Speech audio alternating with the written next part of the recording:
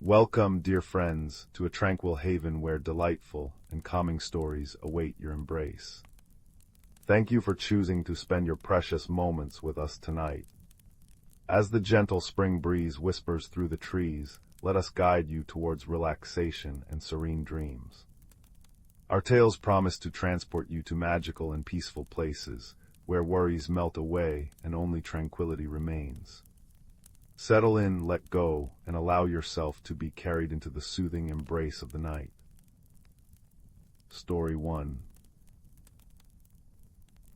The fire crackled softly in the hearth, casting dancing shadows upon the walls, and the scent of pine and wood smoke filled the air like a warm blanket. Outside, the wind whispered through the old oak trees, but in here all was safe, all was still.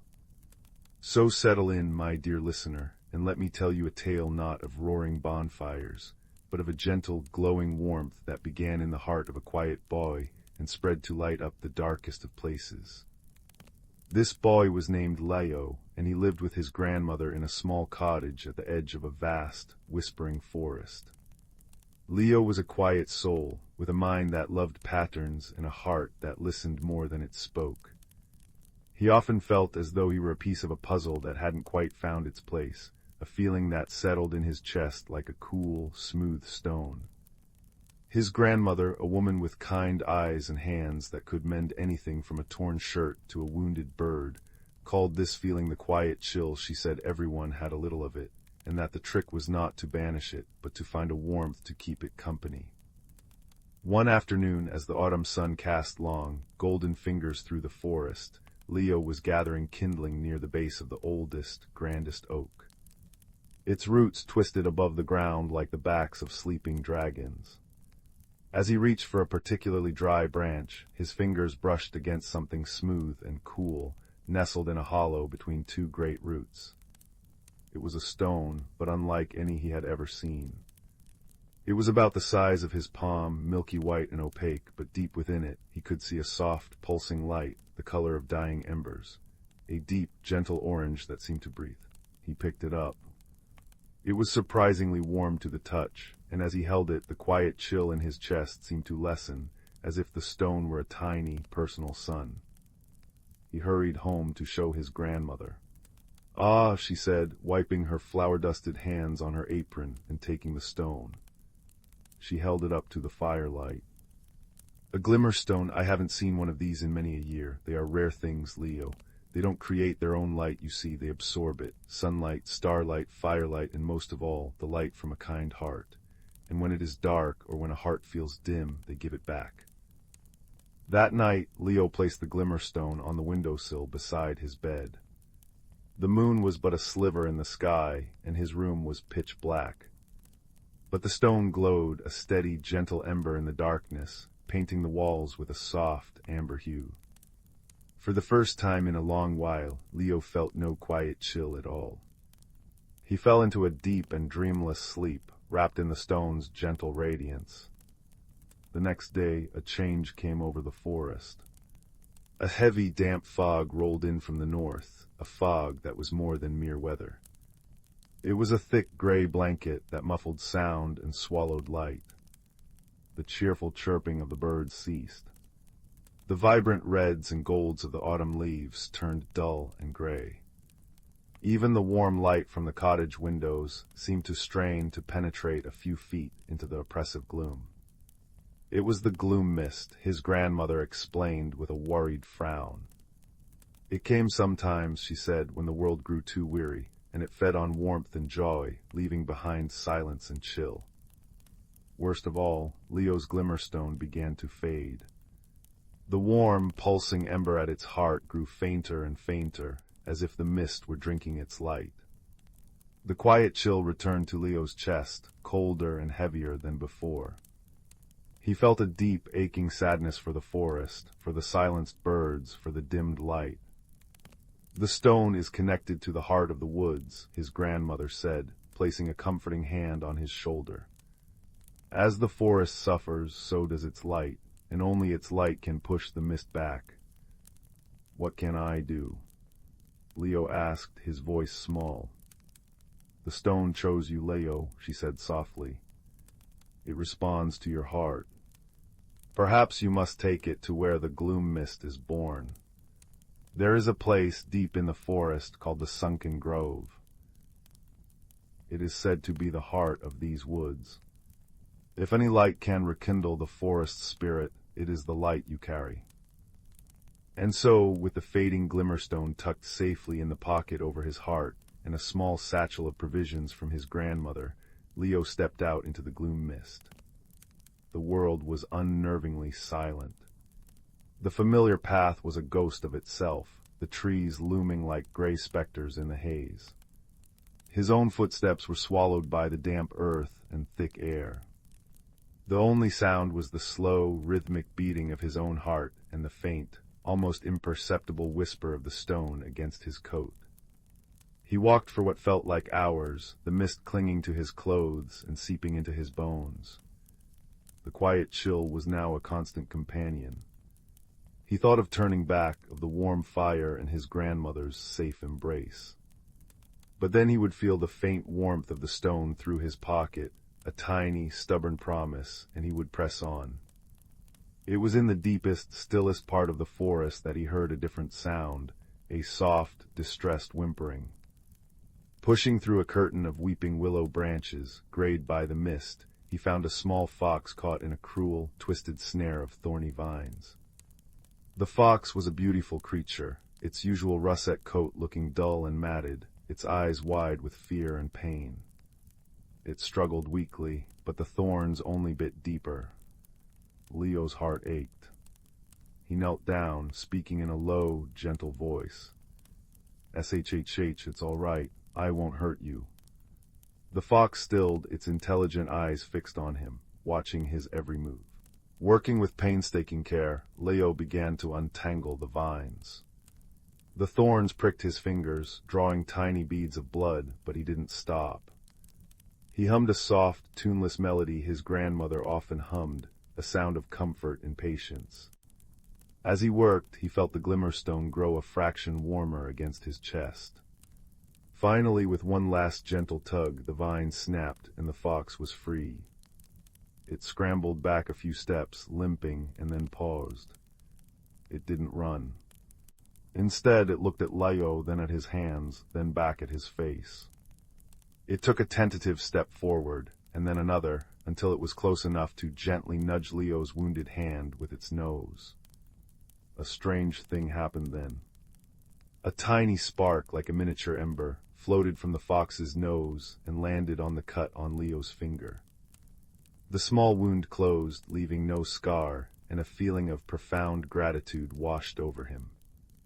The fox then turned and began to walk, looking back over its shoulder as if to say, "Follow me."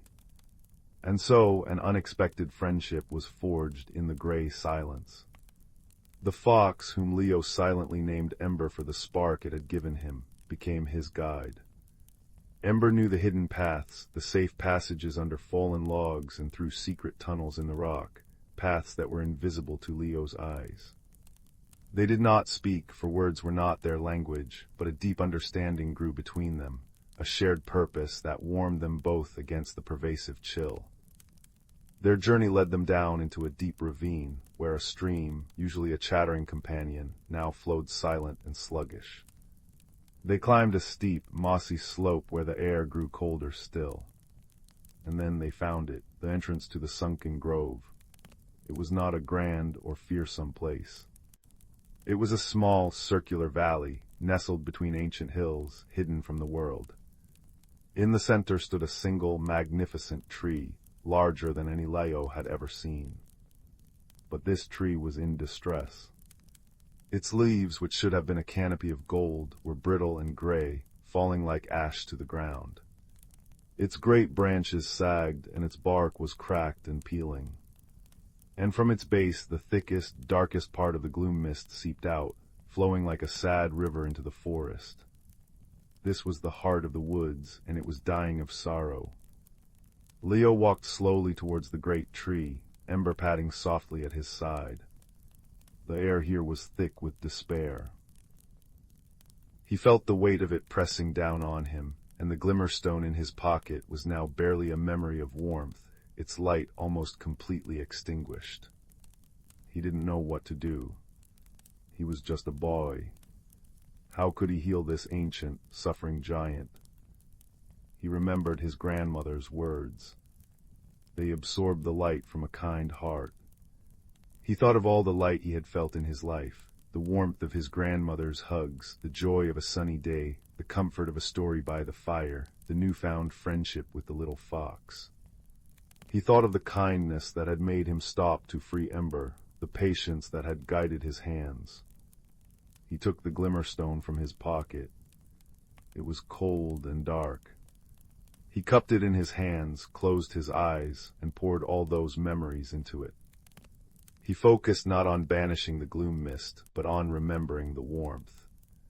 He remembered the feeling of the sun on his face, the taste of his grandmother's honey cakes, the sound of the stream laughing over stones, the trust in Ember's eyes. A soft gasp escaped him. A gentle heat began to bloom in his palms. He opened his eyes. A faint flicker, like the first spark of a new fire, appeared in the heart of the stone. It grew, pulsing in time with his own heartbeat. The deep orange glow returned, stronger and more vibrant than before. It was no longer just absorbing light, it was reflecting the light from Leo's own heart.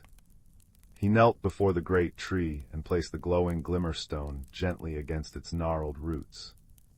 For a moment, nothing happened. The mist continued to flow.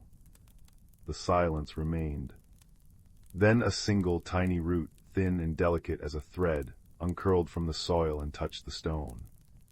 A pulse of light, warm and golden, traveled from the stone, up the root, and into the trunk of the tree. A soft sound, like a deep, grateful sigh, rustled through the dead leaves. Another pulse followed, and another. The light spread through the tree like blood returning to a frozen limb.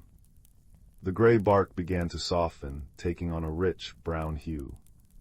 The brittle branches trembled and then straightened, and as the light reached their very tips, new leaves, small and tender and a brilliant, luminous gold, began to unfurl. The gloom mist did not vanish in a roar, but retreated like a shameful creature. It thinned, it pulled back, it dissolved into nothingness, unable to exist in the presence of such a steadfast, gentle light. As the mist cleared, the real sunlight, long absent, broke through the canopy, dappling the grove in shifting patterns of gold and green. The sound returned to the world all at once, a chorus of birdsong from 1,000 throats, the cheerful gurgle of the stream in the ravine, the wind whispering joyfully through the newly born leaves. The forest was awake, and it was celebrating. Leo felt the quiet chill in his chest melt away, not just lessened, but truly gone, replaced by a profound and enduring warmth. He looked down at the Glimmerstone. It was no longer milky white, but a clear, deep amber, and within it the ember glow burned steady and true, a tiny, captured piece of a happy heart. Ember the fox rubbed against his leg, and when Leo looked into its eyes, he saw they were no longer just the eyes of a wild creature, but the eyes of a true friend. With a final, affectionate nudge, Ember turned and trotted away, disappearing into the now vibrant and living forest, its purpose fulfilled. The journey back was a different story altogether. The path was clear and sun-drenched. Squirrels chattered at him from the branches, and butterflies danced in the beams of light. He felt different, too. He still loved quiet and patterns, but the feeling of being a misplaced puzzle piece was gone. He had found his place not by changing who he was, but by sharing what he had, his kindness, his patience, his inner light. When he arrived home, his grandmother was waiting on the porch, her face lit by a knowing smile. She didn't ask for an explanation. She simply opened her arms and held him tight. That evening, as they sat by the crackling fire, Leo told her the whole story, of the fading stone, the silent forest, the trapped fox, the dying heart tree, and the rekindling of the light. She listened, her knitting needles clicking a soft rhythm, her eyes shining.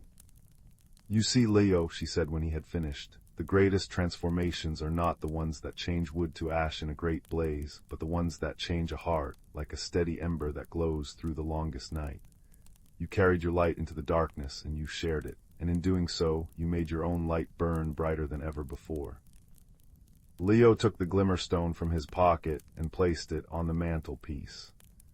It glowed warmly, illuminating the room with a soft, peaceful radiance. It was a reminder that even the smallest light could push back the greatest gloom, and that the warmth of a single, kind heart could be enough to rekindle an entire world.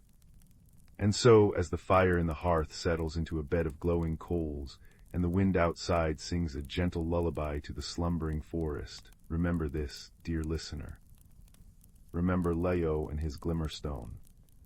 Remember that the light you carry within you is a precious thing. Nurture it with happy memories and kind actions, and do not be afraid to share its glow, for it is in sharing that our own light grows strongest. Let that thought warm you as you close your eyes, a gentle, steady ember in the quiet of the night, guiding you softly into peaceful, dream-filled sleep. Story 2. In the heart of the world, where the sun's final rays surrendered to the velvet embrace of night, there lay a forest ancient beyond memory. This was Moonwood, a realm where silver moonbeams threaded through the canopy like embroidery on a dark tapestry, and where the very air hummed with a quiet, ancient magic. Here the trees did not merely grow, they remembered. The streams did not merely flow, they whispered. And the stones, moss-covered and patient, held secrets older than the mountains. On this particular evening, as a soft rain began to fall, a gentle percussion of droplets tapping on broad leaves, a small hedgehog named Thistle was making his way along a familiar path. His quills were pearled with rain, and his nose twitched at the rich scent of wet earth and decaying leaves. Thistle was a creature of habit, and his nightly wanderings were as much a part of him as his own spines. But tonight a restlessness had settled in his heart, a quiet ache he could not name. He paused by a brook that chattered over smooth, dark stones. If one listened closely, not with just the ears but with the heart, the water formed words. All things return, all things flow, it murmured. Thistle dipped a paw, feeling the cool current swirl around his claws. Why do I feel so out of place? He whispered to the water. The brook's reply was a series of soft gurgles. The forest feels it too, a forgetting, a fading. A deep unease prickled along Thistle's back.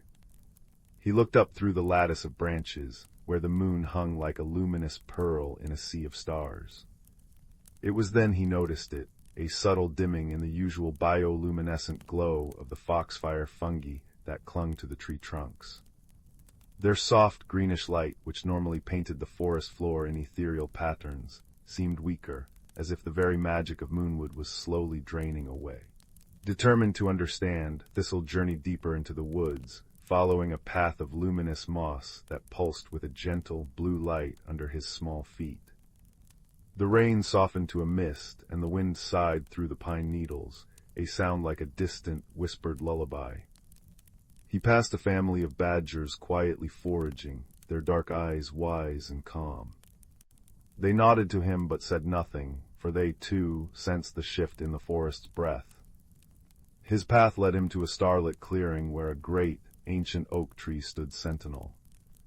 This was elderwood, and in its highest branches lived Orin, a great horned owl whose feathers were the color of twilight and whose eyes held the depth of the night sky. Orin was not merely old, he was a keeper of cycles, a watcher of turning seasons. You are troubled, little one. Orin's voice was not a hoot, but a low, resonant tone that vibrated in the air like the lowest string of a cello. He drifted down to a lower branch, his flight utterly silent. Thistle looked up, his small frame seeming even smaller before the majestic owl. The light is fading, Orin. The forest feels tired, sad even. Orin blinked slowly. The forest is entering a season of deep rest, Thistle, but this is different. The balance is strained. The connection between the living things and the seasonal magic is weakening. The trees are finding it harder to speak to the streams. The stones are struggling to listen to the wind. What can be done? Thistle asked, his voice barely a whisper. The magic of Moonwood is a tapestry, Orin explained, his gaze drifting over the clearing. Woven from the threads of giving and receiving, of waking and sleeping. It is sustained by the great cycle, the turn of seasons from the vibrant growth of sunspell, to the abundant generosity of leaf fall, to the deep hibernation of frost heart, and finally to the gentle renewal of bud breath. But the threads of frost heart have grown tangled. The forest is unable to settle into its necessary slumber. Orin then shared a secret, known only to the eldest of the forest kin. There is a place, the Heartstone Glade, where the seasonal magic is at its purest. It is a nexus. There a pool of starlight water reflects the state of the forest's spirit. If its light is dim, then the magic is indeed fading. But to rekindle it, a thread of intention from a willing heart must be offered. A song, a story, a memory, something given freely, without expectation of return. Thistle's heart sank. He was just a small hedgehog. What song could he sing? What story could he tell that was powerful enough to mend the forest's magic? As if reading his thoughts, Orin spoke again, his voice a soft rumble. Do not seek to be grand, little one, seek only to be true. The most powerful magic often lies in the simplest of offerings, but you should not go alone. The path to the Heartstone Glade is not taken by one, but understood by many. Listen for the voices of the night, they will guide you. With a renewed, if nervous, purpose, Thistle set off. The forest seemed to lean in closer around him, its nocturnal inhabitants awakening to his quest. Fireflies, like living embers, blinked in a synchronized dance, forming a fleeting arrow pointing deeper into the woods. He followed, his small paws making no sound on the carpet of damp moss. After a time, he came to a grove of silver birch trees. Their white bark gleamed in the moonlight, and as the wind stirred their leaves, they spoke in a rustling, papery language. The way is through listening, they whispered. Not just with ears, but with silence. Thistle sat at the base of the largest birch, closed his eyes, and did something he rarely did. He became utterly still. He let the sounds of the forest wash over him. The drip, drip, drip of rainwater from leaf to leaf, the faint crunch of a beetle scurrying under bark, the distant hoot of another owl, a hollow and lonely sound. And then beneath it all he heard it, a low, thrumming hum. It was the sound of the earth itself, a deep, resonant note of life. It pulled him forward. He followed the hum to a wide, placid stream, much wider than the babbling brook from earlier. On its bank sat a fox with a coat of such deep red it was almost black in the moonlight. Her name was Fern, and she was known for her quiet cleverness. The water is hesitant tonight, she said, her voice a soft, smoky whisper. It does not wish to carry the song of the stones upstream. The current of magic is sluggish. Thistle explained his quest. Fern listened, her ears swiveling to catch every word. The Heartstone Glade, she mused. I know of it, the stream leads to a waterfall that feeds the Starlight pool, but the water is forgetful. It has lost the melody that gives it purpose. What is the melody? Thistle asked. It is the story of the rain, Fern said. The story of its journey from cloud to leaf, from leaf to root, from root to stream. The water has forgotten its own tale. It merely flows without remembering why. Together, they walked along the stream's edge. Fern began to hum, a low, gentle melody that wove itself into the sound of the flowing water. Thistle, feeling a spark of courage, began to speak, not in his own words, but in the words he imagined the rain would use. I am the kiss of the cloud, he whispered, his voice joining Fern's hum. I am the tear of the sky. I quench the thirst of the root and polish the face of the stone. I am never lost, only changed. I am the memory of the ocean, dreaming in a dewdrop. As he spoke, a wonderful thing happened. The stream, which had been flowing in a silent, glassy sheet, began to sparkle. Tiny points of light, like captured starlight, flickered within its current. The water began to babble again, softly at first, then with more vigor, repeating the words Thistle had spoken. I am never lost, only changed. The current quickened and Fern nodded in satisfaction. You have reminded it of its story. Now it will flow with purpose again. The stream led them to the base of a small, crystalline waterfall that cascaded down a cliff face, glittering with embedded minerals. This was the entrance to the Hearthstone glade.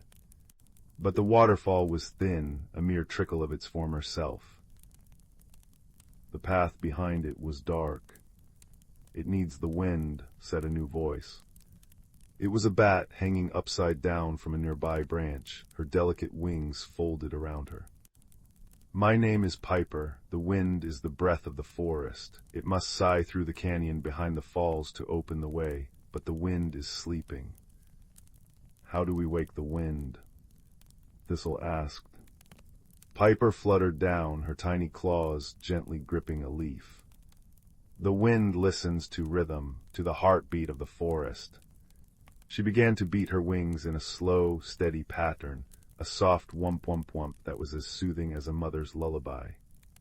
Thistle and Fern joined in, Thistle tapping a paw on a resonant stone, Fern swishing her tail in time. They created a symphony of natural sounds, the beat of wings, the tap of a paw, the swish of a tail, the now joyful babbling of the stream. They played the rhythm of the dripping rain, the rustling leaves, the deep hum of the earth. They played the heartbeat of Moonwood itself. For a long moment, nothing happened. Then, a gentle breeze stirred Thistle's spines. It grew stronger, sighing through the trees, and then it focused, funneling into the canyon behind the waterfall with a deep, resonant whoosh. The thin trickle of water parted like a beaded curtain, revealing a hidden passageway. With a final, grateful nod to Piper, Thistle and Fern stepped through the waterfall. The air on the other side was still and cool, filled with the scent of night-blooming flowers and cold stone. They walked down a short tunnel that opened into the most breathtaking place Thistle had ever seen. The Hearthstone glade was a perfect circle, walled by sheer rock draped in glowing moss of every color, violet, blue, gold, and silver. In the center stood a single, towering crystal, the Hearthstone, which pulsed with a soft, internal light. At its base lay a pool so clear, and still it was impossible to tell where the water ended, and the starlit sky reflected in it began. This was the Starlight pool. But Orin had been right. The light of the Hearthstone was faint, its pulse slow and weary. The pool's surface was dark, reflecting only a few of the brightest stars. The magic was fading. Thistle approached the pool, his reflection a small, worried-looking creature in the immense darkness. This was the moment. He had to make his offering. But what could he, a simple hedgehog, give? He thought of his restlessness. He thought of the forest's sadness. He realized they were the same. It was the fear of the deep, quiet dark, the frost-heart season. The fear that in the resting, something would be lost forever. And then he knew what his offering would be. It would not be a song of great power or a story of epic heroes. It would be a memory. A simple, true memory of peace. He closed his eyes and laid his paw upon the surface of the water. It was not cold but cool, like the touch of a night breeze. He poured his memory into the pool. He remembered a late afternoon in the bud breath season, curled in a soft nest of dry grass at the roots of elderwood. The sun was warm on his back, and the scent of waking earth was rich around him. He was not doing anything. He was not going anywhere. He was simply being. He was safe and warm and utterly, completely at peace. He remembered the feeling of that deep, trusting rest, and how he had woken from it refreshed, renewed, and ready for the new season. As the memory flowed from him, a single, perfect note seemed to ring through the glade, clear and pure as a crystal bell. The starlight pool began to glow from within.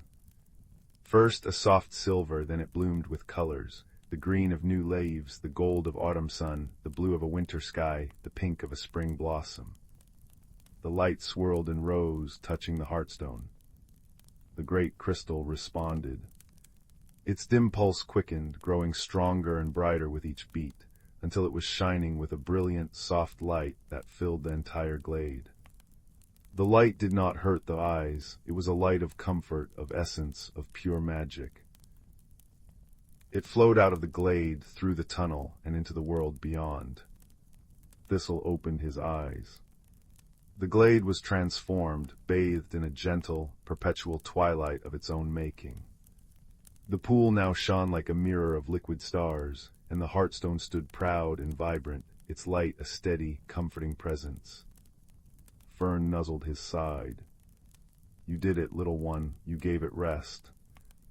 When they emerged from behind the waterfall, they found Moonwood utterly changed. The foxfire fungi glowed with their former intensity, painting the woods in brilliant, shifting patterns.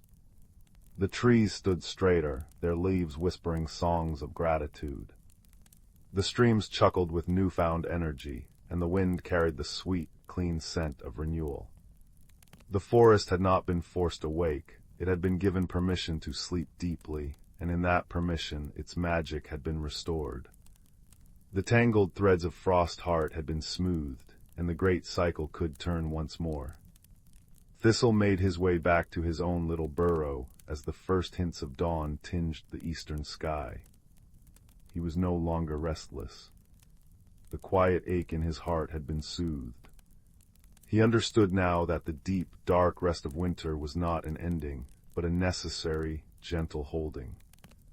It was a time for the forest to dream, to gather its strength, to remember its stories, so that it could wake again, vibrant and new. He curled up in his nest of moss and leaves, the memory of the hearthstone's light warming him from within. Outside, a soft rain began to fall again, a gentle pitter-patter on the world, and the wind whispered through the pines a lullaby just for him. And as Thistle the hedgehog drifted into a deep and peaceful sleep, the entire ancient forest of Moonwood, magic restored and heart whole, settled into a contented slumber alongside him, dreaming under the watchful, loving gaze of the silver moon. Story 3. The fire crackled in the hearth, its light dancing across the walls like ancient, remembered shadows. In the small, quiet cottage, a young man named Leo felt a peculiar restlessness. He had come to sort through his grandmother's belongings, a task that felt both sacred and sorrowful. The cottage itself seemed to breathe with memories, each creak of the floorboard a whisper from the past.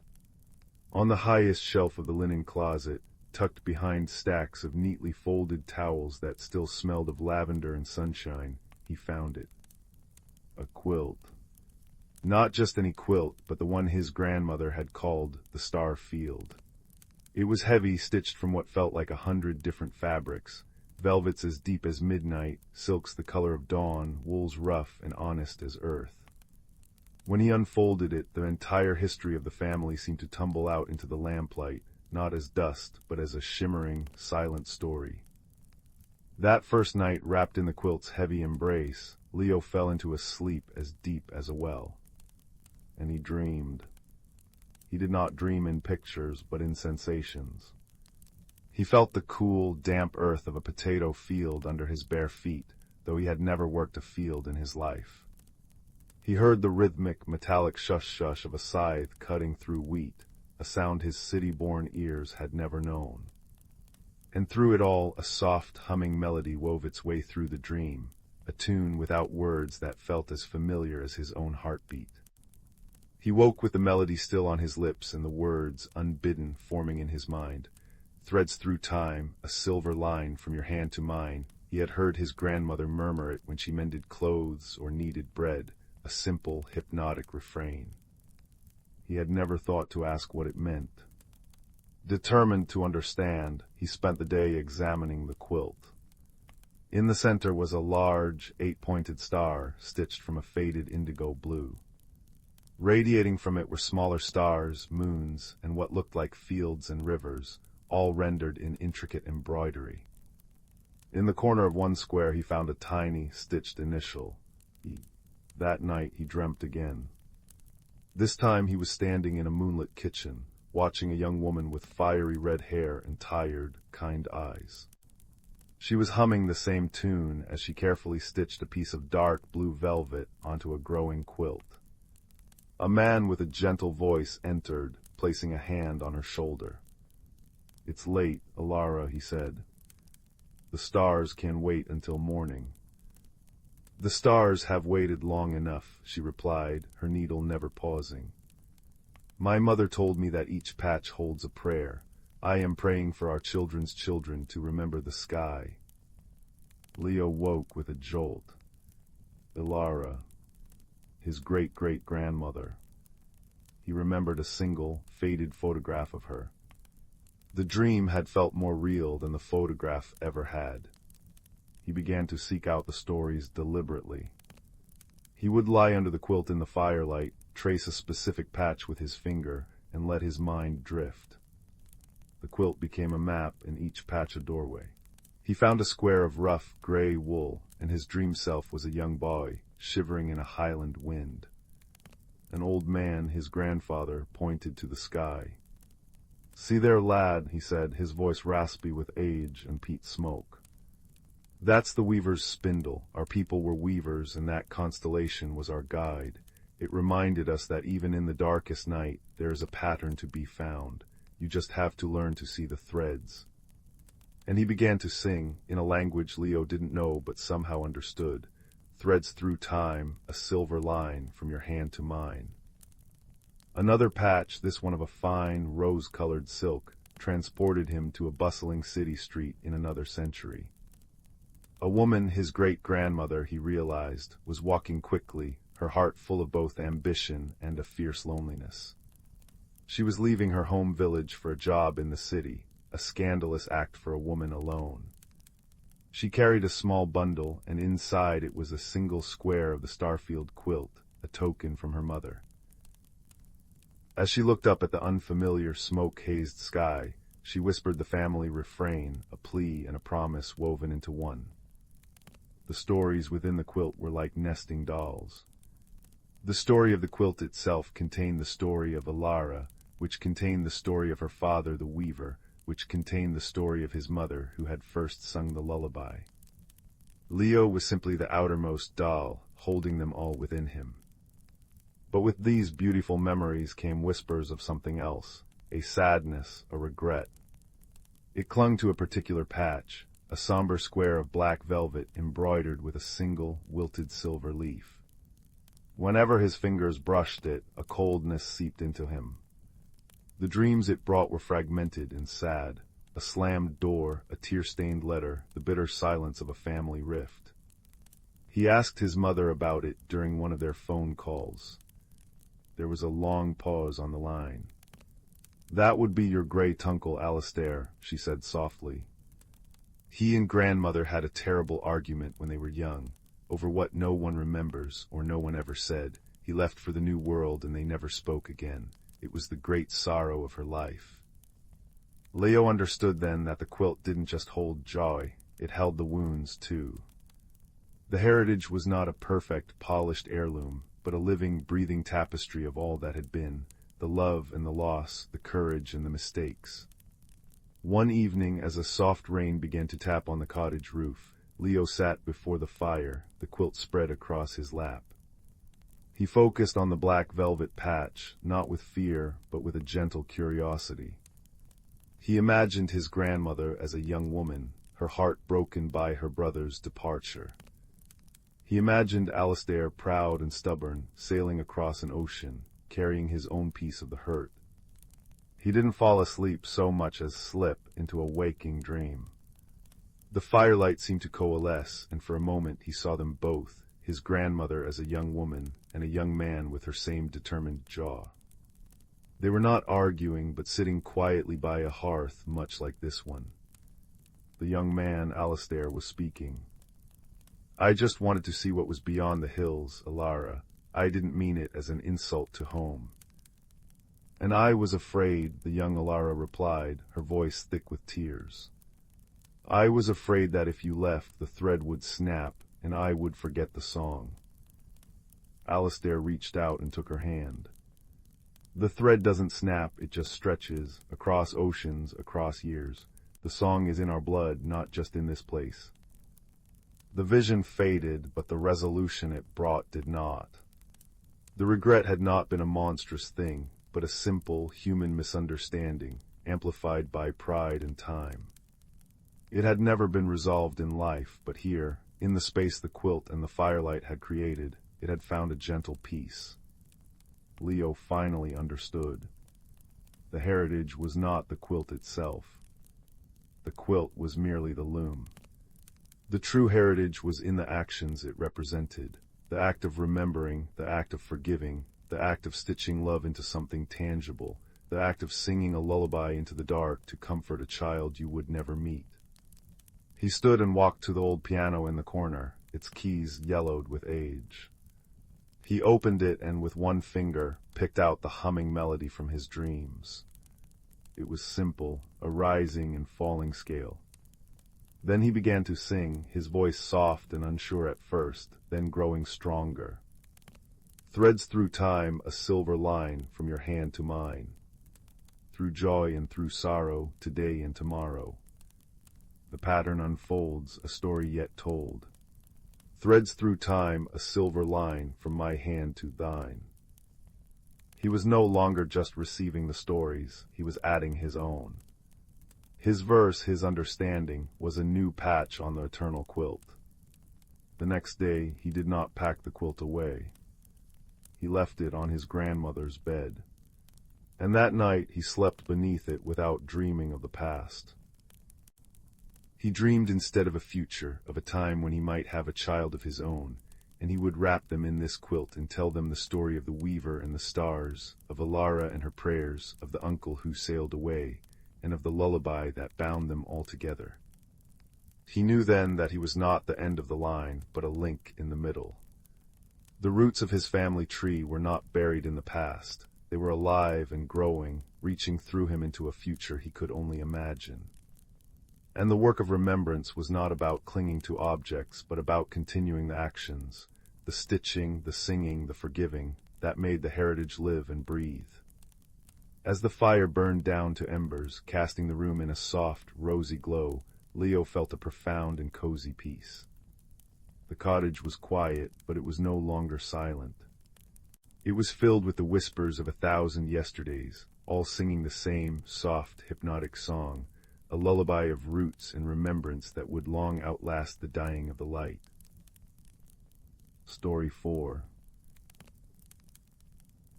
The fire crackled softly in the hearth, its warm orange light dancing across the walls of the quiet room. Shadows swayed like gentle dancers, and the scent of pine and wood smoke filled the air, as comforting as a well-worn blanket. Listen closely now and let your breathing slow to match the rhythm of the flames, for I have a story to tell you, a story about warmth and the light we sometimes forget we carry. In a small village nestled in a valley cupped like hands around a secret, there lived a young boy named Leo. The village was a quiet place, where gardens grew in tidy rows and the smoke from chimneys curled up to meet the morning mist. But Leo often felt a chill that had little to do with the mountain air. He was a quiet child, thoughtful and observant, with eyes the color of the twilight sky just after the sun has dipped below the hills. He felt things deeply, this boy, and sometimes the world felt a little too large, a little too loud, and he would retreat into the silence of his own company. His favorite place was the attic of his grandmother's house, a cozy space filled with the soft, dusty smell of old books and dried lavender. It was there, one afternoon while a gentle rain pattered on the roof, that he found it. Tucked inside a small wooden box lined with faded velvet was a smooth, palm-sized stone. It was unremarkable at first glance, a river stone, gray and cool to the touch. But when Leo held it in his hands, something shifted. A faint, warm glow began to pulse from its very center, a soft amber light that reminded him of embers in a dying fire. He blinked, thinking it a trick of the light. But the glow remained, a steady, gentle thrum of warmth against his skin. It wasn't a bright light, not one to read by or to scare away the dark corners of the attic. It was a quiet light, a secret light. It felt friendly. That night, as he lay in bed with the stone resting on his bedside table, he had a dream. It was not a wild, fantastical dream, but a clear and vivid one. He stood at the edge of the Whispering Woods, the ancient forest that bordered the village. In his dream, the trees seemed to beckon, their leaves rustling with a sound like soft, spoken secrets. And from deep within the woods, a light pulsed in time with the stone on his table, a call and its answer. The next morning, with the dream clinging to him like cobwebs, Leo knew what he had to do. He packed a small satchel with an apple, a wedge of cheese, a loaf of crusty bread, and a flask of cool water.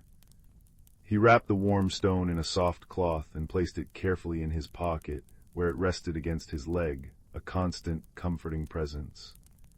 He told his grandmother he was going for a walk, and she, a wise woman with eyes that had seen many seasons, simply smiled and pressed a small, honey-sweet cake into his hand. "The woods have many stories," she said, her voice as soft as worn linen. "Listen for the quiet ones." And so, Leo stepped from the sun-dappled lane into the deep green embrace of the Whispering Woods. The air changed instantly. It was cooler, filled with the rich, damp scent of earth and decaying leaves. Sunlight filtered through the dense canopy in shifting columns of gold, illuminating motes of dust that danced like tiny fairies. The sounds of the village, the clang of the blacksmith's hammer, the chatter of neighbors, faded away, replaced by the symphony of the forest, the chirrup of crickets, the rustle of unseen creatures in the undergrowth, and the whisper of the wind through 1,000 million leaves. It was a language without words, and Leo walked softly, trying to understand it. He walked for what felt like hours, following no path but the one he felt in his bones, guided by the gentle, increasing warmth of the stone in his pocket. It was as if it were a compass, and its true north was hidden somewhere deep in the heart of the woods. After a time, he came to a small, clear stream that chattered over smooth, gray stones. He sat on a mossy bank to eat his apple, dipping his fingers into the cold, clear water. It was then that he noticed he was not alone. On the other side of the stream, partly hidden by the broad, waxy leaf of a fiddlehead fern, was a fox. But this was no ordinary fox. Its fur was the color of burnt sienna and polished copper, and its eyes were not the sly, clever eyes of a predator, but large and gentle, the color of melted honey. It regarded Leo with a calm, curious intelligence. "You are far from the village, little ember carrier," the fox said. Its voice was not a human voice, but a thought that appeared fully formed in Leo's mind, smooth and warm like the stone in his pocket. Leo, too surprised to be frightened, simply nodded. "I'm following the light," he said, his own voice small in the vastness of the woods. The fox stepped delicately across the stream, its paws making no sound on the damp earth. It sat beside him, its fluffy tail curled neatly around its feet. "My name is Kalen," the fox thought came. "And you carry the hearthstone. It has been a long time since it has awoken." "The hearthstone?" Leo asked, pulling the cloth-wrapped stone from his pocket. In the dappled green light of the forest, its inner glow seemed brighter, a steady, golden pulse. "It is a piece of the world's first fire," Kalen explained. "Not a fire that burns and consumes, but one that warms and comforts. It responds to a quiet heart. It seems it has found a home in yours." Leo looked from the fox to the stone, his mind whirling. Why did it call me here? Kalen's honey-colored eyes seemed to grow deeper, holding ancient knowledge. "The heart of the woods grows cold," the fox said softly. "There is a place, the glimmering glen, where the light of the forest is born. Its guardian has fallen silent, and the light is fading. The hearthstone is the only thing that can rekindle it, but the path is not an easy one. The cold has a voice of its own, and it feeds on loneliness and fear. A shiver, unrelated to the temperature, traced its way down Leo's spine. He was just a boy. How could he be expected to rekindle the light of an entire forest? As if reading his thoughts, Kalen nudged his hand with a cool, damp nose. You do not have to do it alone. Friendship is a warmth that the cold cannot understand. I will guide you. And so, an unexpected friendship was forged on the banks of that chattering stream. The boy and the fox continued their journey deeper into the whispering woods. Kalen taught Leo the secrets of the forest, which berries were sweet and safe to eat, how to find the clearest springs, and how to listen to the stories the old trees told in their creaking branches. Leo, in turn, shared his bread and cheese, and told the fox about his life in the village, about the quiet attic and his grandmother's stories. The hearthstone in his pocket glowed a little brighter with every shared laugh and every moment of understanding. The woods grew darker and quieter as they traveled. The cheerful birdsong dwindled to nothing. The vibrant green of the moss and ferns gave way to a silvery gray, as if everything were coated in a delicate frost, though the air was not cold. It was a stillness that felt heavy, a silence that pressed in on the ears. The very light seemed thin and weary. We are near the place where the cold dwells, Kalen thought, his usual playful trot now a cautious, deliberate walk. It does not like the warmth you carry. Leo's heart beat a little faster. He clutched the hearthstone, its warmth a small, brave defiance against the growing gloom. He thought of his grandmother's cozy kitchen, of the crackling fire in the hearth, of the sound of her humming as she kneaded dough. He held onto those warm thoughts like a shield. They came to a grove of ancient, towering trees whose bark was pale as bone. Their branches, leafless and twisted, interlaced high above to form a cavern of sorts. In the center of this cavern stood a magnificent, crystalline structure. It was shaped like a great branching tree itself, but it was made of pure, clear crystal. Or it should have been clear. Now it was cloudy and dull, and from its core emanated not light, but a deep, pervasive chill.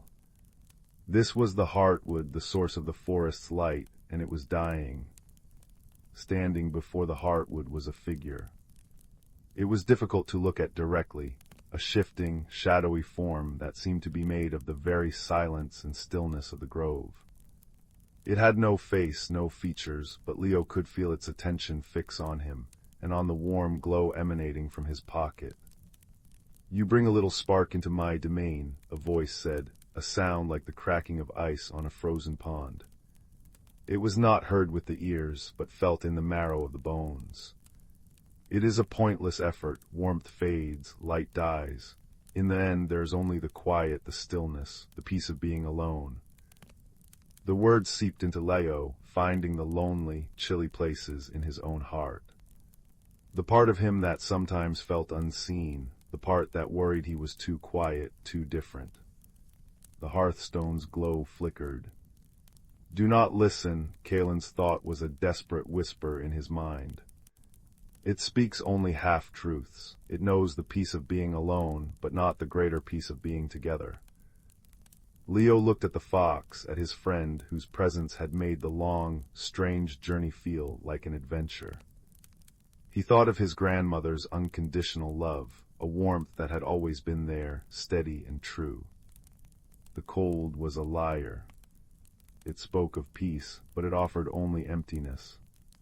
He took a step forward, his small boots crunching on the frost-drimed leaves. You're wrong, he said, his voice trembling but clear in the absolute silence. Light doesn't have to die, it can be shared. He pulled the hearthstone from his pocket. No longer wrapped in cloth, it blazed in his hand, a tiny, captured sun. The shadowy figure recoiled, hissing. A single spark, it whispered scornfully. It will gutter and fail. But it doesn't have to be alone, Leo whispered back. He walked towards the cloudy, dormant heartwood. He could feel the cold pressing in on him, a physical weight trying to snuff out the light he carried. It whispered of his fears, of his inadequacies. You are just a boy. You are not brave enough. You are not strong enough. You will fail. His steps slowed. Doubt, cold and heavy, filled him. What was he doing? This was too big for him. Then he felt a soft, warm pressure against his leg. Kalen was walking beside him, his head held high, his honey-colored eyes fixed on the heartwood. He wasn't giving Leo his strength, he was simply sharing the journey. He was saying without words, you are not alone. That simple act of companionship was like a bellows to a flame. The hearthstone flared, its light burning away the doubts the cold had sown. Leo's heart swelled with a new kind of warmth, not just the warmth of the stone, but the warmth of courage, of friendship, of love. He reached the heartwood and without hesitation pressed the glowing hearthstone against its cloudy surface. For a moment, nothing happened. The silence was absolute. The shadowy figure seemed to swell in triumph. Then a single golden thread of light traveled from the hearthstone into the crystal. It was followed by another and another. The light spread through the heartwood like veins of liquid gold, chasing away the cloudiness, burning out the cold. The crystal began to clear, becoming as transparent as a mountain stream, and from its core a soft, brilliant light blossomed. It was a light that held no harshness, only a profound, gentle warmth. It flooded the grove, and as it touched the pale, bone-white trees, their bark darkened to a rich brown and delicate, luminescent leaves unfurled from their branches. The light flowed outwards through the woods, and as it went, the silver frost melted away, revealing the vibrant green of the moss below. Somewhere a bird began to sing, a clear, sweet note that was answered by another, and another, until the forest was filled with a chorus of life. The shadowy figure gave one last, silent shriek of frustration and melted away, not in defeat, but in dissolution. It was not destroyed, but transformed, its lonely cold absorbed and warmed by the overwhelming light. The silence was broken, not by noise, but by the peaceful, living sounds of the world waking up. Leo stood, breathless, watching the transformation. The hearthstone was still warm in his hand, but its fierce glow had subsided back to its original, gentle pulse. It had done its work. He looked down at Kalen. The fox's coat seemed to shine in the new light, his eyes full of a deep, quiet joy. You see. Kalen's thought was soft. You had the warmth inside you all along, the stone was just a reminder, and you learned to share it. Leo knelt and wrapped his arms around the fox, burying his face in the soft, copper-red fur. It smelled of sun-warmed earth and wild thyme. Thank you, he whispered, for not letting me be alone. The journey back through the whispering woods was a different experience entirely. The path seemed clearer, the air sweeter. The trees now seemed to lean in not with mystery, but with a friendly, welcoming presence. They walked until they reached the edge of the forest, where the familiar lane led back to the village. The sun was setting, painting the sky in shades of rose and lavender. This is where I must stay, Kalen thought. My place is here, in the warmth you helped restore. Leo felt a pang of sadness, but it was a clean, honest sadness, without the sting of loneliness. He knew he would miss his friend, but he also knew their connection would not be broken by mere distance. Will I see you again? He asked. Kalen tilted his head, his eyes twinkling. The woods are always here, and so am I. Whenever you need a friend or a quiet walk, you know where to find me. Leo nodded, his throat tight. He gave the fox one last pat, then turned and walked down the lane towards the twinkling lights of the village. He looked back once and saw Kalen sitting at the tree line, a small, bright sentinel in the gathering dusk, before he turned and vanished into the shadows of the trees. When Leo pushed open the door to his grandmother's house, the warmth of the hearth fire washed over him. His grandmother looked up from her knitting, her eyes softening as they took him in. "You've been on a long journey, my dear," she said. "You look warmer." And he was. He felt different. The chill that had sometimes settled in his bones was gone, replaced by a steady, internal glow. He had faced a great cold, not with force, but with the simple, powerful warmth of friendship and courage. He had been transformed as surely as fire transforms wood, leaving behind something stronger and brighter. He went up to the attic and placed the hearthstone back in its velvet-lined box. It was just a stone again, cool and gray. Its job was done. The true warmth was inside him now, a quiet, steady flame that he knew he could always tend. That night, as he lay in bed, he watched the firelight from the hearth below play upon his ceiling. He thought of the glimmering glen, now filled with light, and of his friend Kaelin, keeping watch in the warm, whispering woods. He felt a profound sense of peace, a resolution that settled deep in his soul. The mystery of the stone was solved. The journey was complete. The friendship was forged. And the boy who had once felt a little cold and alone now knew that he carried his own light, a light that could warm not only himself, but the world around him. So close your eyes now, and let the warmth of this story settle over you like a soft quilt. Feel the gentle glow of courage in your own heart, and remember that you, too, are never truly alone. The fire crackles softly, the night is deep and still, and it is time for rest. Let your dreams be filled with whispering woods, kind-hearted friends, and the gentle, enduring light that always finds its way home. Sleep well. Story 5. Deep within the heart of the world, cradled between the shoulders of sleeping mountains, lay the ancient forest of Moonwood. It was a place untouched by the frantic ticking of clocks or the harsh glare of the sun. Here time was measured by the soft sigh of the moon as it rose, and by the gentle, luminous pulse of the forest itself. By day it appeared as a sea of deep, shadowy green, but when twilight bled into the indigo of true night, the forest awoke in a symphony of soft light and softer sounds. On this particular night, when the moon was a perfect, luminous pearl in a velvet sky, a young hedgehog named Pip found himself unable to sleep. His small burrow, usually a haven of cozy darkness, felt strangely confining. A restlessness like the first chill breeze that whispers of autumn rustled through his spirit. Tucking a small, woven satchel of lily-root biscuits over his shoulder, he ventured out into the silver-dappled clearing. The air was cool and carried the scent of damp earth, night-blooming jasmine, and the sweet, spicy fragrance of moon-petal flowers. All around him the forest hummed with a quiet, phosphorescent life. Glimmer moss clung to the roots of the great oaks, pulsing with a soft, greenish light. Fairy cups, tiny mushrooms with caps like miniature parasols, glowed with a gentle blue radiance, illuminating a path through the ferns. High above, the leaves of the whispering willows trembled, their long, silver-tipped fronds sighing secrets to one another in a language only they understood. Pip's small paws made no sound on the carpet of moss as he followed the trail of light. He soon came to the bank of the singing stream, a ribbon of liquid silver that chuckled and gurgled over smooth, dark stones.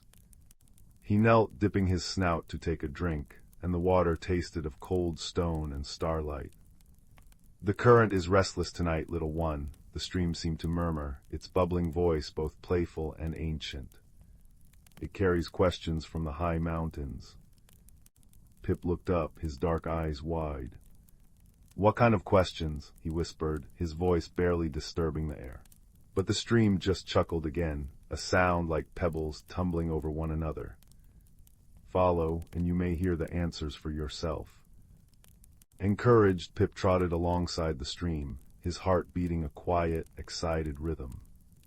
He passed a family of dormice, their fur dusted with the pollen of dream thistles, who slept soundly in a cradle of woven vines. A badger, her stripes glowing faintly in the moonlight, nodded to him solemnly as she went about her foraging. The forest was a tapestry of peaceful, purposeful life. It wasn't long before the trees began to change.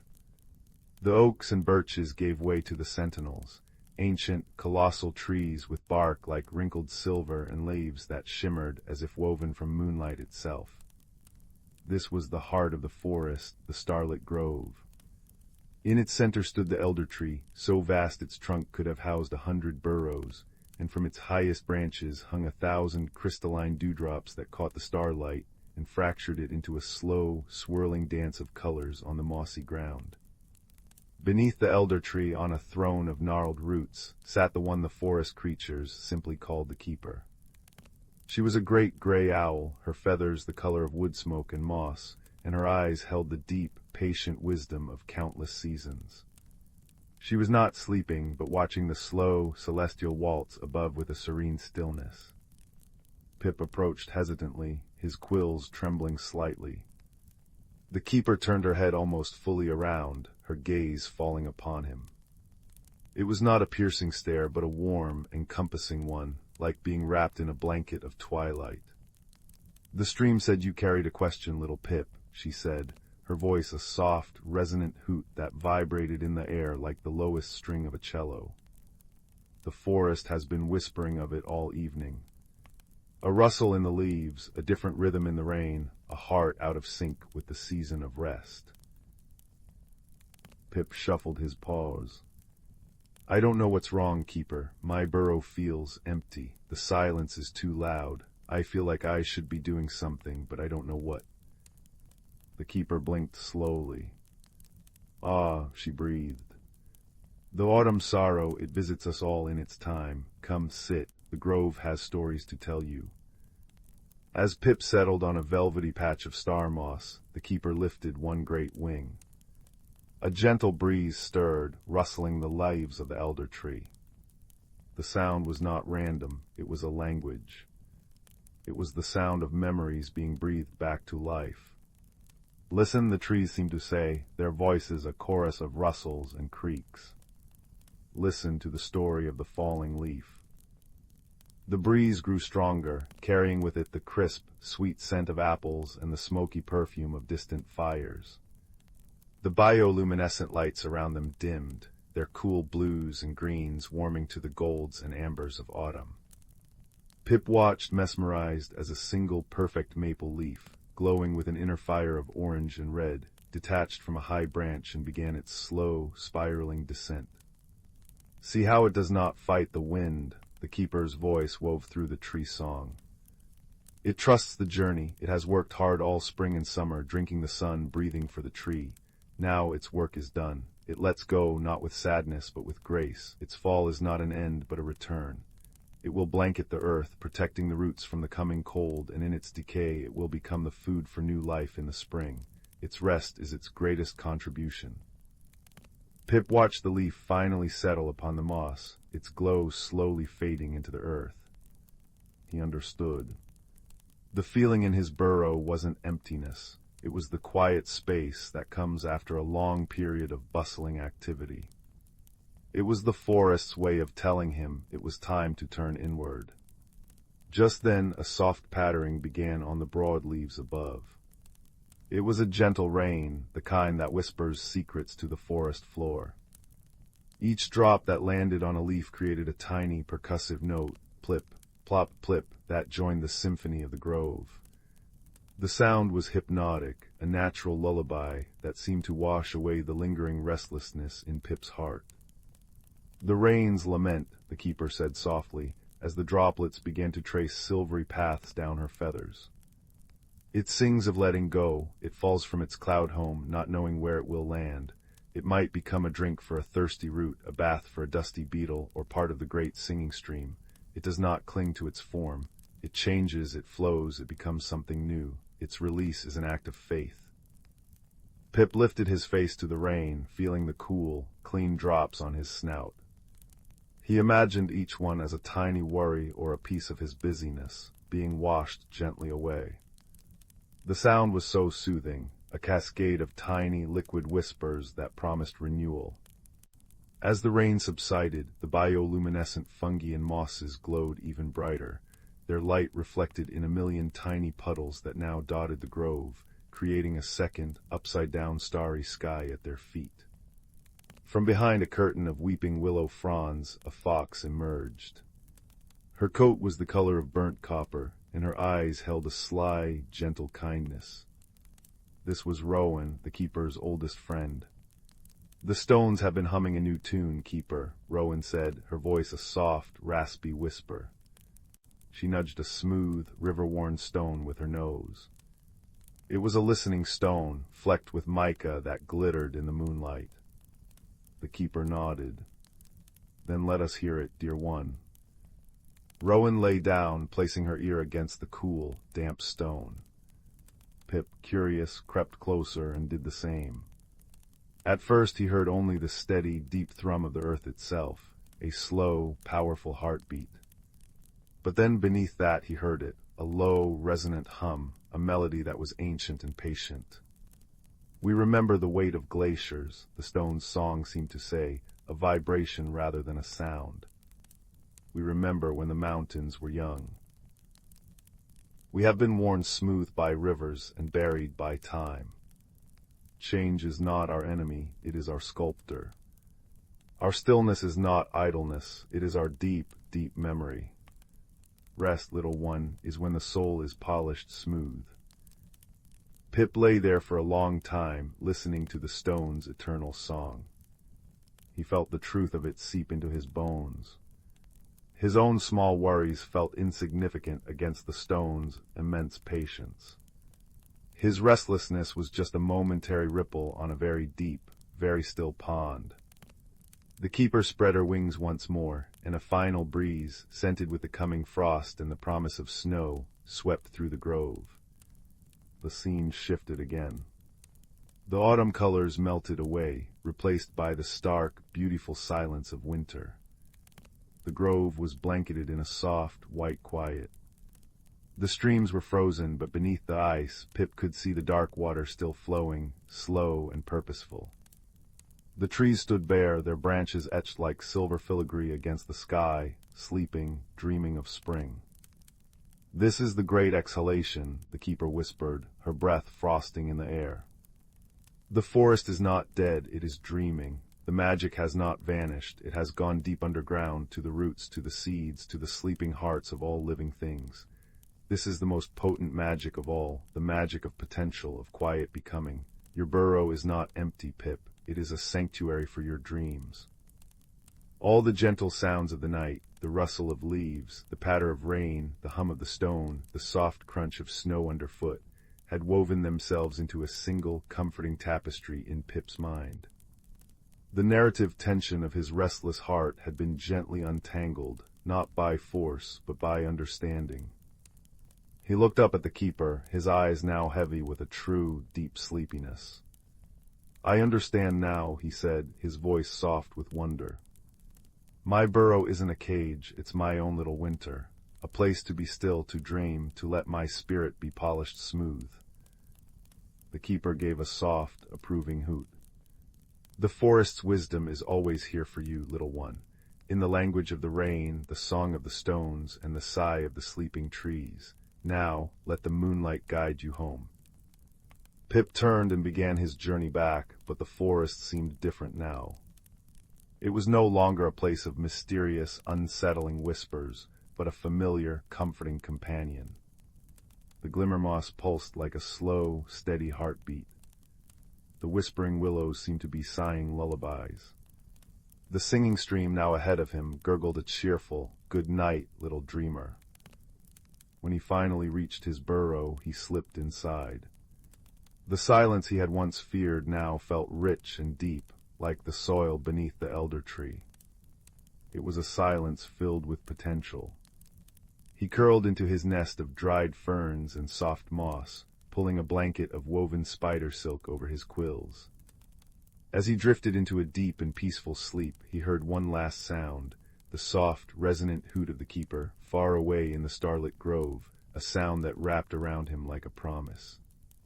the forest was watching over him.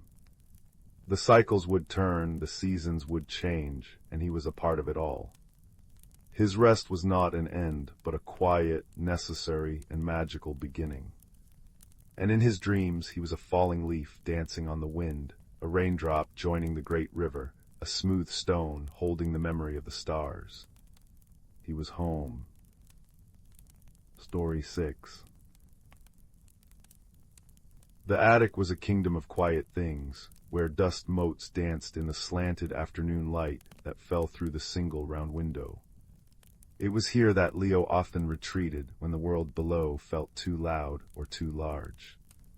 He liked the gentle hush, the soft scritch-scratch of a sparrow on the roof, and the way the old house settled around him with a comfortable sigh. On this particular afternoon, a day painted in the soft grays of an approaching autumn drizzle, Leo was exploring a forgotten corner behind a stack of trunks draped in white sheets like sleeping ghosts. His fingers, trailing through the velvety dust, brushed against something cold and smooth. He pushed aside a cardboard box filled with Christmas ornaments and uncovered a small, hexagonal wooden box. It was no larger than his two hands placed side by side. Its dark wood was inlaid with mother-of-pearl that formed the shapes of constellations Leo didn't recognize: a teapot, a key, a sleeping cat. There was no visible latch or hinge. He turned it over and over, his curiosity a soft, warm glow in his chest. It felt expectant. He carried it to his favorite spot, a nest of old cushions under the round window. The gentle pit-pat of rain beginning to fall on the roof was the only sound. He ran his fingers over the constellations, tracing the pearlescent cat. As he did, he hummed a tune his grandmother used to sing, a simple, meandering melody about lost buttons and found moons. Click. A nearly silent sound, like a seed pod popping open. A thin seam appeared around the middle of the box. Leo's heart beat a quiet, hopeful rhythm against his ribs.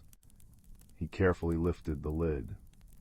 Inside, nestled on a bed of faded blue velvet, was not a piece of jewelry or a collection of old coins, but a tiny, perfect landscape. It was a forest in miniature, with trees so finely carved their leaves seemed to tremble in a breeze Leo couldn't feel. A path of crushed amber wound between them, leading to a little bridge over a stream of solid, dark blue lapis lazuli. And at the center of it all stood a miniature stone tower, no taller than his thumb, with a single, impossibly small window. As Leo watched, utterly enchanted, a soft, golden light kindled in the tower's window. It pulsed gently, like a heartbeat. Then a sound emerged from the box, not with his ears, but directly into his mind. It was a bell, a single clear silver note that hung in the air of the attic, pure and full of a quiet longing. Bing. The note faded, but the feeling it carried remained. It was a call, a request. The box was not just a thing to be looked at, it was a place that needed something. This was the beginning of Leo's journey. It would not take him across mountains or oceans. His feet would not leave the worn floorboards of the attic. This was a journey inward, a voyage measured in breaths taken and fears faced. The first challenge was the dark woods of the Whispering Keys. In the box, the amber path disappeared into a thicket of trees that seemed to have been carved from shadow. Leo peered closer. He could feel a coolness emanating from that part of the forest, a sense of being lost. He knew with a certainty that settled deep in his bones that he needed to find a way to light the path.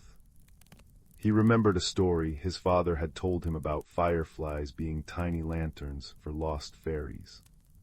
He didn't have any fireflies, but he did have his grandmother's old reading lamp, the one with the green glass shade and the golden pult chain. He fetched it, its cord trailing behind him like a faithful serpent. He positioned it so its warm, green-tinged light fell directly upon the dark thicket in the box. As the light touched the miniature trees, something magical happened. The shadows didn't just vanish, they transformed. The dark, tangled branches now appeared to be holding tiny, silver keys that glinted in the lamplight. A soft, metallic jingle, like wind chimes made of spoons, whispered from the box. The path was clear. It was then that he met his first helper. A large ginger cat named Marmalade, who had followed him up the attic stairs, now padded over and settled himself beside the cushioned nest with a deep, rumbling purr that vibrated through the floorboards. He blinked his golden eyes at the box. A puzzle, is it? Marmalade's voice was not heard with ears, but felt in the mind, a voice like warm cream and gravel. The keys are for the bridge, but the bridge is guarded. Leo looked at the little Lappy's lazuli stream. The bridge seemed clear. Guarded by what? By the current, purred Marmalade. Listen. Leo leaned closer until his ear was almost at the rim of the box. Beneath the distant, comforting poo-ar-ar-ar-ar-ar of the cat, he heard it, a faint, relentless rushing sound. It was the sound of worry, of anxiety, of thoughts moving too fast to cross. It was the guardian of the rushing stream. How do you calm a rushing stream? Leo wondered aloud. You don't calm the stream, Marmalade replied, tucking his paws neatly beneath his chest. You build a better boat, or in this case, you find a better sound. A better sound. Leo thought about the sounds that made him feel safe. The crackle of the fireplace downstairs. The whistle of the kettle. His mother's laughter. And then he remembered the soft, steady tick-tock of the grandfather clock in the hallway. It was a sound that never hurried, never worried. It simply was. He crept out of the attic and down the stairs, the tick-tock growing louder with each step. He stood before the great, kind-faced clock, its pendulum swinging back and forth with serene patience. He didn't need to bring the clock upstairs, he just needed to remember its rhythm. He climbed back to his attic, filled his mind with the steady tick-tock, and leaned over the box, pouring that patient rhythm toward the Lappy's lazuli stream. The rushing softened, slowed, and began to harmonize with the clock's rhythm. It became a gentle shush, like waves on a sleepy shore. The bridge was safe to cross. The next part of the journey led to the base of the stone tower. The path ended at a simple wooden door, no bigger than Leo's thumbnail. But the door was locked. There was no keyhole he could see, only a small, carved indentation in the shape of a teardrop. His second helper arrived with a faint rustle from a pile of old letters. A small, bright-eyed mouse with whiskers that twitched with curiosity scurried out and perched on the edge of the box, her tiny paws clasped together. Oh dear, she squeaked, her voice like the turning of a tiny page. The lock of loneliness, it doesn't open with a key, you know. What does it open with? Leo asked. A story, the mouse chirped. A shared one, a happy memory told aloud. Loneliness hates company, you see. It can't abide a good story. So Leo thought. He thought about the day he and his father had built a pillow fort that took up the entire living room. He thought about the smell of warm cookies and the feeling of being inside their blanket-walled castle, telling silly jokes while the rain fell outside. He leaned close to the box and began to whisper the story into its tiny world. He described the drooping blanket ceiling, the flashlight they used for a campfire, and the way his father's laughter had made the whole fort shake. As he spoke, a wonderful thing happened. A single shimmering dewdrop, filled with all the colors of that happy memory, welled up in the teardrop-shaped indentation on the door.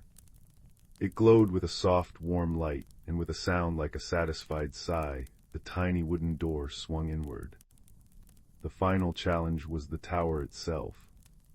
The journey was almost complete. But as Leo looked up at the tiny window where the golden light still pulsed, he felt a new fear. A small, cold knot in his stomach. What if what was inside was disappointing? What if he had come all this way for nothing? This was the summit of sorrow, the fear of hope itself. He felt a gentle pressure on his knee. Marmalade had laid his heavy, warm head there, his purr a steady engine of comfort. The mouse had curled up near his hand, a tiny, warm presence. "Courage, little traveler," purred Marmalade. "The last step is always the hardest, for it is the one that changes everything." "You've come so far," squeaked the mouse. "Just one more look." Leo took a deep, slow breath, inhaling the cozy scent of old wood and rain-dampened shingles. He leaned forward, his eyes level with the tiny tower window, and he looked inside. There was no treasure chest, no glowing gem, no secret map. Inside the tower was a room, and in the room was a miniature, perfect replica of the very attic he was sitting in. There was the round window, the stacks of trunks, the nest of cushions. And sitting on the cushions in the tiny attic was a miniature, perfect replica of himself. And this tiny Leo was not looking back at him. He was looking down into his own hands, where he held a tiny, hexagonal box. And in that moment, Leo understood. The secret the box held was not a thing, but a realization. The magic was not in the object, but in the looking. The courage to explore, the patience to listen, the kindness to share a story, these were the real treasures. The journey had not been about reaching a place, but about discovering the explorer inside himself. The golden light in the tower window swelled, bright and warm, and flowed out of the box, not as a beam, but as a feeling. It filled the attic with a profound and gentle peace. The silver bell sounded one last time in his mind, bing, but now it was a note of welcome, of completion. The light in the tower window faded, leaving behind a soft, contented glow. The box was just a beautiful box once more, but the air in the attic was now thick with magic, the quiet, ordinary magic of a safe place, good friends, and a heart that was a little braver than it had been before.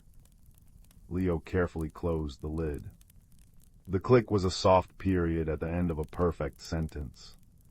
Outside, the rain had softened to a gentle drip-drop from the eaves.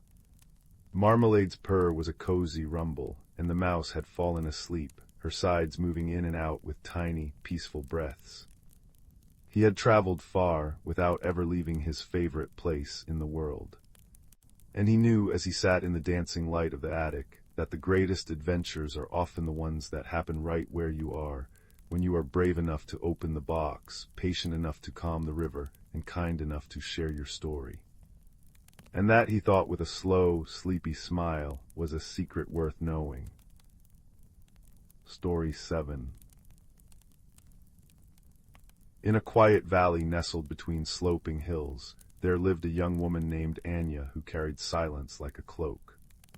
Her words were few, her steps were soft, and her heart felt like a tightly furled leaf waiting for a sunbeam that never quite reached it. She lived in a small cottage with a garden that seemed to reflect her spirit, neat, orderly, but with flowers that bloomed timidly in colors that were muted, as if afraid of their own brilliance. Anya's days were gentle and predictable. She would rise with the dawn, tend to her garden, mend her clothes, and read by the fire until sleep claimed her. But lately something had begun to stir within her, a quiet, persistent rustling, like the sound of a moth's wings brushing against the inside of a lantern. She felt as though she were changing, but she did not know into what or why. The first sign came one morning as she watered her marigolds. A single bloom, which had been a pale yellow the evening before, had overnight turned a deep, vibrant gold.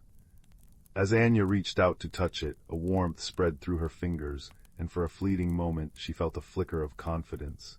A small, bright thing she hadn't known was there. When she pulled her hand away, the marigold seemed to glow, and the feeling lingered in her chest like the last note of a lullaby. That evening, as she sat by the hearth, an elderly woman appeared at her gate. Her hair was silver as moonlit cobwebs, and her eyes held the deep, knowing calm of still water. She introduced herself as Maeve, a traveler who had lost her way, and asked if she might rest a while. Anya, though shy, felt an unexpected trust and welcomed her in. Over tea sweetened with honey, Maeve spoke of journeys, not just of roads and rivers, but of the heart. "There are seasons within us, dear one," she said softly, her voice like the whisper of leaves. "Just as a seed must wait in the dark earth before it can reach for the light, so too must we sometimes rest in stillness before we are ready to grow." Anya found herself speaking of the marigold, of the strange warmth she had felt. Maeve listened, her gaze thoughtful. "Your garden knows what your heart is only beginning to understand," she said. "It is responding to the quiet unfolding within you." The next morning Maeve was gone, but she had left behind a small, velvet pouch. Inside were several seeds, dark and smooth as polished river stones, and a note that read, "Plant these where your shadow falls at noon. Tend them with kindness, and they will show you the way." Anya did as instructed, choosing a patch of earth near the old oak at the edge of her garden. She tucked the seeds into the soil, whispering words of encouragement as she covered them. Each day she visited the spot, watering the earth and sitting quietly beside it. At first, nothing happened. The soil remained dark and undisturbed, and Anya wondered if she had done something wrong. But then, one afternoon, as she was sitting with her back against the oak, a small green shoot pushed through the earth. It was no larger than her thumbnail, but it was strong and vivid. As she watched it, a memory surfaced, a time when she had stood up for a friend, her voice trembling but clear. The shoot seemed to tremble too, and then it grew another inch, its leaves unfurling like tiny, open hands. Day by day the plant grew, and with each small victory in Anya's heart, a kind word spoken to a stranger, a decision made without second-guessing, the plant responded. Its stem thickened, its leaves deepened in color, and one morning a bud appeared, wrapped in a delicate, silken sheath that reminded Anya of a cocoon. Around this time, strange things began to happen to Anya herself. One morning she awoke to find that her hair, which had always been a plain brown, was threaded with strands the color of amber and copper, gleaming in the sunlight. When she laughed, something she found herself doing more often, the sound seemed to ripple through the air, and the flowers in her garden would tremble as if in answer. Maeve returned on an evening when the sky was painted in soft hues of lavender and rose. She found Anya in the garden, staring at her reflection in the watering can, tracing the new colors in her hair. "It's strange," Anya said, her voice uncertain. "Is it?" Maeve replied, her eyes twinkling. "Or is it simply that you are beginning to see the truth of who you are? We are all gardens, my dear, full of hidden colors and forgotten fragrances. Sometimes all we need is a little rain and a lot of patience." Together they sat by the emerging plant, whose bud had grown larger, its cocoon-like wrapping now shimmering with a soft, inner light. Maeve explained that the plant was a heart's mirror, a rare and magical thing that reflected the growth of the soul. "It does not show you what you lack," she said gently, "but what you have always carried within." Anya began to understand. The shifts in her garden, the changes in her own appearance, they were not frightening but beautiful. They were signs of a metamorphosis that had been waiting for the right conditions, like a butterfly waiting within its chrysalis for the moment it was ready to emerge. As the days passed, Anya continued to nurture the plant, and in turn it nurtured her. When she felt doubt, its leaves would curl slightly, and she would remember to breathe deeply, to trust herself. When she felt joy, the bud would pulse with light, and the air around it would fill with the scent of rain-kissed blossoms.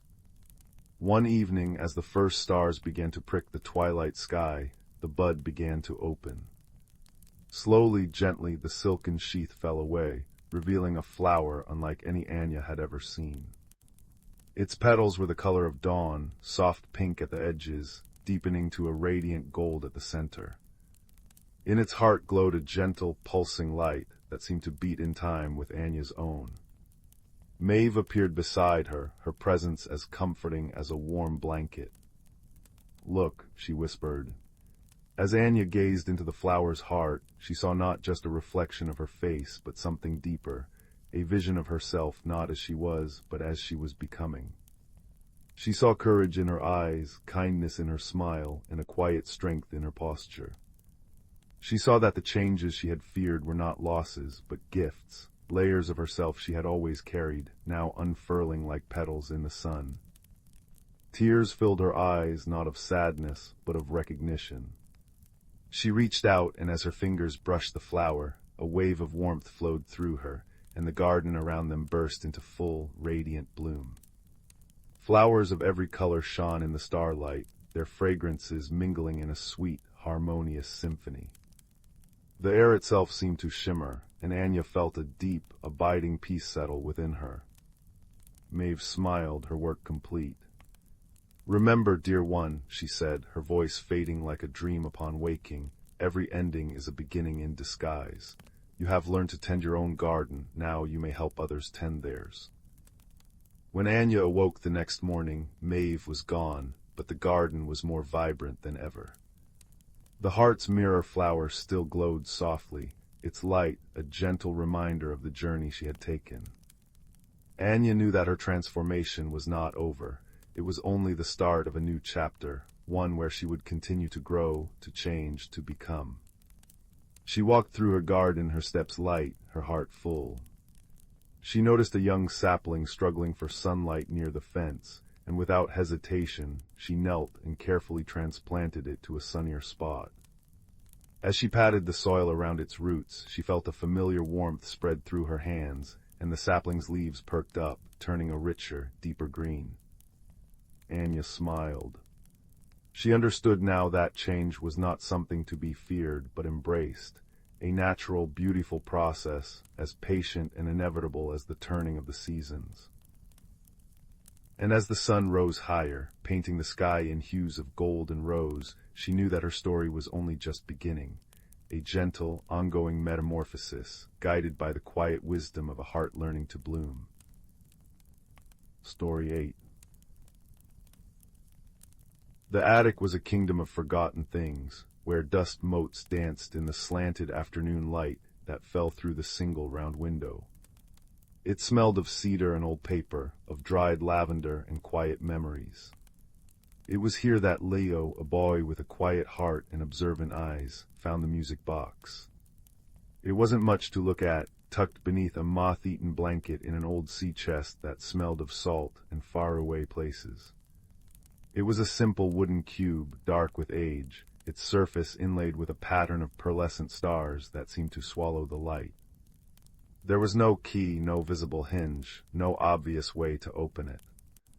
When Leo picked it up, it felt warm, like a stone that had been sitting in the sun, and it hummed with a vibration so faint it was more a feeling in his bones than a sound in his ears.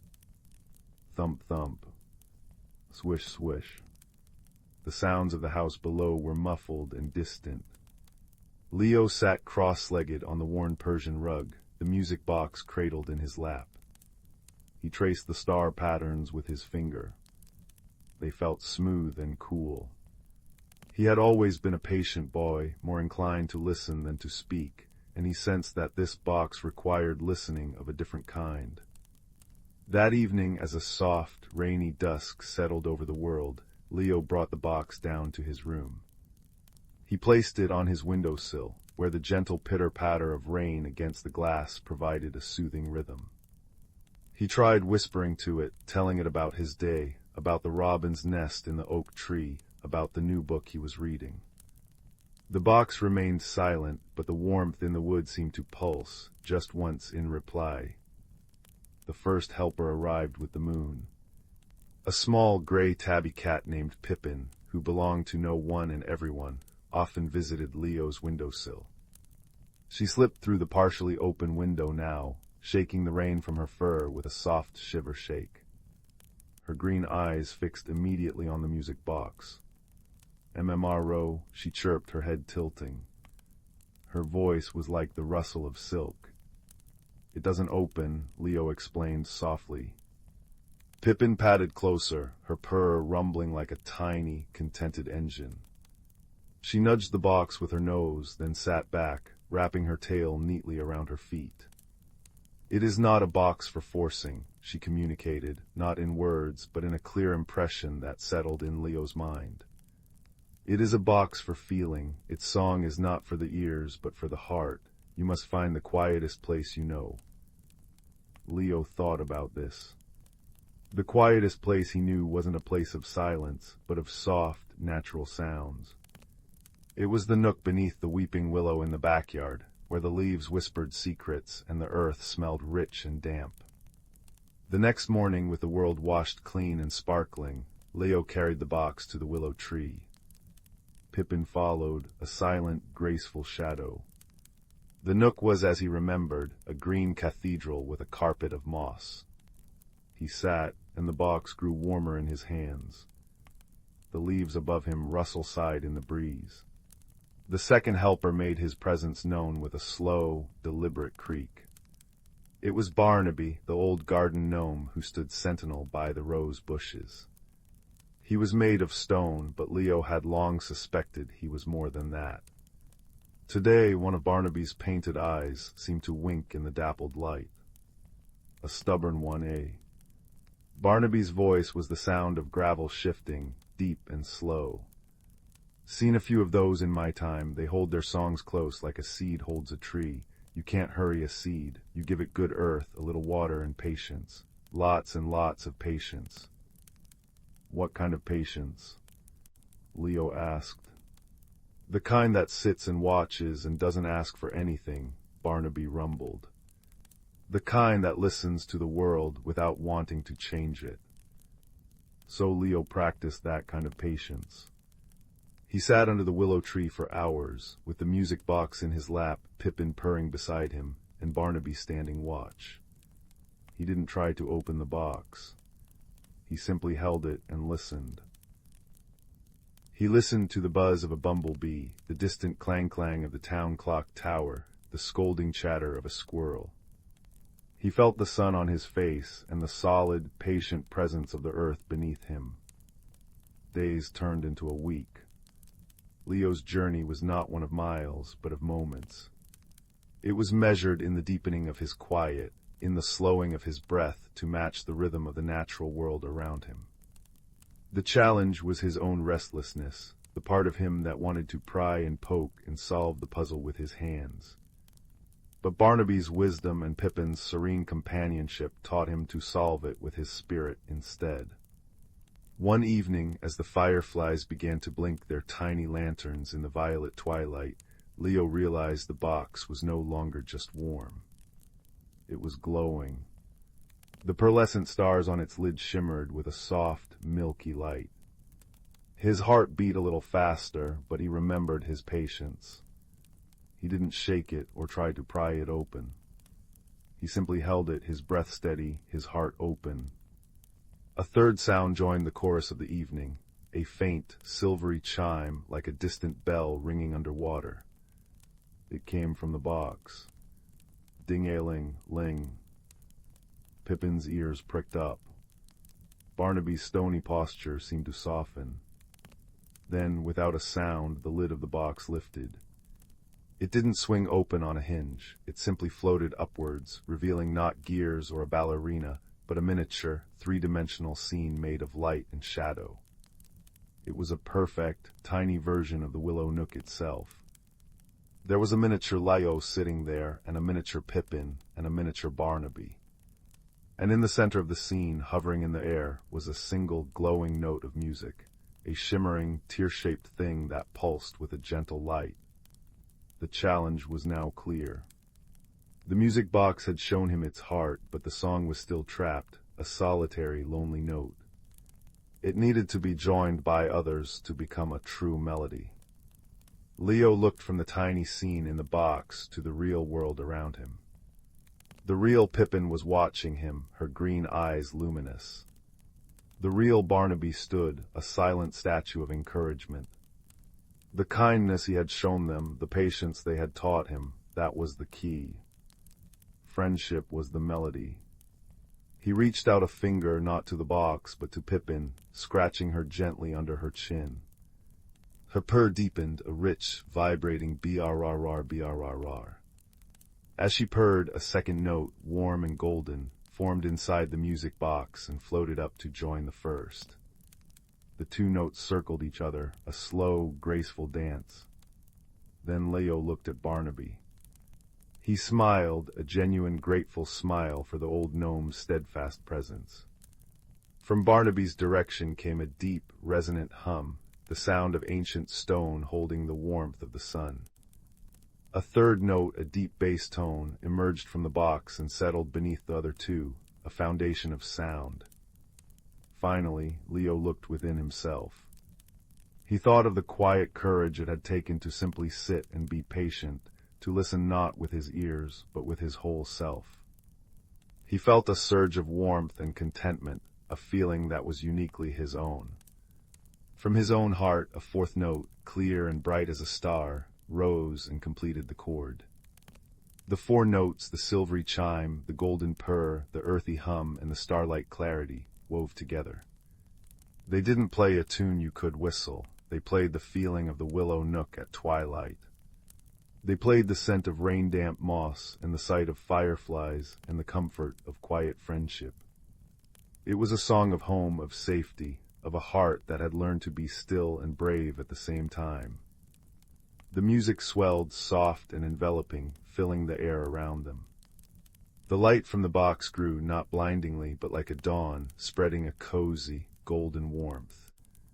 Leo, Pippin, and Barnaby were bathed in it. For a long, beautiful moment, everything was perfect, and everything was connected. Then, as gently as it began, the song faded. The notes dissolved back into light, and the lid of the box settled back into place. The glow from the stars dimmed, and it was once again just a simple, wooden cube. But it was different now. It felt complete. It felt peaceful. Leo picked it up. It was still warm, but the warmth was even and constant, like the embers of a well-tended fire. He knew its secret had been shared, its song released. It had needed his courage, his kindness, and his patience to become whole. He carried the box back to his room, Pippin weaving figure eights around his ankles. He placed it back on the windowsill. The night was clear now, and a full moon cast a silver path across his floor. He climbed into bed, the feeling of the song still humming in his veins, a cozy, comforting blanket around his soul. From the windowsill, the music box gave one last, soft ping, like a farewell kiss goodnight.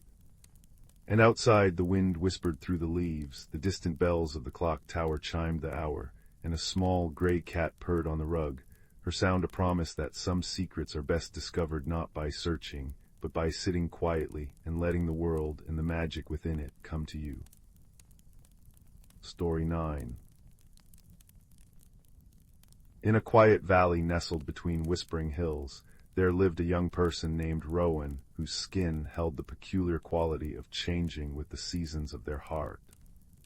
When Rowan felt particularly small or uncertain, pale silver patterns would appear across their arms like frost on a window pane. When joy bubbled up unexpectedly, golden freckles would emerge like scattered pollen. Rowan lived in a small cottage with windows that faced east, where the first light of dawn would touch the garden each morning, a garden that seemed to respond to Rowan's unspoken feelings in the most mysterious ways. The cottage stood at the edge of a wood where the trees grew thick and friendly, their branches often bending low as if to listen. Rowan spent their days tending the garden, though they weren't entirely certain what they were growing. The soil itself seemed to know what was needed, pushing up shoots and leaves in response to Rowan's presence. When Rowan felt lonely, deep blue flowers with velvety petals would unfurl overnight. When patience was learned through watching a caterpillar inch its way along a fence post, vines would twist into intricate patterns along the garden walls. One morning, Rowan noticed something new emerging from the earth, a plant with tightly closed buds that shimmered with a light that seemed to come from within. No matter how gently Rowan touched them or how much sunlight they received, the buds remained stubbornly closed. That same day, Rowan discovered that their fingertips had taken on a faint pearlescent sheen, and no amount of washing would remove it. This troubled Rowan, who preferred things to remain familiar and known. It was then that an elderly woman appeared at the garden gate, her presence as natural as the arrival of evening. She carried a basket woven from willow branches, and her eyes held the same shimmer as the closed buds in the garden. "Good morning," she said, her voice like the rustle of leaves. "I've come to see your remarkable garden." Rowan hesitated before opening the gate. "It's not really my garden," they confessed. "It grows what it wishes." "Perhaps it grows what you need," the woman replied, stepping inside. She introduced herself as Hazel, though Rowan had the distinct impression this wasn't her true name, but rather the name the moment required. Hazel moved through the garden with a quiet reverence, occasionally stopping to touch a leaf or smell a flower. When she reached the closed buds, she simply smiled. "Ah," she said softly. "The understanding flowers, they won't open until you do." Rowan looked at their shimmering fingertips. "Everything seems to be changing," they murmured. "Even me." Hazel took Rowan's hand gently. "Change is the garden's way of teaching us what we're becoming," she said. "These marks aren't something to wash away. They are the beginning of a story written on your skin." Over the following days, Hazel returned each morning. She never offered direct advice, but rather asked questions that settled in Rowan's mind like seeds in fertile soil. "What does the garden need today?" she might ask, or "What color would you paint the sky if you could choose?" Under her gentle guidance, Rowan began to notice small wonders. The silver patterns on their arms faded slightly when they remembered to breathe deeply while watering the plants. The golden freckles lasted longer on days when they took time to watch the bees moving from flower to flower. One afternoon, while carefully transplanting a seedling that had sprouted in a crowded patch of earth, Rowan noticed that one of the understanding flowers had cracked open ever so slightly, revealing a glimpse of violet light within. "That's the first small victory," Hazel remarked from where she sat knitting with yarn the color of moss. "Understanding begins with making space for something new to grow." As the moon cycled through its phases, Rowan's changes became more pronounced. When they helped a lost bird find its way back to its nest, their hair began to show streaks that shifted between the soft gray of dawn and the deep blue of twilight. When they patiently taught themselves to play a melody on the old flute they found in the cottage, musical notes appeared along their collarbone, visible only when sunlight struck them at just the right angle. The garden responded in kind. Flowers began to bloom in colors Rowan had never seen before, a particular shade of green that seemed to contain entire forests, a blue that held the memory of oceans, a yellow that warmed the air around it. The understanding flowers slowly continued their opening, each bud revealing itself only after Rowan had experienced some new insight or overcome a small fear.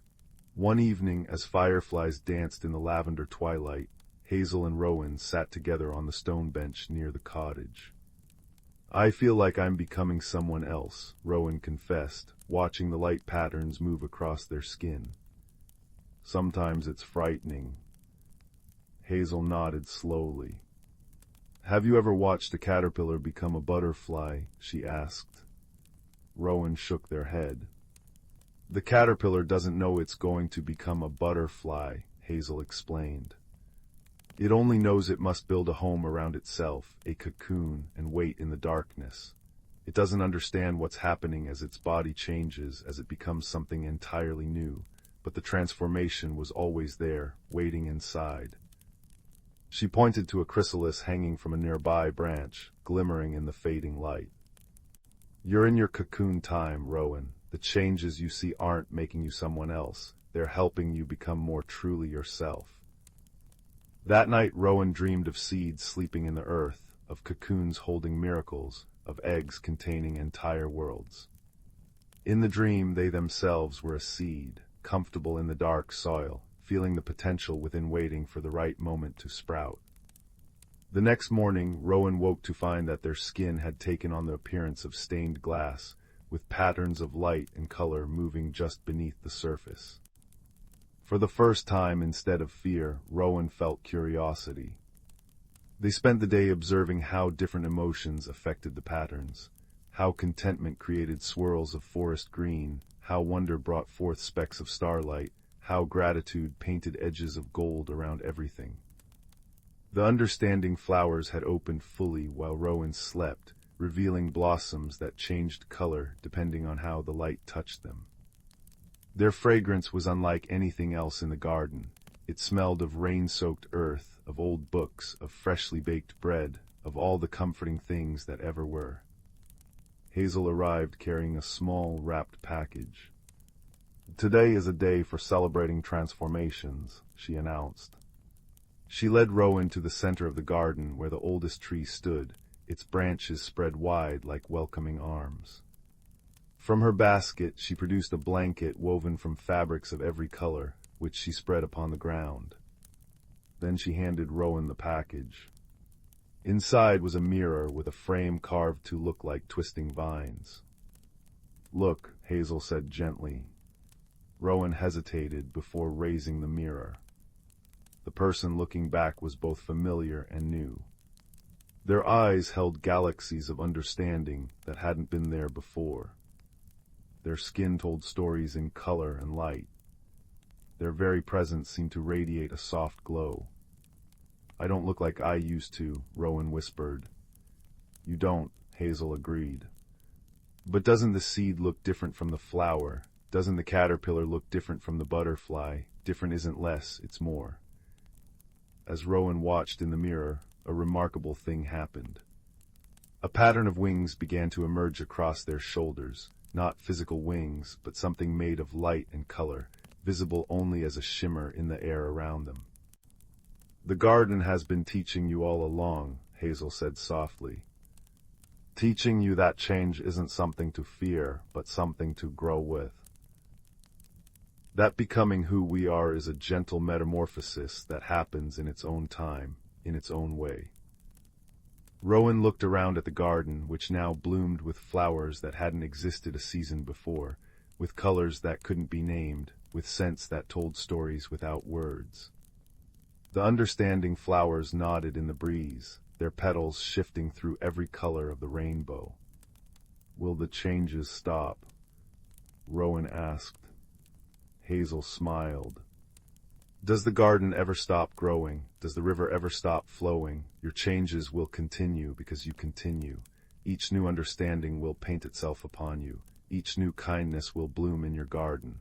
Each fear overcome will add another note to the music you carry." She stood and brushed off her skirts. "My work here is done," she said. "You've learned to listen to the changes instead of fearing them. You've learned that transformation is just another word for growing." Rowan looked at Hazel properly for the first time, really looked, and noticed that the old woman seemed to be made of the same shifting light that now characterized the garden. Her form seemed to be blending with the sunlight filtering through the leaves. "Will I see you again?" Rowan asked. Hazel's smile was like the first warm day of spring. "I was never really here," she said gently. "I'm the part of you that knew how to grow. I'm the voice that remembers that change is beautiful. I'm the understanding that was waiting to bloom." And with those words, Hazel dissolved into a shower of light that settled over the garden like dew. Rowan stood alone in the garden, but didn't feel lonely. The understanding flowers glowed softly, their light pulsing in time with Rowan's heartbeat. The patterns on Rowan's skin shifted and danced, telling the story of a person learning to embrace transformation. That evening, Rowan sat on the cottage steps as stars began to pepper the sky. A moth landed on their knee, its wings patterned with eyes that seemed to watch the world with gentle curiosity. Rowan smiled, recognizing a kindred spirit. The garden had grown quiet in the twilight, but Rowan could feel it breathing, could feel themselves breathing with it. The changes no longer felt strange or frightening. They felt like belonging. Like coming home to a self that had been waiting to be discovered. As the moon rose, casting silver light across the valley, Rowan noticed new shoots pushing through the soil near the cottage foundation, the beginning of whatever would grow next. The understanding flowers had produced seeds that glowed with soft light, ready to be planted wherever new understanding was needed. Rowan knew this wasn't an ending. It was a different kind of beginning, the beginning of living in harmony with change, of welcoming each new manifestation as a chapter in an ongoing story. The cocoon time was over, but the becoming would continue, as natural as sunrise, as inevitable as spring, as comforting as the knowledge that we all contain multitudes waiting to be discovered. And in the quiet of the night, with the garden dreaming around them and the stars keeping watch above, Rowan understood that the most beautiful transformations are the ones that never truly end, but simply unfold into new possibilities, like petals opening to welcome the light. Story 10. The village of Willowbrook nestled in a gentle valley where the river sang soft lullabies as it wound between cottages with thatched roofs and gardens full of color-changing moon petals. Each evening, as the sun dipped behind the whispering woods, the ancient clock tower in the village square would chime 7 times, and the first stars would prick the twilight sky like scattered diamonds. But lately something peculiar had been happening. The stars above Willowbrook were disappearing. Not all at once, mind you. It began subtly. Young Liam, who lay each night counting stars from his window seat, noticed one evening that the Little Dipper seemed to be missing its handle. The next night, 3 stars from Orion's belt had vanished. Within a week, the sky above Willowbrook had grown noticeably darker, leaving behind gaping holes in familiar constellations, while the rest of the night sky beyond the valley twinkled undisturbed. The village baker, a quiet woman named Anya with kind eyes and flour perpetually dusting her apron, first learned of the mystery when Liam visited her shop, his small face creased with worry. "The sky's unraveling," he whispered, clutching a warm cinnamon bun she'd given him. "It's like someone's plucking the stars right out of the velvet." Anya, who possessed a rare gift for listening not just to words, but to the silences between them, patted his shoulder. "Nothing truly disappears, little one," she said softly. "It only changes its hiding place." That evening, instead of retiring early, Anya wrapped herself in a thick woolen shawl and sat on the bench outside her bakery, watching the clock tower. As the 7th chime faded into the quiet, she saw it, not the disappearance of a star, but a faint, shimmering tear tracing a path from the heavens down toward the whispering woods. It was as if the stars were falling, but gently, like dandelion seeds on the breeze.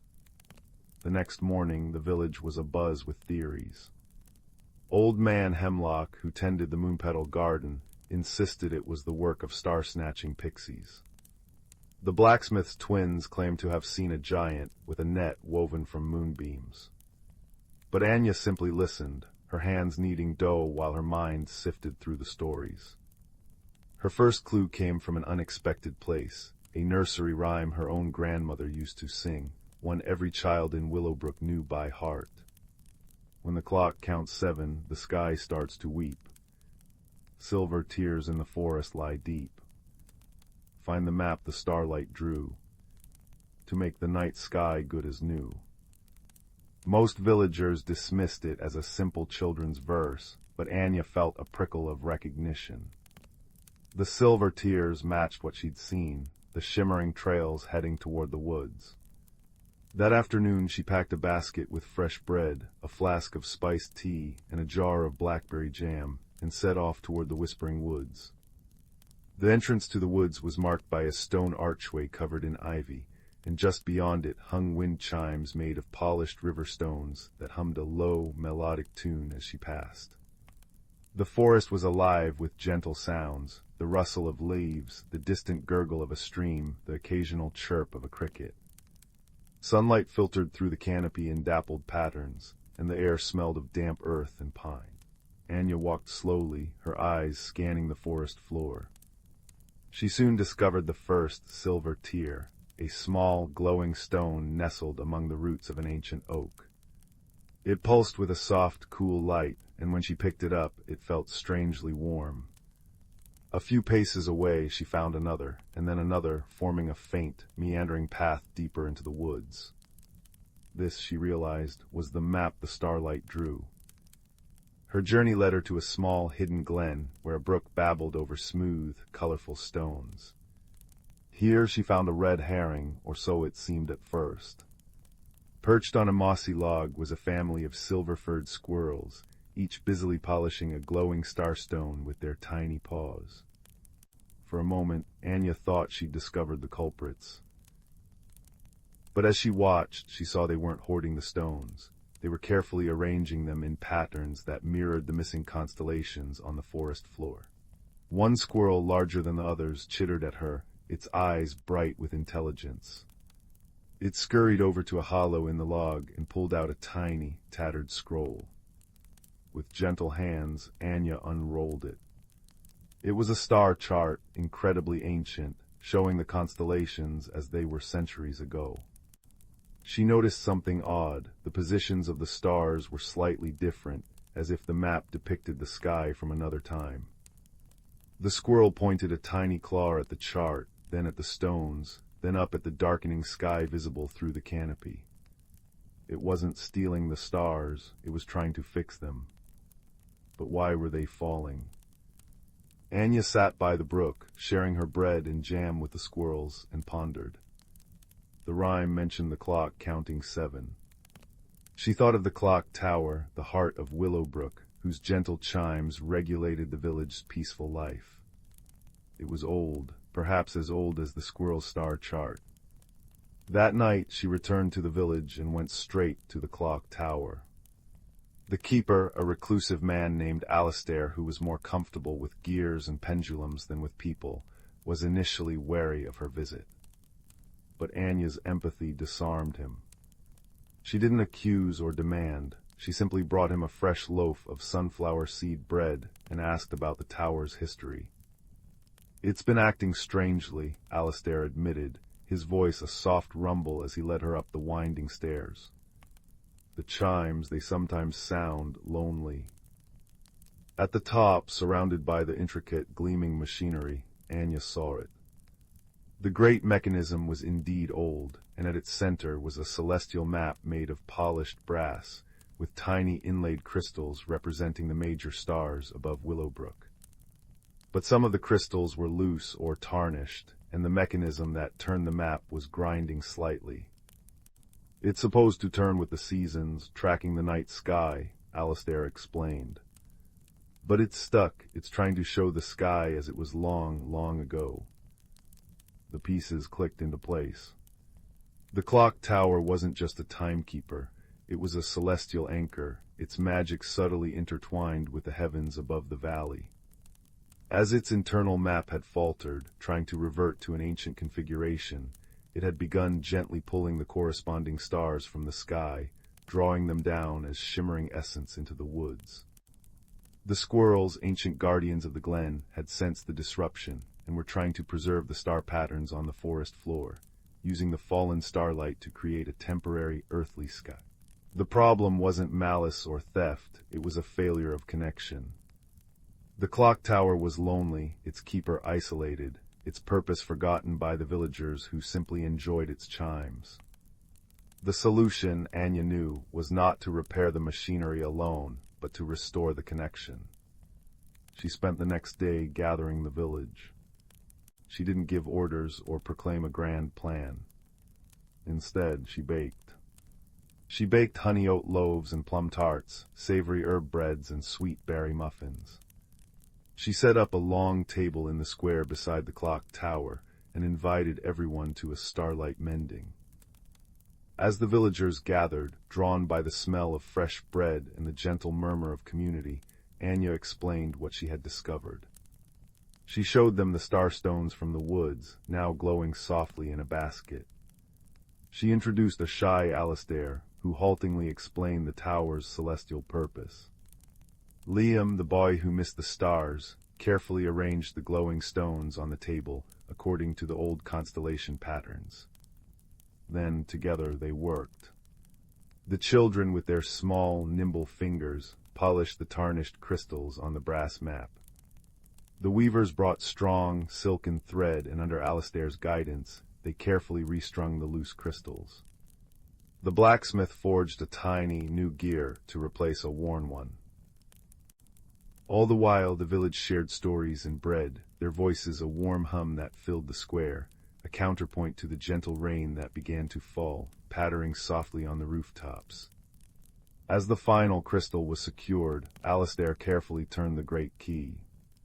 The mechanism word clicked and then began to turn smoothly, its celestial map aligning with the true, current night sky. That evening, as the clock chimed 7, the whole village stood together in the square, looking up. One by one, the missing stars flickered back into existence, burning brighter than ever before. The constellations were whole again, the velvet sky restored to its full, glittering glory.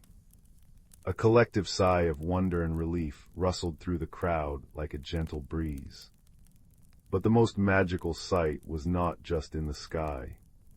As they watched, the starstones they had brought from the woods rose from the basket, floating up like luminous fireflies. They didn't return to the heavens. Instead, they settled into the branches of the trees around the square, into window boxes and garden walls, where they glowed with a soft, permanent light, turning Willowbrook into a village nestled under two skies, one above and one twinkling gently all around them. The mystery of the missing stars was solved, not by a single hero, but by a community remembering how to listen, to care, and to work together. The clock tower's chimes no longer sounded lonely, for they were now the heartbeat of a village bound closer than ever. And Anya the baker returned to her shop, her heart as warm as her oven's, knowing that the greatest mysteries are often solved not with grand magic, but with simple kindness, a loaf of bread, and the courage to follow a trail of starlight. That night, as Willowbrook slept under its twin skies, the wind chimes hummed, the gentle rain whispered, and every dream was lit from within by a soft, comforting glow. Story 11. In the village of Whimsy-Which-Way, where the chimneys puffed cinnamon-scented smoke, and the cobblestones were made of polished river-smooth toffee, lived the most peculiar assortment of friends one could ever hope to meet. There was a dragon named Pippin, whose scales shimmered like 1,000 polished copper kettles, and whose greatest passion was not for treasure or for royal princesses, but for teacups. He had a cavern full of them, cups that chimed in the wind, cups painted with sleeping bumblebees, cups so tiny they could only hold a single dewdrop. His dearest friend was a gentle soul named Barnaby, the cloud shepherd. Every morning Barnaby would climb a ladder of sunbeams to the meadows of the sky, where his flock of fluffy, docile clouds grazed. He tended them with a crook made of a twisted piece of rainbow, and his greatest joy was to guide them into shapes that made the children below giggle. A bunny wearing a top hat, a sailing ship with puffy sails, a teapot that seemed to steam. And then there was Cora, the professional dream painter. She lived in a little cottage that was perpetually upside down, its pointed roof buried in the soft soil, and its flower boxes blooming cheerfully from what should have been the attic. Inside, everything was quite cozy, for Cora had long ago decided that up and down were merely suggestions. She would mix her colors in little pots, Starlight silver, giggling green, and the rarest of all, contented cat purr pink. With a brush made from a dandelion puff and a phoenix feather, she would paint dreams directly onto the eyelids of sleeping villagers, ensuring nights full of gentle adventures and happy nonsense. One perfectly ordinary Tuesday, which in Whimsy-Which-Way meant it was raining lightly upwards from the puddles, a small magical mishap occurred. Cora was painting a particularly lovely dream for the village baker, a dream of flying biscuits and a river of warm, gentle chocolate, when she reached for her pot of giggling green. It was, unfortunately, empty. Bother, she said softly, not wanting to disturb the sleeping cat curled on her ceiling, which was, of course, her floor. She rummaged in her cupboard and found an old, unlabeled pot of shimmering paint. This looks greenish, she murmured, and with a hopeful sploosh, she dipped her brush and continued her work. The moment the paint touched the baker's dreaming eyelids, a soft bawing echoed through the cottage. Cora blinked. Nothing else seemed to happen, so she finished the dream, packed her brushes, and went to have a cup of chamomile tea with Pippin. The trouble began to reveal itself the next morning. Barnaby came shuffling down the backwards flowing river, his brow furrowed. The river, you see, flowed placidly from the sea back to the mountain springs, which was very convenient for the salmon who preferred to start their lives in the ocean. My clouds, Barnaby sighed, settling onto a toadstool that sighed contentedly beneath him. They've got the hiccups. Pippin, who was carefully arranging a new bone-china teacup with a pattern of waltzing badgers, looked up. Hiccups. Yes, every time one of them tries to form a nice, respectable sheep shape, it goes hick-whoosh, and turns into a giant, wobbly jelly instead. No sooner had he said this than a fluffy white cloud drifted by overhead. It contorted, shivered, and with a definite hick-whoosh. It transformed into a massive, quivering raspberry jelly, before popping back into a confused-looking cumulus. Then the mayor of Whimsy-Which-Way arrived, wringing his hands.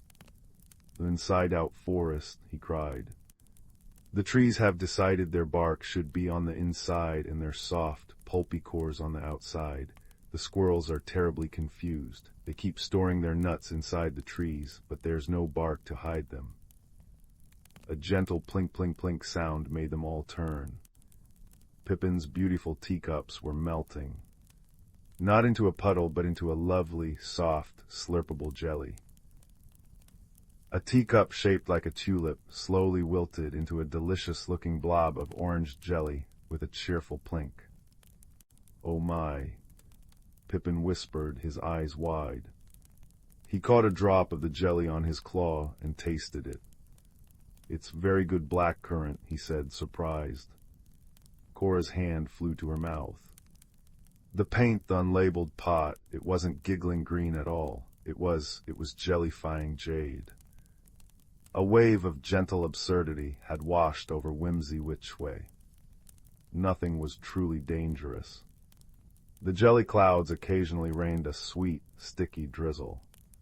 The inside-out trees were actually quite comfortable to lean against. And Pippin's teacup collection was now a delicious, if undrink-from-able, assortment of fruity treats. But it was all decidedly silly. And the constant, soft sounds of bawing, plink, and hick-whoosh were making it very hard for anyone to take a proper nap. "We must fix this," said Barnaby, trying to sound stern, though a tiny smile played on his lips as a cloud above him hiccuped into a perfect jelly swan. "But how?" asked the mayor. "We can't unpaint a dream. The magic has already seeped into everything." They thought and they thought. They considered asking the bees who knitted the honeycombs for advice, but the bees were busy turning their honey into a wobbly, delicious gelatin. They pondered consulting the wise old tortoise who lived in the library, but the books had all turned to pages of softly jiggling words. It was Pippin who, while sadly regarding his jellified cup with the waltzing badgers, had the most unexpectedly simple idea. He picked up the jelly teacup. It wobbled invitingly. "You know," he said slowly, "this isn't a disaster, it's just a change, and the solution to a change," he took a delicate bite of the cup, "is often to simply enjoy it." Cora's eyes lit up. "Of course, we can't stop the magic, but we can finish the dream." They all hurried to the upside-down cottage. Cora rushed to her pots of paint.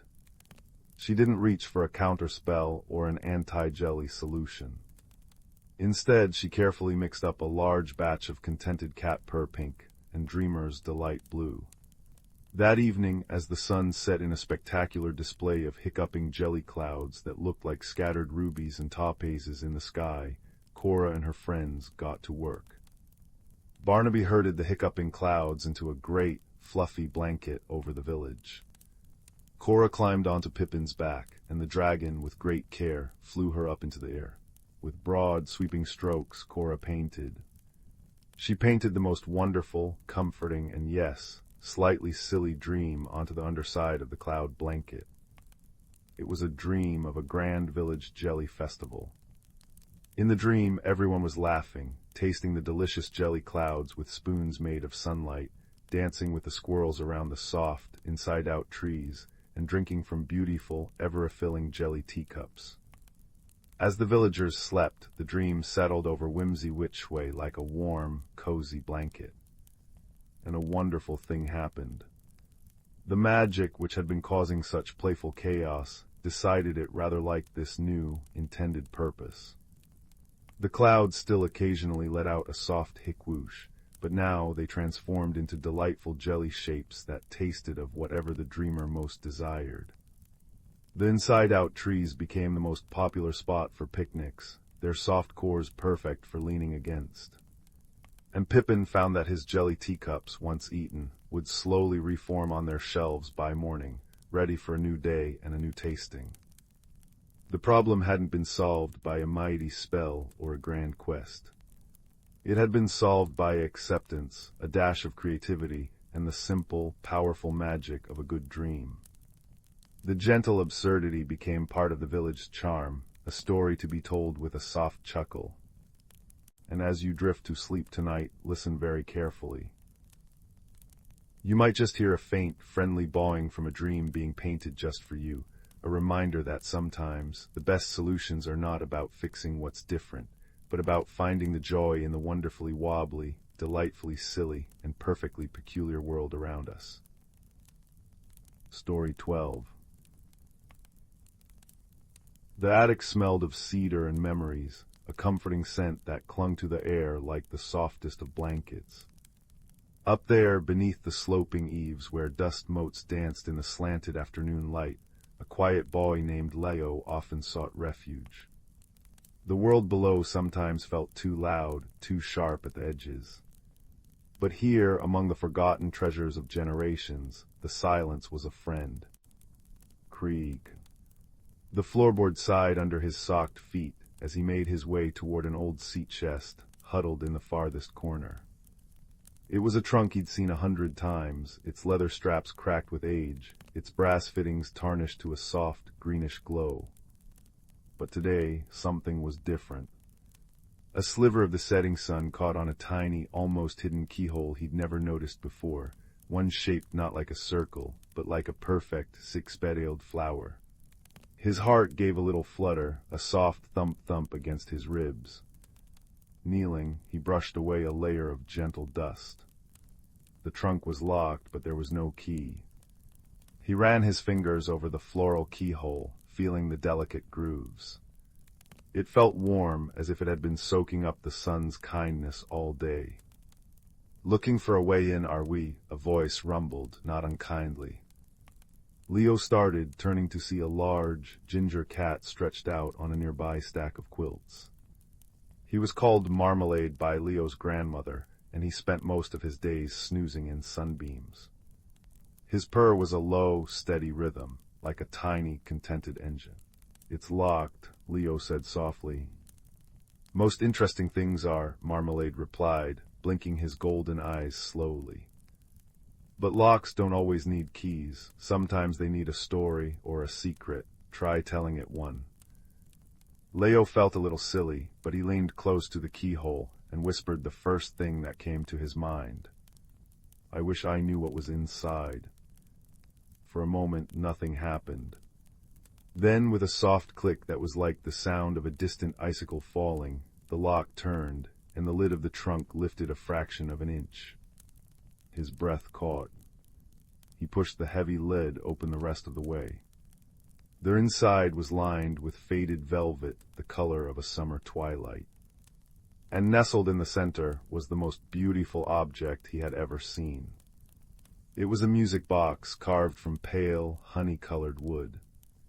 On its lid was an intricate inlay of different woods, forming a miniature map of a village nestled in a valley, with a forest on one side and a winding river on the other. At the very center of the village was a tiny, empty socket. There was no key to wind it. Just then, the old grandfather clock in the hallway below began to chime the hour. Its deep, resonant bong-bong echoed up through the floorboards. But as the sixth chime faded, a new, much smaller sound took its place. Tick-tock, tick-tock. It came from the music box itself. A small brass drawer he hadn't seen before slid silently out from the side of the box. Inside, resting on a bed of dark blue velvet, was a single, smooth, gray river stone. And beside it a tiny scroll of paper, no bigger than his thumb. He unrolled it carefully. In a spidery, elegant script it read, "The heart of the song is lost. Find the keeper of the forest, the guardian of the river, and the weaver of the stories. Return the heart, and the music will play once more." Leo picked up the river stone. It was cool and comforting in his palm. He understood with a certainty that settled deep in his bones that this was the journey he was meant to take. Not a journey across mountains or oceans, but a journey into the world the music box held. A journey he would take without ever leaving the attic. He took a deep, steadying breath, the scent of cedar filling his lungs. This was his challenge. His courage would not be measured in miles, but in moments of bravery, in acts of kindness. He looked at the map on the lid. The forest was depicted with tiny, carved trees.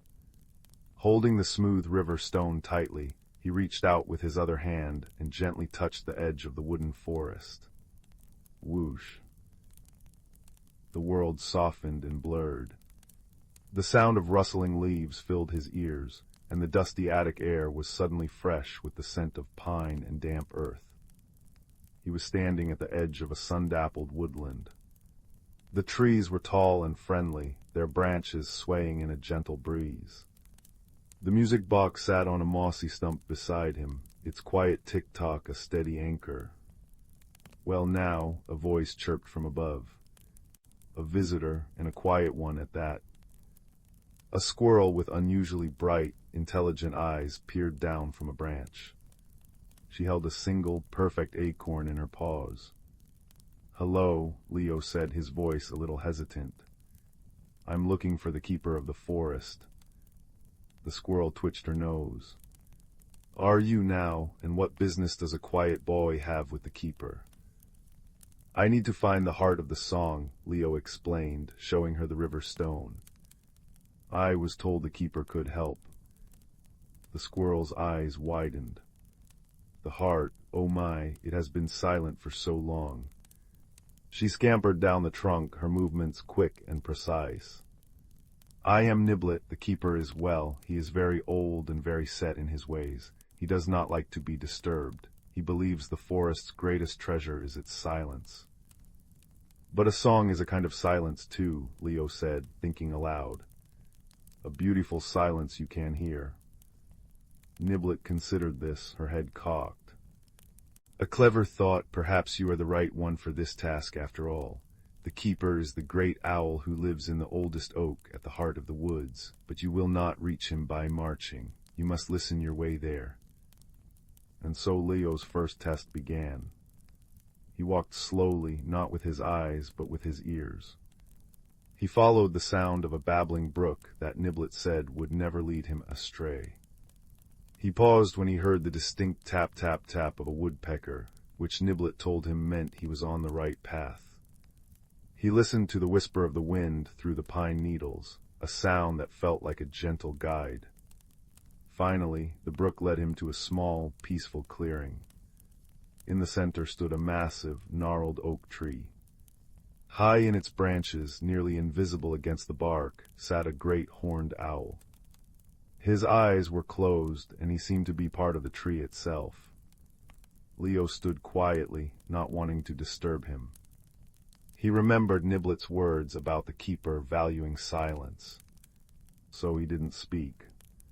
Instead, he sat down on a soft patch of moss, placed the river stone on the ground before him, and simply waited. He listened to the forest's quiet symphony, the rustle, the babble, the whisper. After a long, peaceful while, one of the owl's great eyes slowly opened. It was a deep, wise amber. "You are not like the others." The owl's voice was a low, soft hoot that vibrated in the air. "The loud ones come, shouting and demanding. They do not understand. You listen. You have already paid the price for my help with your patience." The owl shifted on his branch. The heart was lost when the music stopped because the world outside grew too noisy. It forgot how to hear the soft things. The guardian of the river holds a piece of the clue, but the river is troubled. Its song is mudded. Go now, and remember, kindness can clear the murkiest of waters. As the owl spoke, the river stone on the ground glowed with a soft, pearlescent light. When the light faded, one side of the stone was now etched with a delicate, swirling pattern that looked like flowing water. Leo picked it up, feeling a new warmth from it. "Thank you," he whispered. The owl gave a slow, deliberate blink, and then seemed to melt back into the tree. Following the map on the music box, Leo found his way to the banks of a wide, silver river. But the owl was right. The water moved sluggishly, and its surface was clouded with silt. It made a sad, gurgling sound instead of a cheerful babble. Sitting on the bank, looking disconsolately into the water, was a magnificent, blue-feathered heron. One of his long, graceful legs was trapped, not by a snare, but by a tangled mess of old fishing line and river weeds. "Oh, bother," the heron muttered in a reedy, refined voice. "This is most undignified." "Hello," Leo said, approaching slowly so as not to startle the bird. "Are you the guardian of the river?" "I am," the heron said, lifting his head with a proud, though pained, air. "Or I was when the river could still sing. Now I am just stuck." He gestured with his beak at the tangled line. "I've been trying to get free for hours, but it's too knotted. I fear I've made it worse." Leo looked at the tangled mess. It was a complicated knot, tight and stubborn. He felt a flicker of frustration, but then he remembered the owl's words. Kindness can clear the murkiest of waters. This wasn't a challenge for force or impatience. It was a challenge for gentle hands and a calm heart. "May I try to help?" Leo asked. The heron nodded, a grateful look in his large, dark eyes. Leo sat beside him on the soft, damp earth. He didn't pull or yank. He simply began to work, his small fingers carefully loosening one loop at a time. He hummed a soft, tuneless melody as he worked, a sound as steady and calming as the tick-tock of the music box. The heron watched, his nervous energy slowly settling. It took a long time. The sun dipped lower in the sky, casting long, golden reflections on the troubled water. But finally, with a last gentle tug, the line came free. The heron stretched his leg with a sigh of relief. "Oh, bless you, quiet child," the heron said, his voice full of warmth. "You have the patience of the river itself when it is well." He dipped his beak into the water and seemed to blow a soft, bubbling breath.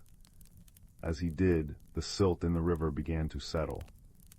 The water cleared, turning from murky brown to a sparkling, crystalline blue. And with its clarity came its song, a joyful, gurgling, bubbling melody that filled the air. "The river remembers its music, thanks to you," the heron said. "And so I shall give you what you seek." He tapped the river stone in Leo's hand with the very tip of his beak. It glowed again, and when the light faded, the etching of water was now accompanied by a tiny, shimmering star. "The weaver of the stories lives where the hearth fires burn brightest. She will give you the final piece. Remember, the best stories are not told, they are shared."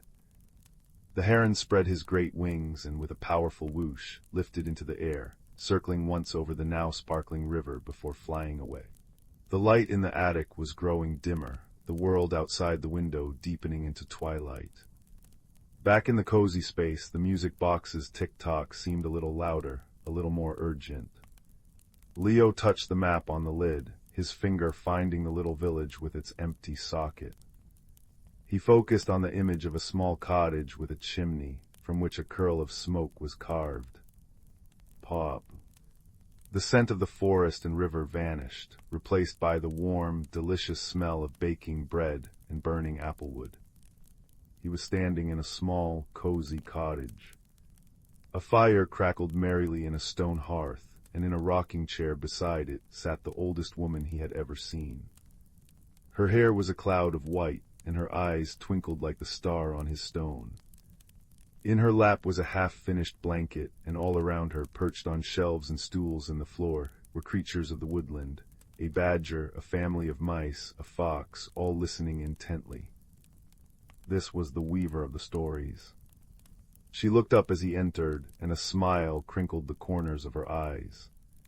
"Ah," she said, her voice like the rustling of pages in an old book. "The listener has arrived. We have been waiting for you." The animals all turned to look at him, their eyes curious but friendly. A small mouse perched on the arm of her chair squeaked a greeting. "I have the heart," Leo said, holding out the stone. "But it's not complete. The heron said you have the final piece." The weaver nodded slowly. "I do. But it is not something I can simply hand to you.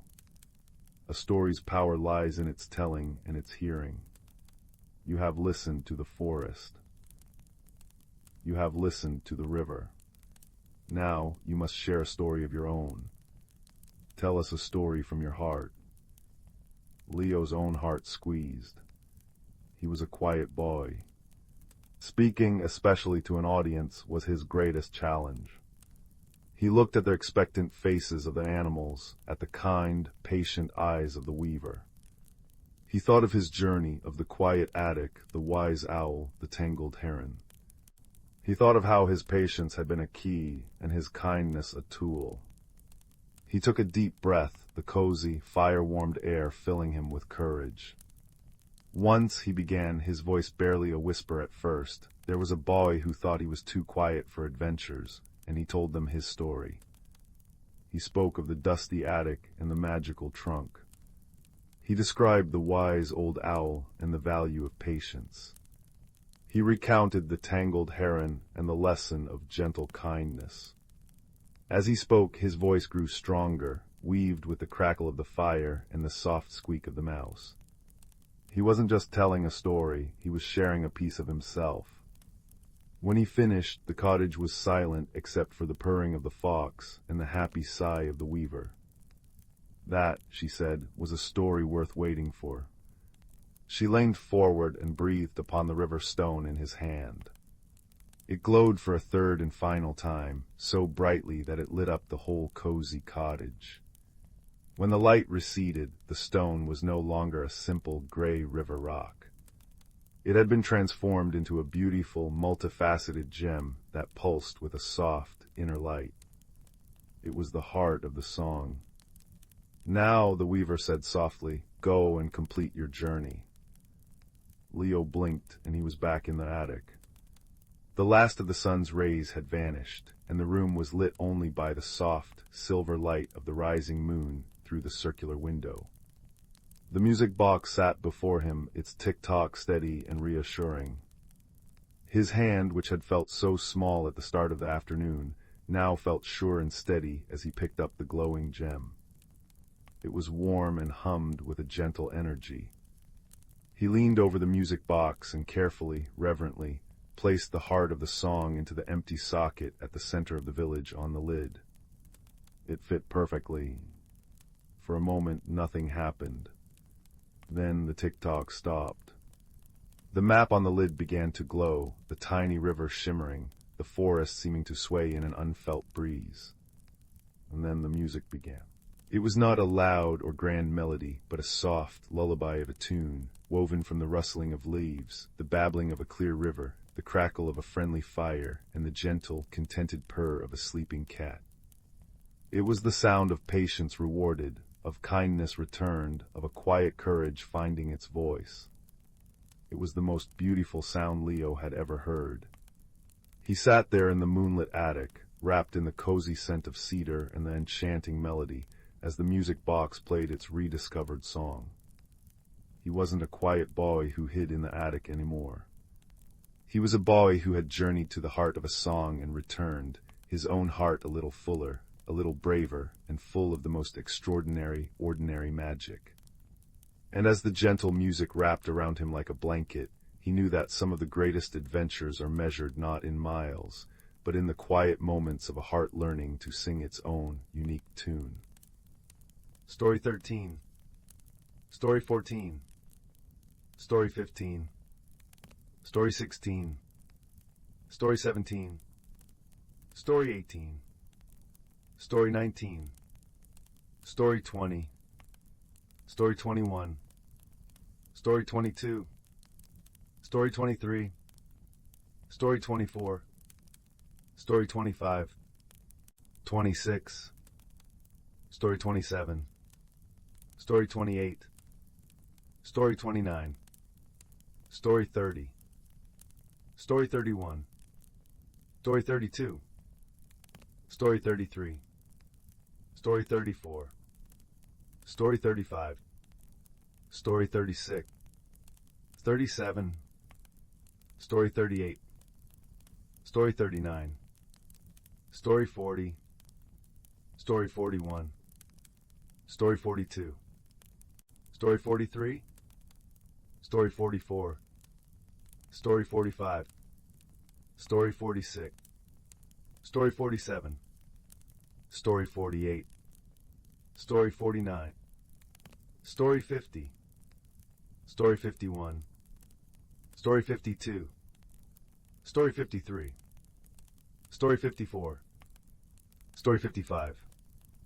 Story 56. Story 50. Story 58.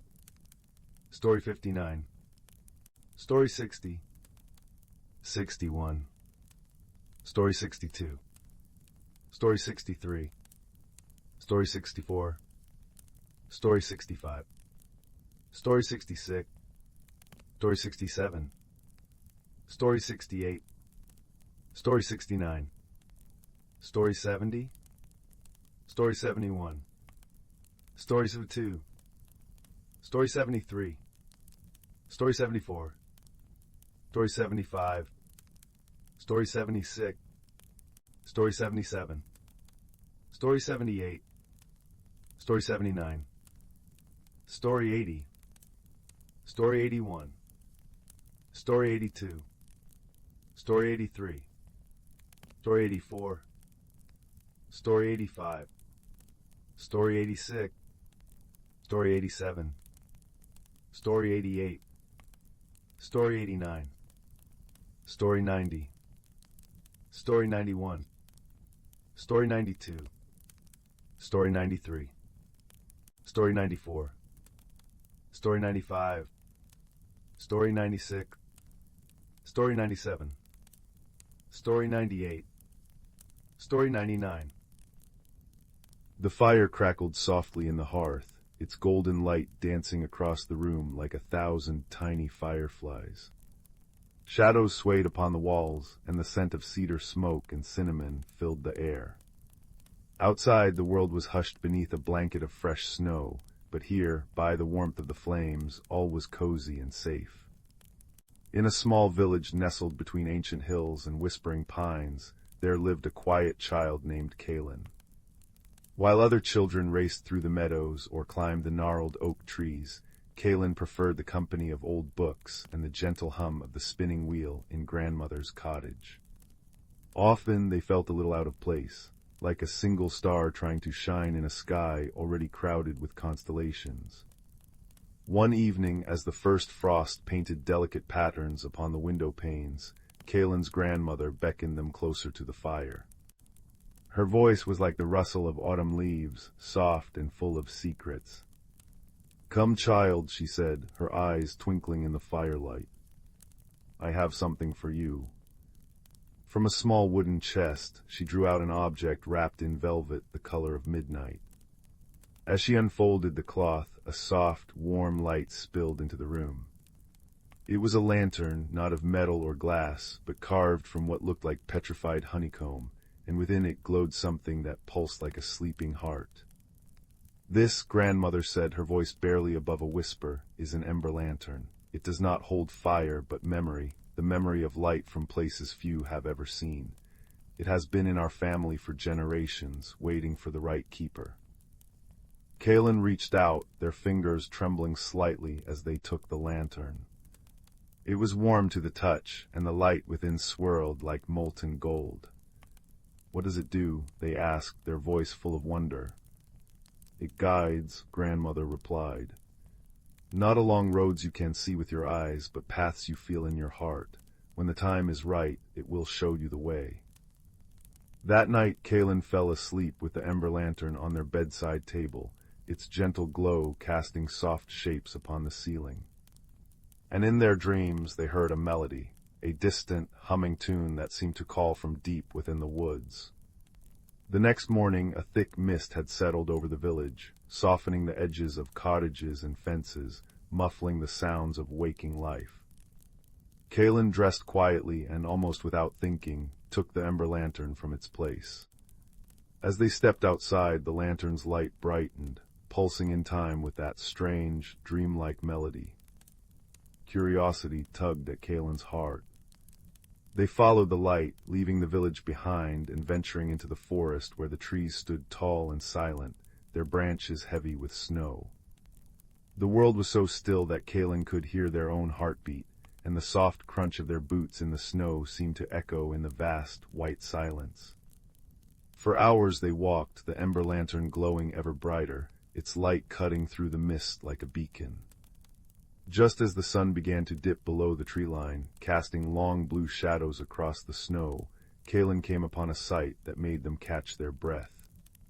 There, half hidden behind a curtain of frozen ivy, was a door set into the side of an enormous, ancient oak. It was carved with intricate patterns of leaves and stars, and from beneath it spilled a warmth that smelled of earth and honey. The ember lantern pulsed joyfully, as if greeting an old friend. Hesitantly, Kaelin reached out and pushed the door. It swung open without a sound, revealing not a hollow tree, but a passageway that sloped gently downward, lined with roots that glowed with a soft, bioluminescent light. The air grew warmer, and the humming melody grew louder, now accompanied by the gentle sound of trickling water. Kaelin stepped inside, and the door closed behind them. But instead of fear, they felt a strange sense of homecoming. The passage opened into a vast, underground cavern, where the ceiling was studded with glowing crystals like a starry sky, and a slow, clear river wound its way between banks of soft moss and luminous flowers. This was a hidden world, a place of gentle light and deeper quiet.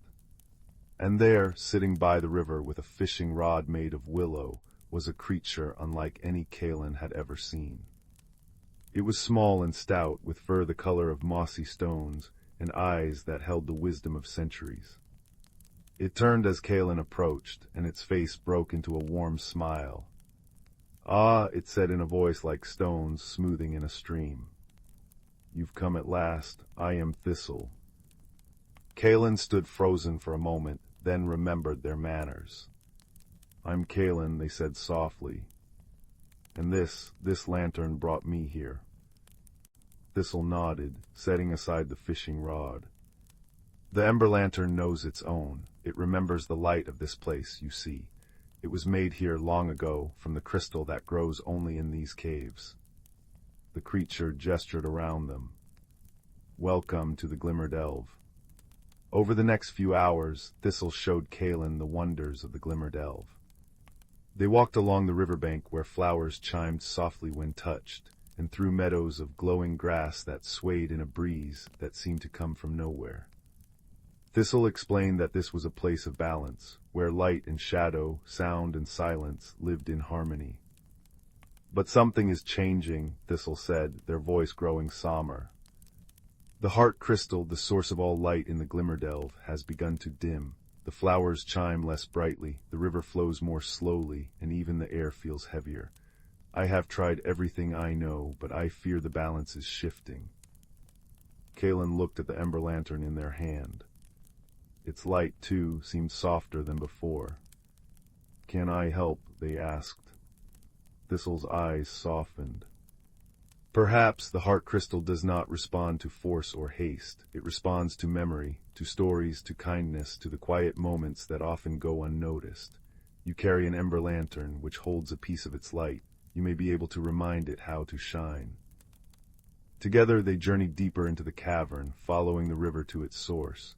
A vast crystalline chamber where a massive crystal, twice as tall as Thistle, stood pulsating with a faint, weary light. This was the heart crystal, and Kalen could feel its sadness like a weight in the air. Thistle placed a paw on the crystal's surface. "It has grown lonely," they murmured. "For centuries, keepers like me tended to it, sharing stories and songs. But I am the last of my kind, and my voice alone is not enough." Kalen stepped forward, holding up the ember lantern. As its light touched the heart crystal, a soft shimmer ran through the chamber. Then, without quite knowing why, Kalen began to speak. They spoke of grandmother's cottage, of the smell of baking bread, and the sound of the spinning wheel. They described the way frost painted the windows, and how firelight made stories dance upon the walls. They talked about feeling out of place, and yet how the lantern had made them feel chosen. As Kalen spoke, the ember lantern glowed brighter, and the heart crystal began to hum in response, a deep, resonant sound that vibrated through the stone beneath their feet. Encouraged, Kalen shared more, small, tender memories they hadn't realized they cherished. The time they helped a fallen bird back to its nest. The first snowflake they ever caught on their tongue. The way their grandmother's laughter sounded like bells. With each memory the crystal brightened, its light growing warmer, stronger. Thistle joined in, adding their own stories, of underground rivers that sang, of glowing mushrooms that bloomed only once a century, of generations of keepers who had loved this place. And then something miraculous happened. The heart crystal began to project their memories into the air around them, soft, glowing images that danced and swirled like living paintings. Kalen saw Thistle as a young keeper, learning to fish in the glowing river. Thistle saw Kalen reading by firelight, safe and content. They saw each other's joys and sorrows, hopes and fears, and in that sharing they understood they were not so different after all. The chamber filled with light, brighter and more beautiful than before. The flowers on the riverbank chimed in celebration, and the air itself seemed to sparkle with joy. The heart crystal was restored not by magic or force, but by friendship and shared memory. Thistle turned to Kalen, their eyes shining. "You have given it what it needed most, connection. You have reminded it that it is loved." Kalen smiled, feeling a warmth spread through their chest that had nothing to do with the lantern. "And you've reminded me that I have something to offer, too." As the balance restored itself, Kalen knew it was time to return home. Thistle walked with them to the oak tree door, the ember lantern now glowing with a steady, confident light. "You will always be welcome here," Thistle said, placing a small, smooth stone in Kalen's hand. It glowed with the same soft light as the cavern. "Whenever you feel lost or alone, hold this. It will remind you that you carry a light within you, one that can brighten even the darkest places." Kalen hugged Thistle, feeling the rough warmth of their fur. "I'll come back," they promised, "and I'll bring more stories." The journey home felt shorter, as if the forest itself was guiding them back. When Kalen stepped into grandmother's cottage, the fire was still crackling, and the smell of cinnamon still hung in the air. Grandmother looked up from her knitting, her eyes gentle. "You've been on a journey," she said, not as a question, but as a statement. Kalen nodded, placing the ember lantern on the table. "I found where the light comes from," they said softly. And I learned that it lives in stories and in kindness and in not being afraid to share who you are. Grandmother smiled, her face crinkling like a well-loved map. Then the lantern has found its true keeper. That night, as Kaelin lay in bed, the ember lantern glowed peacefully on the bedside table. They held Thistle's stone in their hand, its light soft and steady. Outside, the snow continued to fall, wrapping the world in a blanket of silence and peace. And as sleep began to pull them into dreams, Kaelin realized that the journey had transformed them. They no longer felt like a star alone in the sky, but like part of a constellation, connected to others by light and story, by memory and friendship. They had discovered that the greatest magic was not in glowing alone, but in helping others to shine. The fire in the hearth whispered its last embers, and the room grew dark save for the gentle light of the lantern and the stone. And in that quiet, comforting glow, Kaelin drifted into a deep and restful sleep, knowing that somewhere beneath an ancient oak, a friend was smiling up at a crystal sky, remembering them too. And all was well. Once upon a time, nestled in a grove where the forest whispered secrets to the wind, there stood a small, ivy-covered cottage with a roof that sloped as if in a perpetual nod of welcome. Inside lived a gentle soul named Clara, known far and wide for her skillful weaving. Her tapestries, vibrant with colors that seemed to shimmer like the surface of a river under the moonlight, were admired by all who saw them. Yet Clara herself felt like a loose thread in the fabric of her own life. Clara loved the predictability of her days, the rhythmic clatter of loom and shuttle providing a comforting cadence. But lately she sensed a quiet discontent weaving its way through her heart, like a shadow threading through sunlight. She yearned for something more, a change she couldn't quite articulate. One autumn afternoon, as the leaves blushed with gold and russet, Clara stepped outside, her fingers wrapped around a mug of warm cider. The air was crisp and full of the earthy scent of fallen leaves. Just beyond her garden, where the wildflowers nodded in agreement with the breeze, stood an ancient oak tree, its branches sprawling like a welcoming embrace. As she wandered closer, Clara noticed something peculiar. At the base of the oak, where its roots curled like fingers through the earth, lay a small, forgotten door. It was weathered and carved with intricate runes that danced in the dappled sunlight.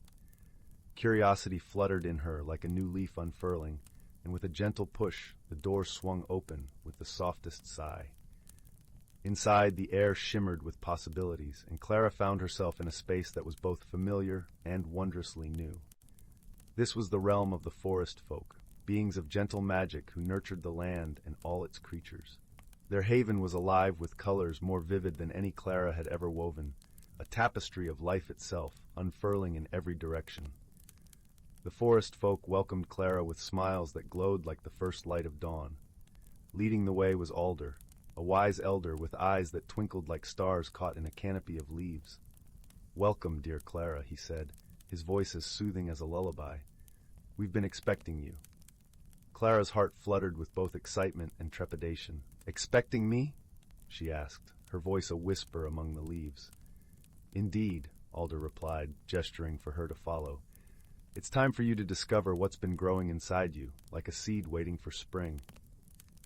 As Clara walked with Alder and the other forest folk, she noticed how the path beneath her feet seemed to transform with each step, a mosaic of stones and moss that mirrored her swirling thoughts. They guided her to a glen where the air hummed with a gentle magic, and the sky was a quilt of twilight hues. In the center of the glen stood a loom, unlike any Clara had ever seen. It was crafted from silver birch and moonlight, its threads spun from the dreams of the woodland creatures. "Here," Alder said, "you will weave a tapestry not with your hands, but with your heart." Clara hesitated, her fingers brushing the ethereal threads. She closed her eyes, inhaling deeply, the scent of pine and possibility filling her senses. As she began to weave, the threads responded to her emotions, each strand a reflection of her inner world. At first, the tapestry was a chaotic jumble of colors, a storm of uncertainty and fear of the unknown. But as Clara continued, she felt the presence of the forest folk surrounding her, their warmth and encouragement flowing into her very being. Slowly, she began to see patterns emerge, shapes that spoke of growth and transformation. With each pass of her hands, Clara wove her fears and doubts into something beautiful, a landscape of change filled with small, shimmering stars of hope. She realized that change, though daunting, was a natural part of life, much like the turning of seasons or the growth of a tree from a tiny acorn. The forest folk watched as Clara's tapestry grew, their gentle smiles reflecting her blossoming confidence. "You're doing wonderfully," Alder murmured, his voice carrying the same warmth as the sunlit glen. As the final thread slipped into place, Clara opened her eyes to behold her creation, a tapestry of her journey, vibrant and alive. It was a piece of art that mirrored her own transformation, capturing the beauty of embracing change and the strength found in vulnerability. With a newfound sense of peace, Clara thanked the forest folk for their guidance. "You've shown me that change is not something to fear, but something to welcome," she said, her voice filled with gratitude. As she stepped back through the door into her own world, Clara felt the autumn breeze brush her skin, carrying with it a whisper of the magic she had discovered within herself. The forest, once a backdrop to her life, now seemed a living tapestry of its own, vibrant and welcoming. Back in her cozy cottage, Clara returned to her loom with a heart full of inspiration. Her tapestries now carried the essence of her journey, each piece a reminder of the beauty that could be found in embracing the unknown. And so, as the days turned to weeks and the forest donned its winter cloak, Clara's heart remained open, her spirit woven into the very fabric of the world around her. She had found her place within the tapestry of life, where change was not an ending, but a beginning, a magical transformation that would continue to unfold with each new day. And so under the gentle watch of the stars and the whispering leaves, Clara's story of personal growth and magical transformation became a lullaby sung by the forest itself, a testament to the power of embracing one's true self. The fire crackled softly in the great stone hearth, its light dancing across the walls of the small cottage like a troop of golden sprites. Outside, the wind whispered through the pine trees, but inside, all was warm and still. In this quiet space, let me tell you a story about a boy who learned to listen to the light, and in doing so, found a friend to last a lifetime. Our story begins with a boy named Kalen, who lived with his grandfather in a cottage much like the one we imagine now, nestled at the edge of a vast and ancient wood. Kalen was a quiet child, with a thoughtful heart and eyes the color of the forest moss after a rain. He was a boy who noticed things others overlooked, the way a dewdrop clung to a spider's web, the particular scent of the air just before snow, the secret language of the birds at dusk. But for all his noticing, Kalen often felt a deep and quiet loneliness. His grandfather was a kind man, a woodcarver whose hands could shape blocks of cedar and oak into wondrous creatures, but he was a man of few words, and the cottage was often filled with a silence that, to Kalen, felt heavy as a winter blanket. It was on an evening much like this, with the fire painting shadows on the walls, that Kalen's grandfather handed him a small, cloth-wrapped bundle. "This was your grandmother's," the old man said, his voice a soft rumble. "She always said it had a way of showing you what you needed to see." Kalen carefully unfolded the cloth. Inside lay a smooth, palm-sized river stone.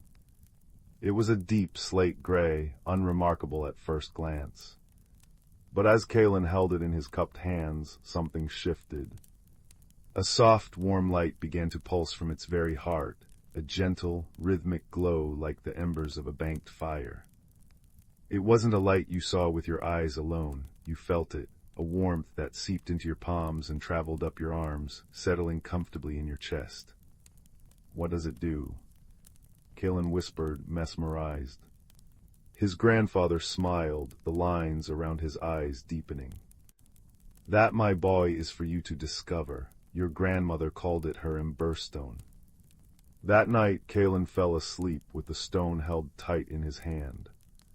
He dreamed not in images but in feelings, a profound sense of searching and a faint, answering call from deep within the woods.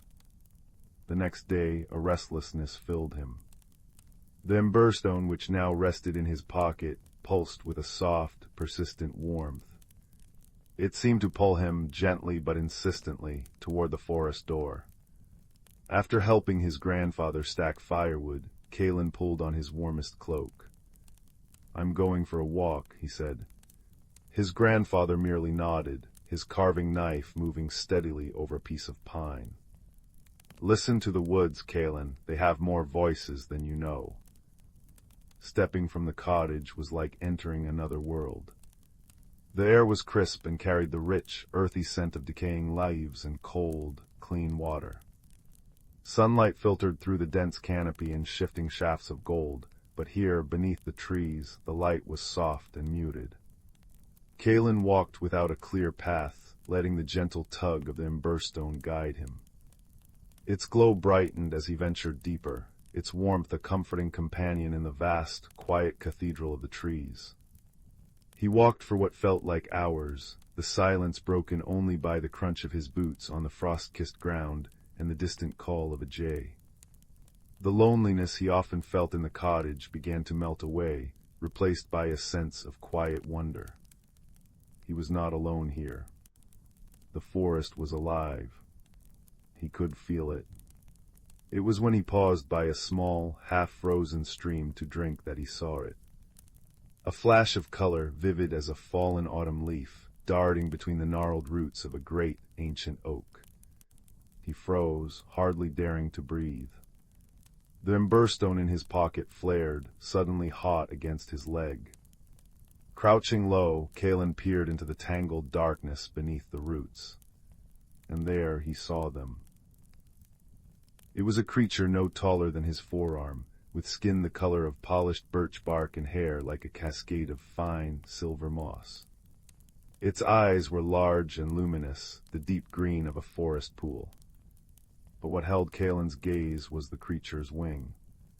One was spread, shimmering and perfect, like a leaf of stained glass crafted from amber and gold. The other was crumpled, torn near the base, and hung at a painful, useless angle.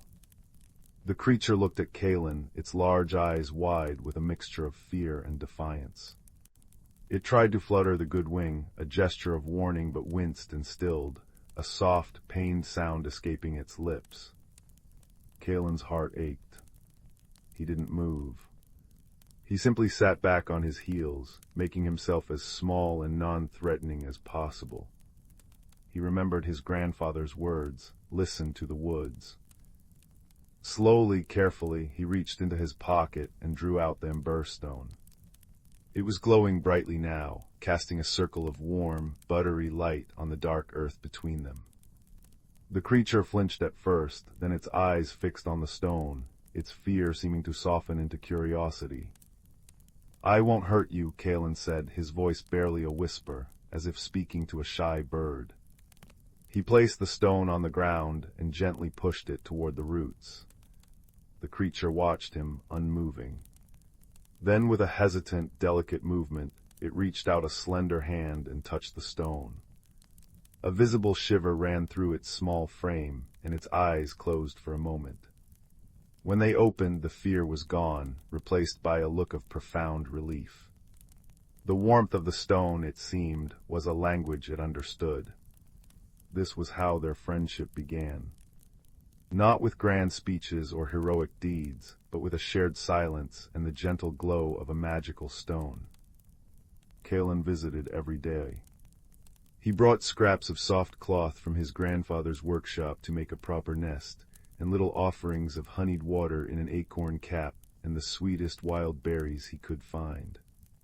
He learned the creature's name was Phelan, a name that sounded like the wind sighing through pine needles. Phelan was a wood sprite, a guardian of the deep, quiet places, who had been caught in a terrible storm while trying to guide a family of lost badgers to shelter. As the days turned into weeks, Kalen's loneliness vanished completely. His world, once so quiet, was now filled with Phelan's soft, chiming voice and the stories he told, tales of the hidden world that existed just beside our own, of mushroom rings that were doorways to sun-dappled glades, of rivers that sang old songs, and of the ancient, slumbering spirits of the trees. Kalen, in turn, told Phelan about his life in the cottage, about his quiet grandfather, and about the hollow feeling that had lived inside him for so long.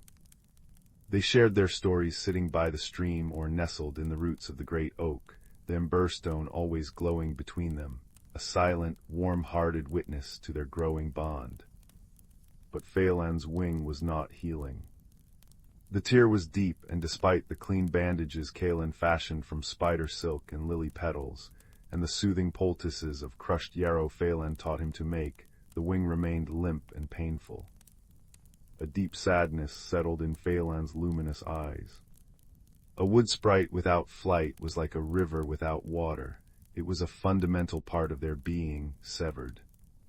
"The first hearth," Phelan said one afternoon, his voice thin with despair. They were watching the sunset paint the sky in shades of violet and rose. "The stories say its embers hold the first warmth, the first light.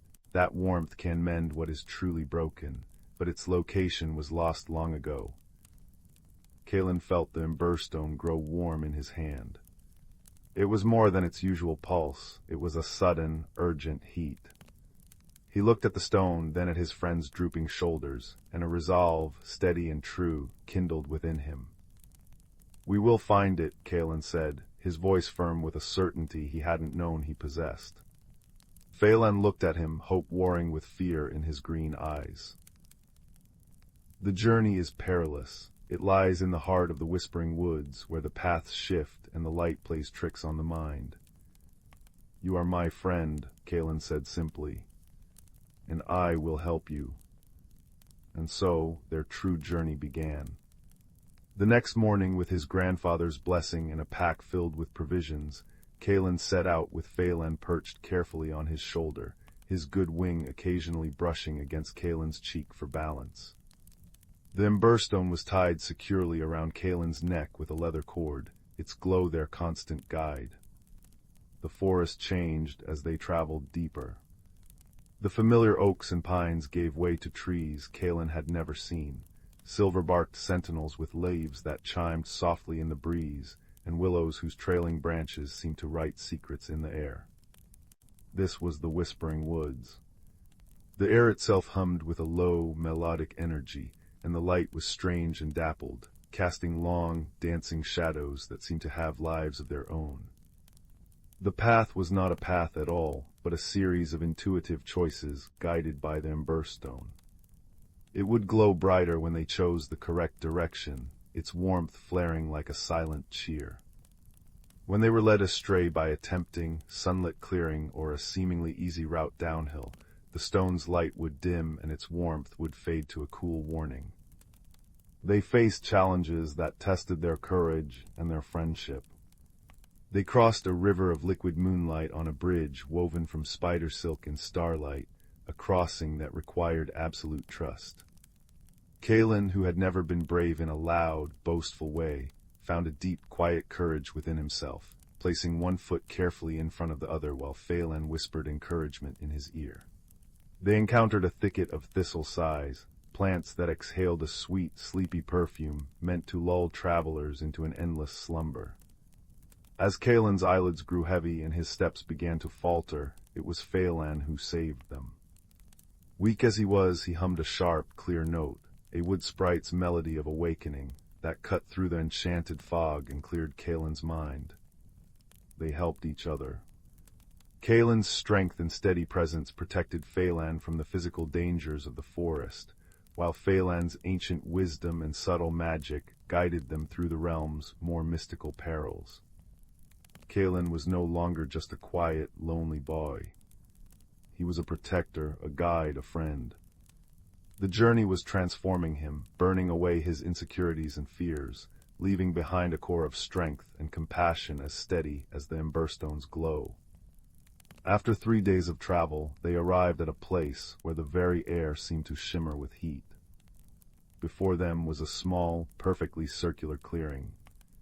In its center, nestled within a ring of ancient, smooth-worn stones, was not a roaring fire, but a bed of deep, crimson embers. This was the first hearth. It gave off no smoke, only a profound, gentle warmth that seemed to seep into the soul, and a soft, pulsating light that mirrored the rhythm of the emberstone around Kaelin's neck. The stone itself was now blazing, not with a harsh glare, but with a joyful, brilliant light, as if it had finally come home. They approached the ring of stones with reverence. The warmth was immense, but it was not a heat that burned. It was a warmth that soothed, that mended, that made whole. What do we do? Kaelin whispered, the sacred silence of the place demanding quiet. Phelan, his eyes reflecting the deep red glow of the embers, slid from Kaelin's shoulder. The stories say the warmth must be invited, it cannot be taken. Kaelin understood. He untied the emberstone from his neck.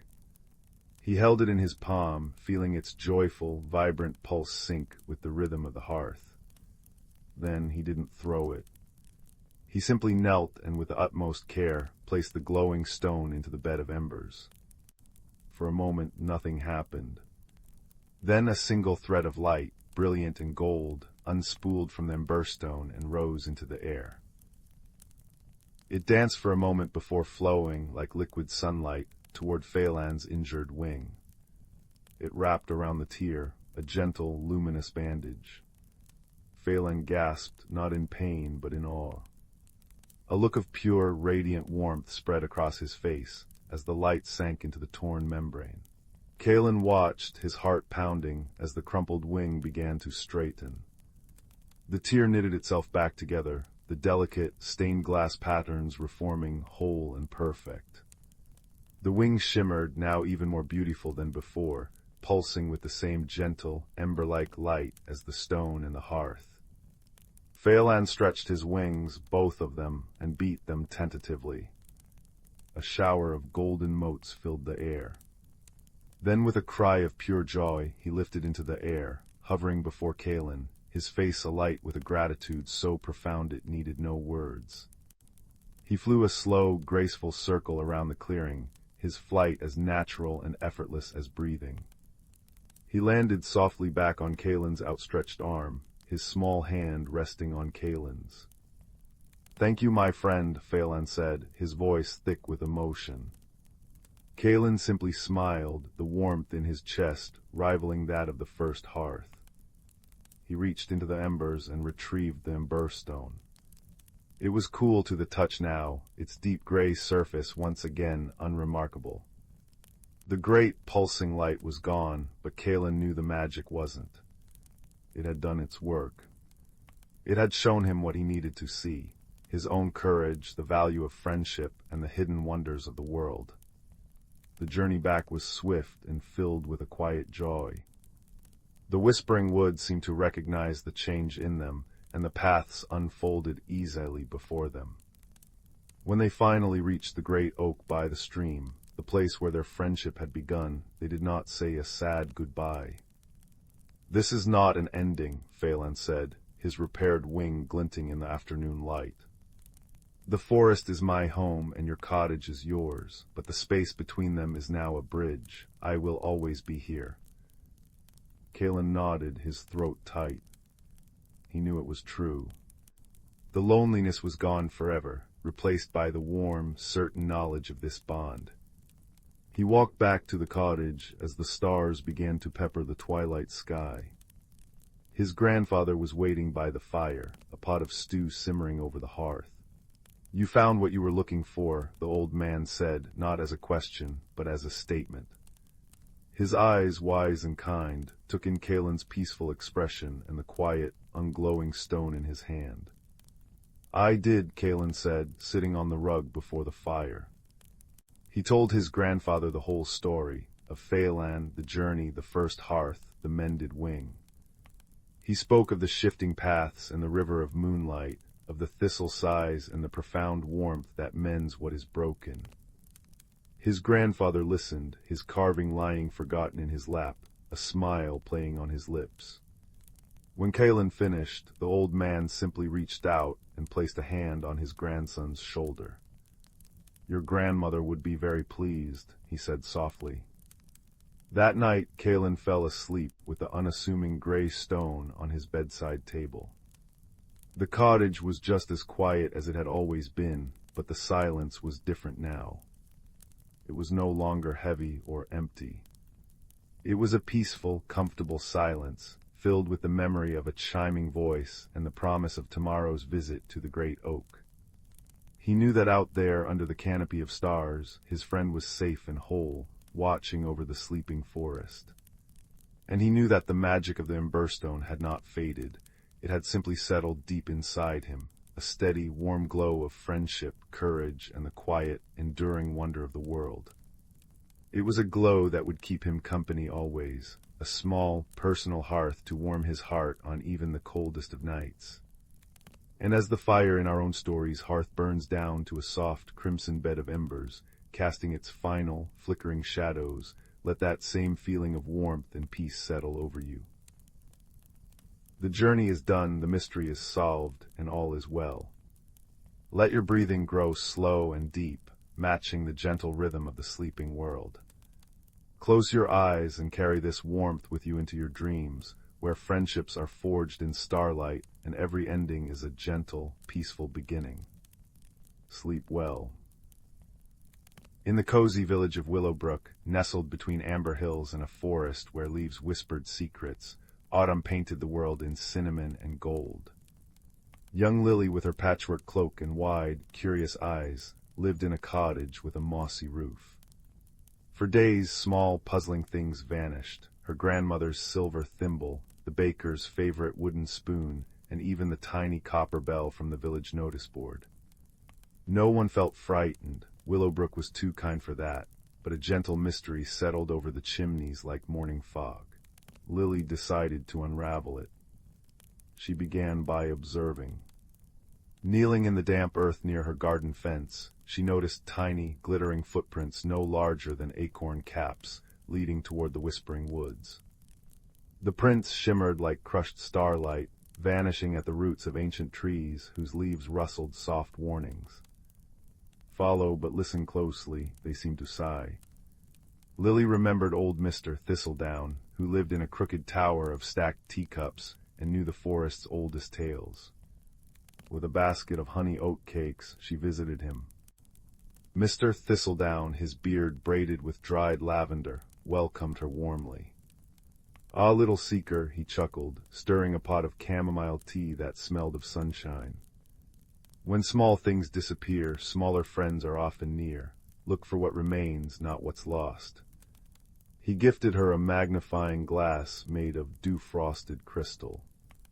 "And when dusk falls, ask the glimmerbats, they see what moonlight hides."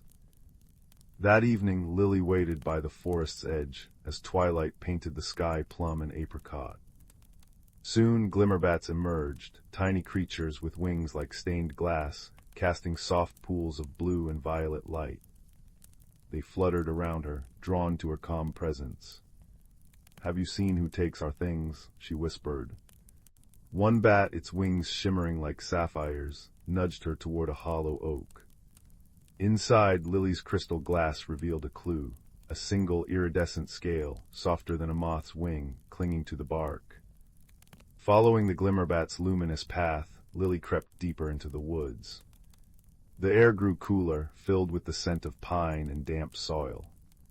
Under a canopy of moonlit branches, she heard faint, frantic chirping. Peering through ferns, she gasped. A family of moss fairies, no taller than her thumb, with wings like spun moonlight, were struggling to build a nest. They'd gathered the missing treasures. The thimble gleamed as a rain catcher, the spoon balanced as a bridge over a tiny stream, and the copper bell hung above their nest, chiming softly in the breeze. But their scales, shed during nesting season, lay scattered, leaving them shivering in the cold. The eldest fairy fluttered forward, wringing her hands. "Forgive us," she piped, her voice like wind chimes. "The frost comes early, we needed warmth, and your things were so bright and strong." Lily's heart swelled. The thievery was an act of desperate love. Remembering Mr. Thistledown's wisdom, she offered her basket of oat cakes. "Keep what helps you," she said softly. "But let's find something better than scales for warmth." Together they gathered tufts of thistledown and cobweb-soft milkweed floss. Lily sang a lullaby her grandmother taught her, her voice blending with the glimmerbat's gentle hums. As she worked, the fairies wove the down into cloaks as warm as sunbeams. By dawn, the nest glowed with comfort, and the fairies returned every missing item with shy gratitude. The bell, they insisted, should stay, a symbol of new friendship. Back in Willowbrook, Lily explained the tale. The baker chuckled, carving a new spoon from cedar. Lily's grandmother smiled, her thimble now holding a sprig of fairy-given heather. That night, as the village slept, the copper bell chimed in the woods, a sweet, soothing sound carried on the breeze. Lily curled under her quilt, the scent of honey and milkweed lingering in the air. The mystery had ended not with scolding, but with shared kindness, reminding everyone that even the smallest voices deserve to be heard. And in the gentle silence, Willowbrook felt cozier than ever, wrapped in the quiet magic of understanding. In the heart of the whispering glen, where ancient trees stood as silent sentinels, and the air carried the sweet scent of blooming night-blooming jasmine, there lay a village so nestled among the hills that it seemed to be cradled by the very earth itself.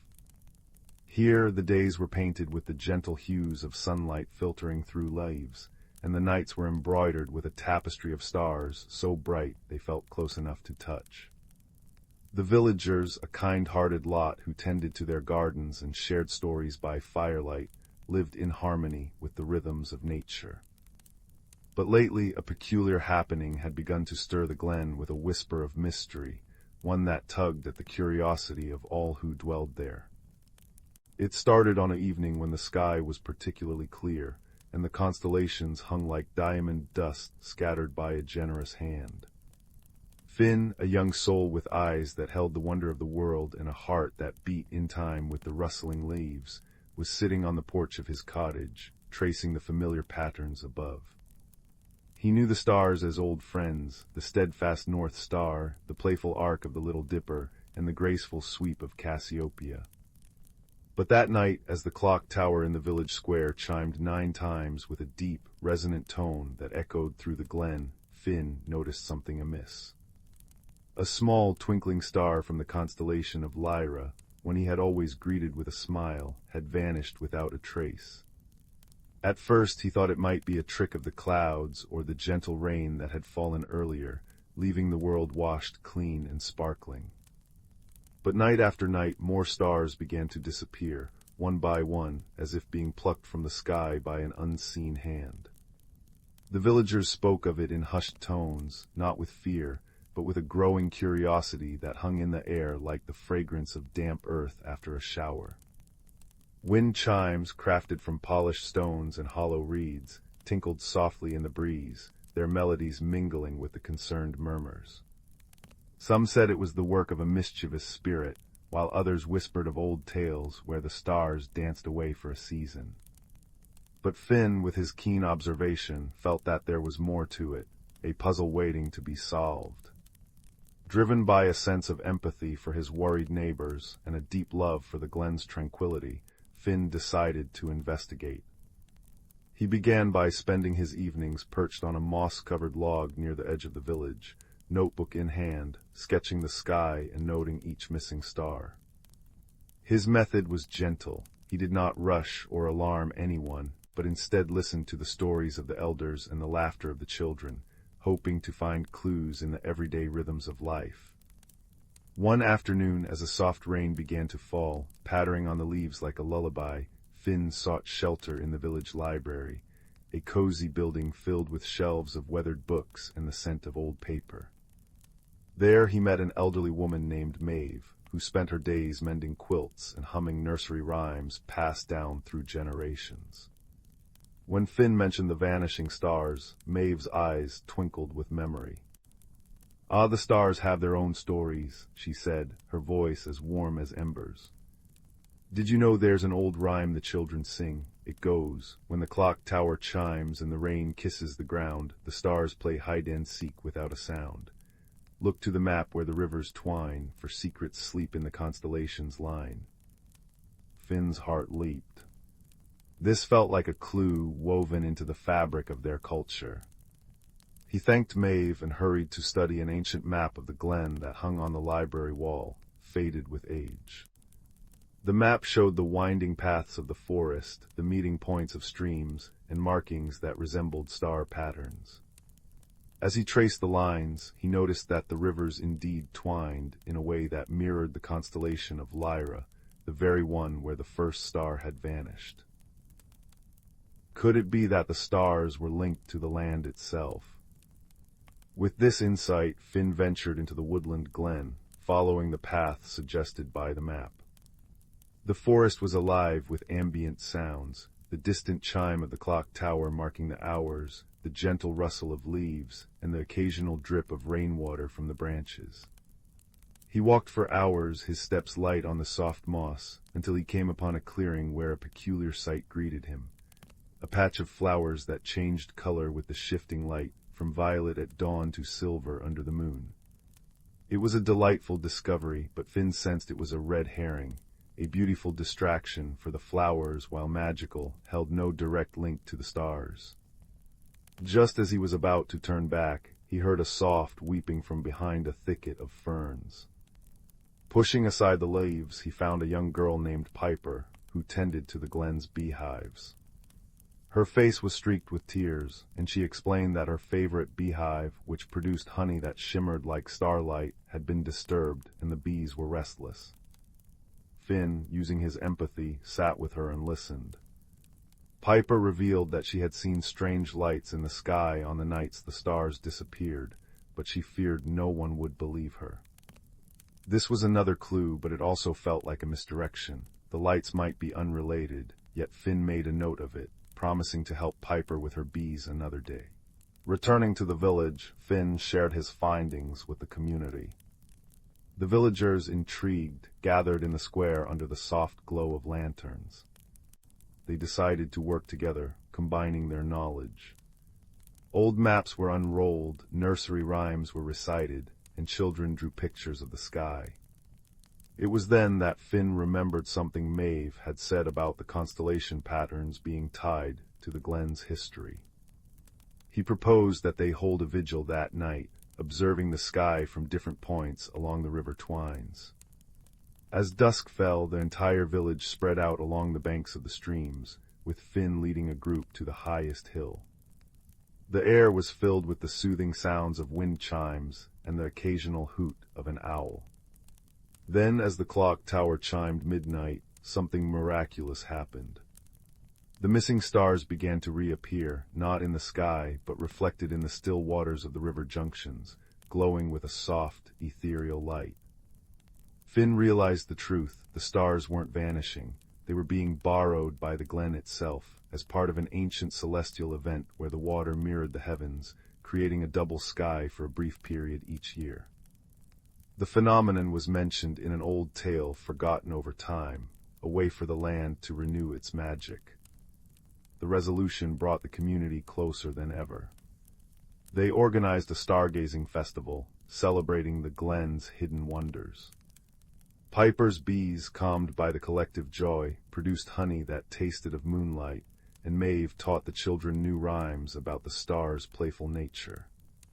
Finn, through his observation and empathy, had not only solved the mystery, but had reminded everyone of the beauty in working together.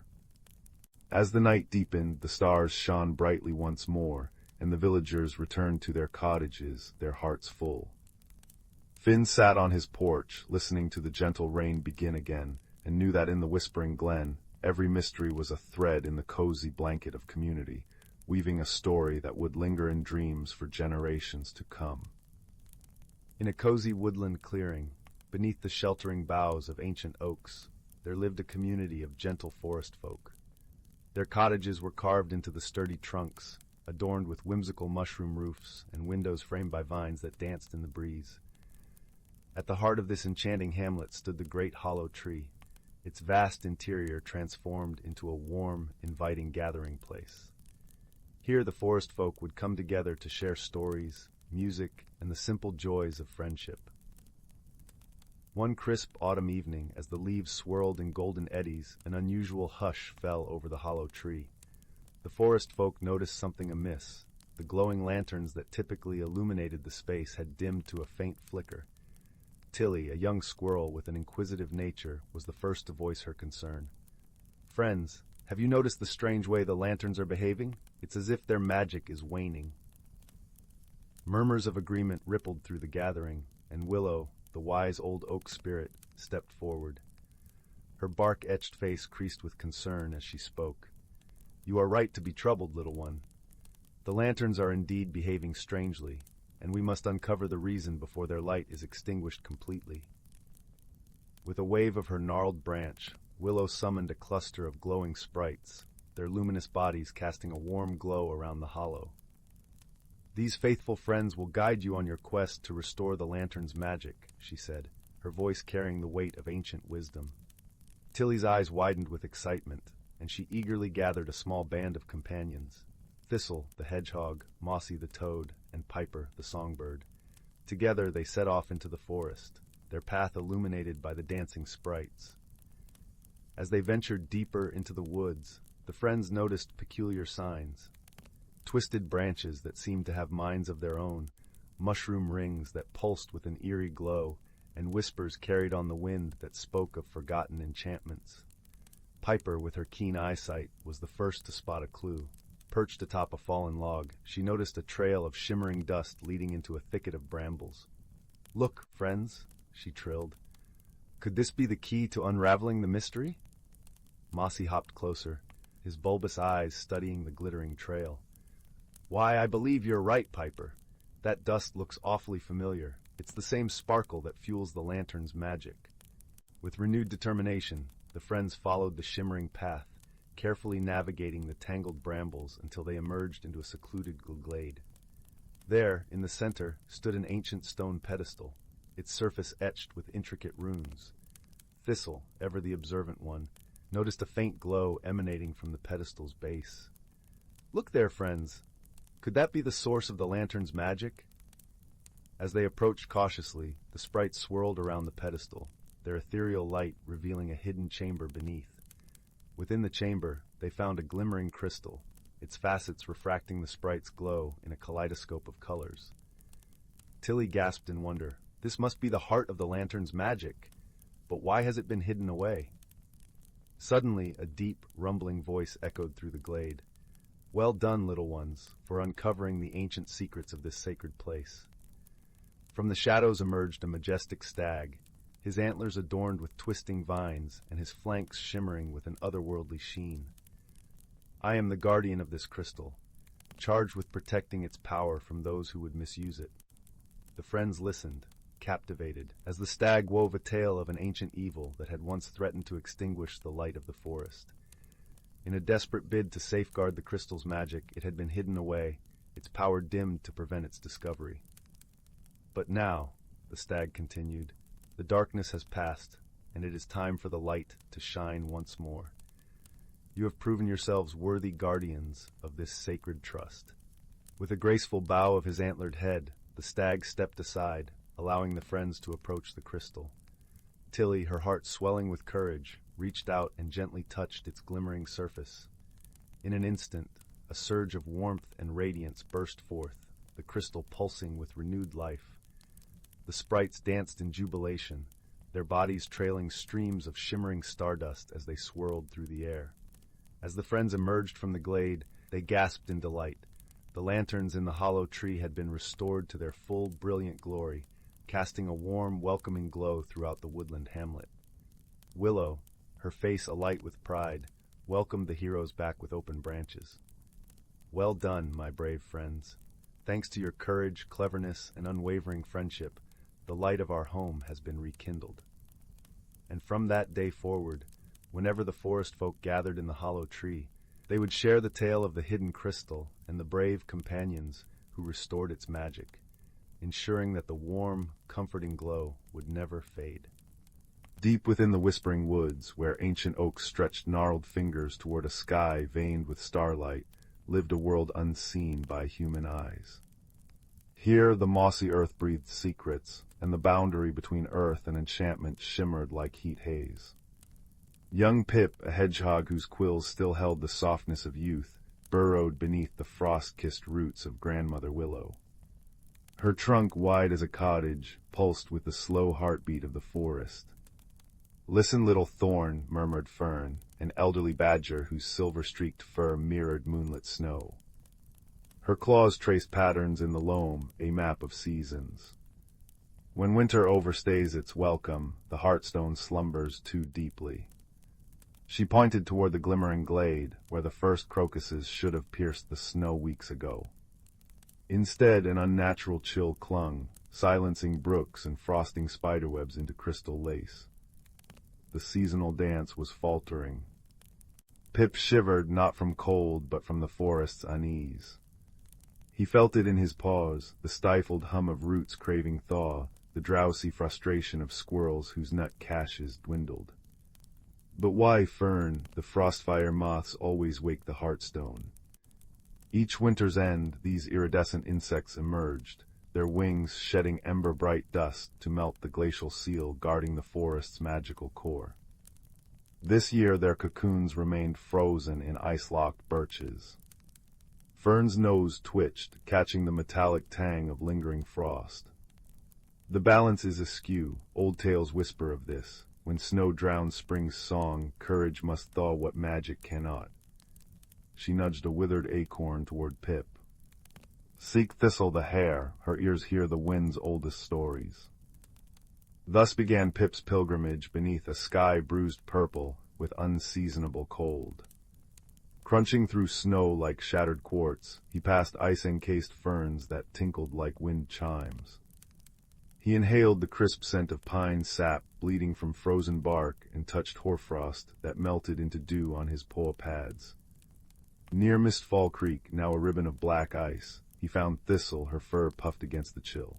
"The north wind gossips," she whispered, ears pivoting toward distant mountains. A rock slide buried the sunstone caves. No dawn warmth reaches the frostfire cocoons. Her eyes, liquid amber in the gloom, held generations of weather wisdom. Only warmth born within the woods can rouse them now. Pip's heart sank. How could tiny creatures stir such cold? Yet Thistle nudged him onward. Find Bramble the bear, his den holds the emberblooms. In a honeycomb cave veiled by icicles, Bramble snored amidst dried herbs. Pip hesitated before the mountain of fur, then sneezed from the dust of crushed petals, imbursant, smelling of cinnamon and sunlight. Bramble's rumble shook the earth. Emberblooms. He yawned, revealing teeth like ancient standing stones. Aye, they store summer's fire, but their glow fades without. He lumbered to a clay pot brimming with luminous orange petals. Song the frostfires hatch to cricket choruses, silence starves them. Threefold wisdom now braided in Pip's mind, thaw the cocoons with inner warmth, revive them with song, guide them with emberbloom light. But who could sing in this frozen hush? Pip remembered the fireflies, minstrels of the midsummer nights, dormant in their root-cellar haven. Digging through snowdrifts with Bramble's help, Pip reached the firefly grotto. Inside, 1,000 tiny bodies glittered like captive stars. "Wake," Pip pleaded, placing emberblooms among them. The petals pulsed, casting coppery light on translucent wings. One firefly, Zelda, flickered awake. "The long dark," she buzzed weakly. Pip explained, his breath fogging the air. "Sing spring back, for the crickets sleep too deeply." Zelda rallied her kin. Soon the cavern shimmered with bioluminescent music, a chorus of clicks and hums that vibrated through stone, up roots into the frozen birches. Pip led them out, carrying emberbloom bouquets in Bramble's woven grass satchel. Their combined light painted the snow in molten gold. At the cocoon grove, Pip pressed his small body against the ice-clad trunks. He thought of fern stories, sun-dappled ferns, the kiss of rain on petals. Warmth bloomed in his chest, radiating through his quills. Ice wept. Cocoons split like ripe fruit. Frostfire moths struggled free, wings crumpled and damp. Zelda's choir swelled.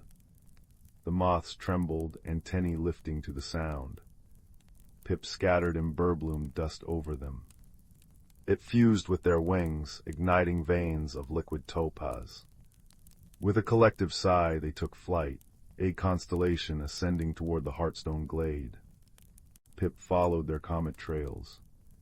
In the glade, the Hearthstone, a monolith of mossy quartz, lay entombed in glacial blue ice. The moths circled it, shedding glowing dust that hissed where it touched frost. Pip joined them, pressing his paws to the ice, pouring every memory of warm earth and wildflower perfume into the stone. Cracks spiderwebbed. Light erupted, not blinding, but a gentle effulgence like dawn breaking underwater. Ice melted into rivulets that sang as they flowed. Snowdrifts sighed into moss. Crocuses erupted like violet applause.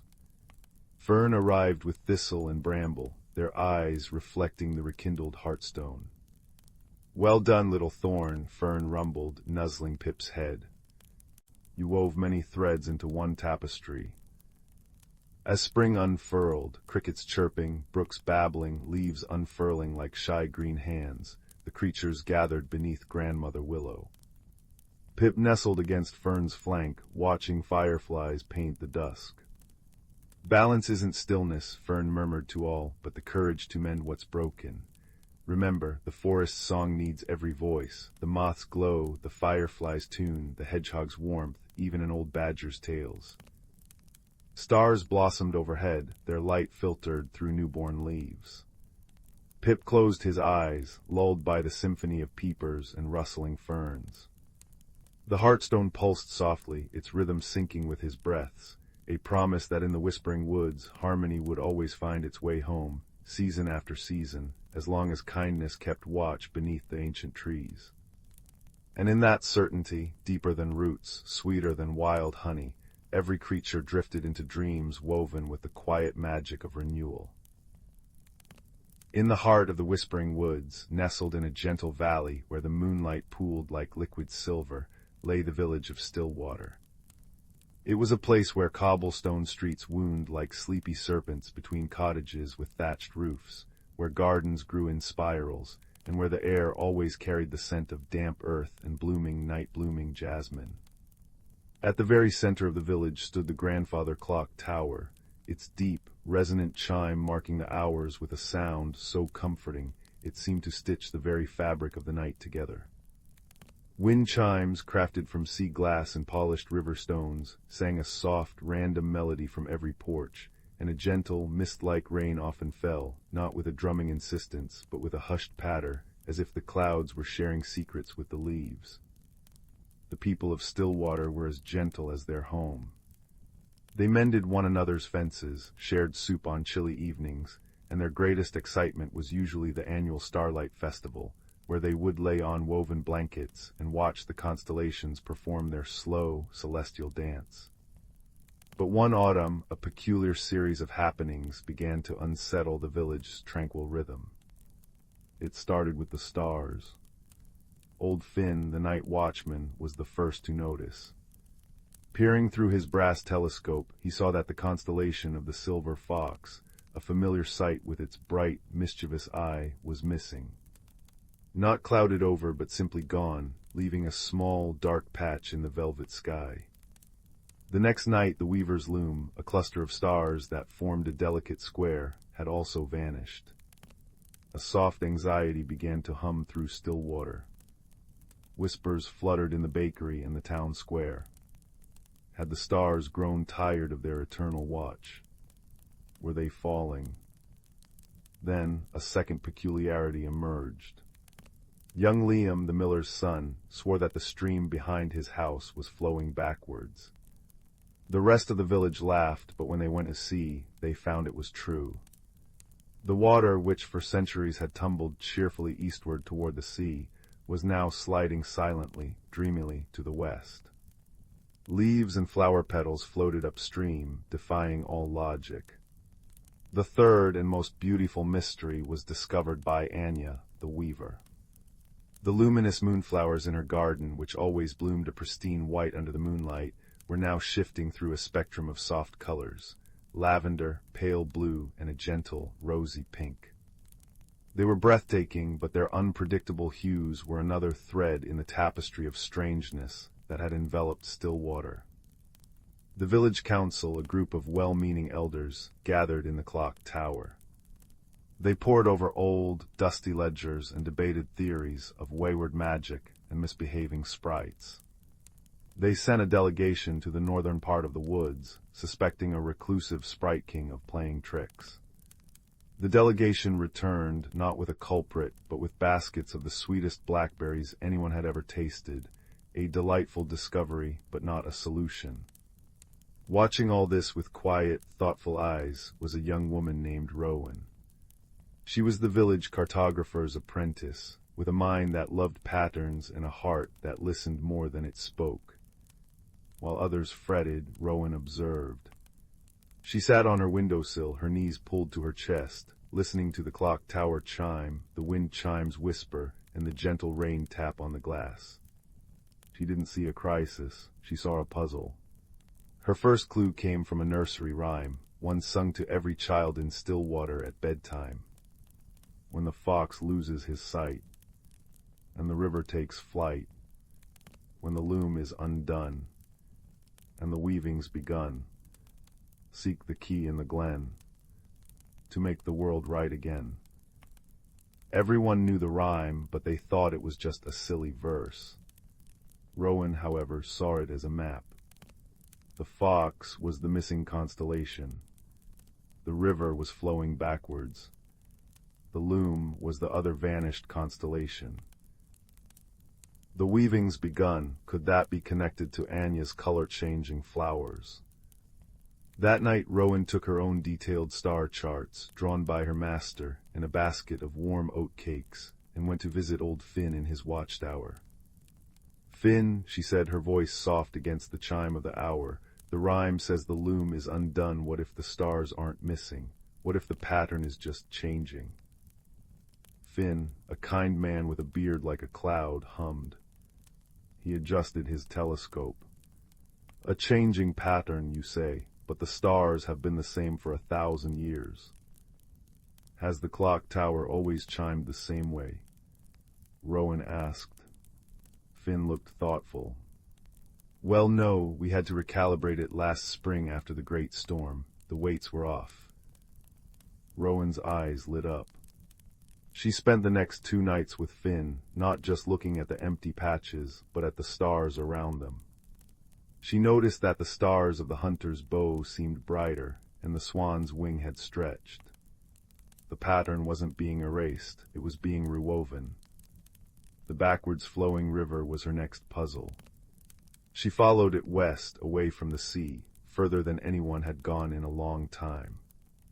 The sound of the water was different, not a chatter, but a deep, resonant hum. She found that it was flowing towards the heart of the whispering woods, into a place known as the Silent Glen, a place the nursery rhyme had mentioned. The glen was usually avoided, not out of fear, but out of respect, for it was said to be a place where the earth itself dreamed. As she walked, she noticed something else. The color-changing moonflowers weren't just in Anya's garden. They grew in patches all along the riverbank, their colors pulsing in a soft, rhythmic pattern. She sat by the water, eating an oat cake, and simply watched. She saw a family of otters playing in the reverse current, tumbling joyfully upstream. She saw fish resting, facing what was normally the wrong direction, their gills pulsing peacefully. The backwards flow wasn't a disruption, it was a different kind of harmony. Her empathy allowed her to see what others, in their worry, had missed. The forest and the sky didn't seem distressed. They seemed expectant. The final piece of the puzzle came from the clock tower itself. Rowan was helping the clockmaster, a tiny bird-like woman named Alara, dust the great gears. The clock was an ancient, beautiful thing, its face depicting not just numbers, but the phases of the moon and the journey of the sun. Alara, Rowan asked, does the clock ever feel different? Alara cocked her head, her eyes bright. It has been ticking a little softer lately, almost as if it's listening for something. That was it. The clock, the stars, the river, the flowers, they were all connected. They were all part of a larger mechanism, a celestial clockwork that was recalibrating itself. The key in the glen from the rhyme wasn't a physical key, but an understanding. Rowan gathered the villagers in the town square as the soft rain began to fall. The wind chimes played their gentle song. "Friends," she said, her voice carrying on the quiet air. "We have not been cursed, we are being invited. The stars are not gone, they are moving to form a new constellation. The river is not broken, it is flowing to water a part of the woods that has been thirsting. The flowers are not confused, they are celebrating. The grandfather clock is slowing its heartbeat to match the rhythm of this change." She showed them her star charts, pointing out the subtle shifts. She described the peaceful animals in the reversed river. She explained that the old nursery rhyme wasn't a warning of doom, but a set of instructions for a time of transition, a time that came only once every few centuries. A sense of wonder replaced the anxiety. Instead of fear, they felt curiosity. Instead of isolation, they felt a shared purpose. The next evening, the entire village of Stillwater, carrying lanterns that glowed like captive fireflies, followed Rowan into the whispering woods. They followed the backwards flowing stream to the silent glen. There they found not a sprite or a monster, but a breathtaking sight. The glen was a natural amphitheater, and in its center, an ancient crystalline stone pulsed with a soft, internal light. The reversed river fed into a pool around it, and the color-changing moonflowers grew in concentric circles, their hues shifting in time with the stone's gentle glow. Above, the night sky was clear. And there, in the once empty patch of sky, a new constellation was finally complete. It was a magnificent creature, a stag woven from starlight, its antlers vast and intricate, touching the edges of the familiar swan and the hunter. It was a new guide for the heavens. The grandfather clock tower miles away chimed the hour, and its sound was deeper, richer, and more resonant than ever before, as if it had finally found its true voice. The wind chimes in the village rang out in a harmonious, joyous chorus. The people of Stillwater stood together in the glen, watching the stag take its place in the sky. They understood now. Their world wasn't breaking, it was growing. The peculiar happenings had been the groans and shifts of a universe expanding, not collapsing. They returned to their village not just as neighbors, but as guardians of a beautiful secret. The mysteries had drawn them closer, and Rowan's quiet observation and deep empathy had shown them the way. That night, as the gentle rain returned to wash the world clean, every person in Stillwater slept a little more peacefully, their dreams filled with shimmering starlight, backwards flowing streams, and the profound comfort that even the greatest changes are just part of a larger, kinder pattern. And in their dreams they heard the soft, constant chime of the clock tower, a steadfast heartbeat in the quiet, magical night. The fire crackled softly, its flames dancing like golden memories against the stone hearth. In the flickering light, shadows stretched and curled into shapes that almost looked like faces, like hands reaching across time. And in that warm, ancient glow, a story begins to unfold, a story of roots that run deep and remembrance that bridges generations.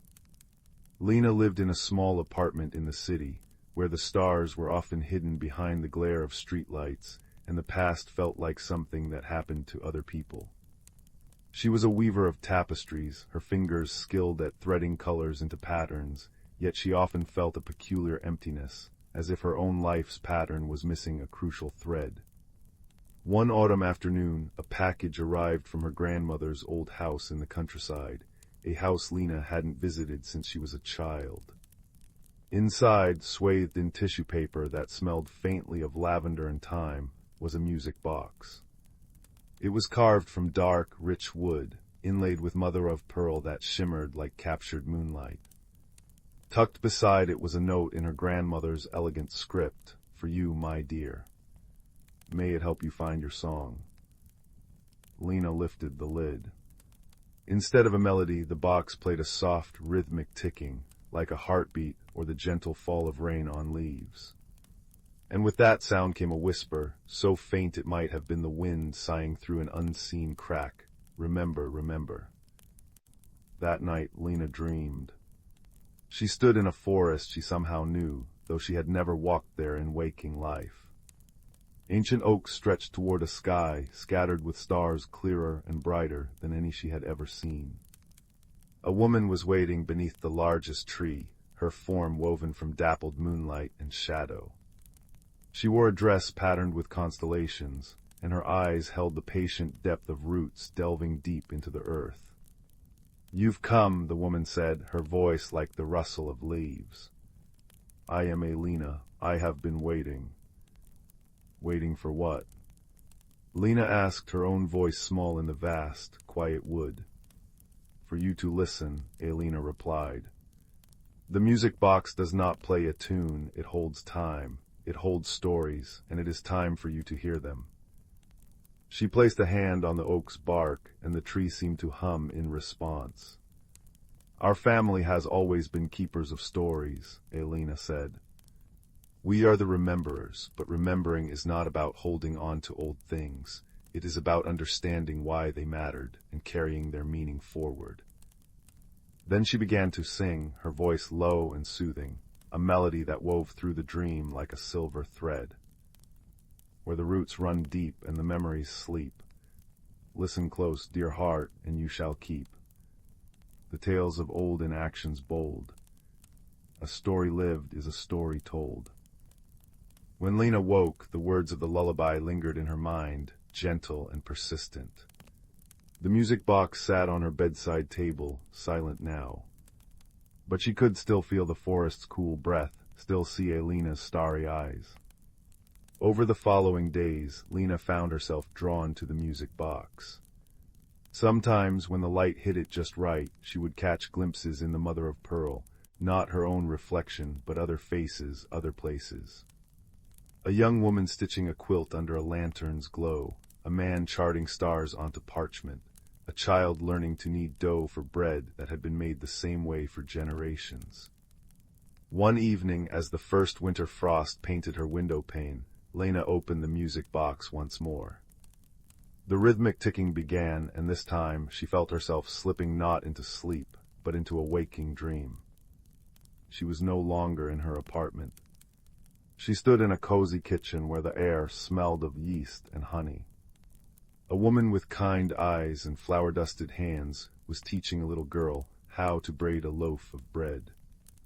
The woman hummed as she worked, and Lena recognized the melody, the same lullaby from her dream.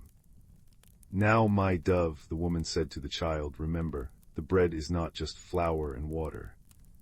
It is patience. It is care. It is the warmth of your hands giving life to the dough. This is your great-grandmother's recipe, but it becomes yours each time you make it with love."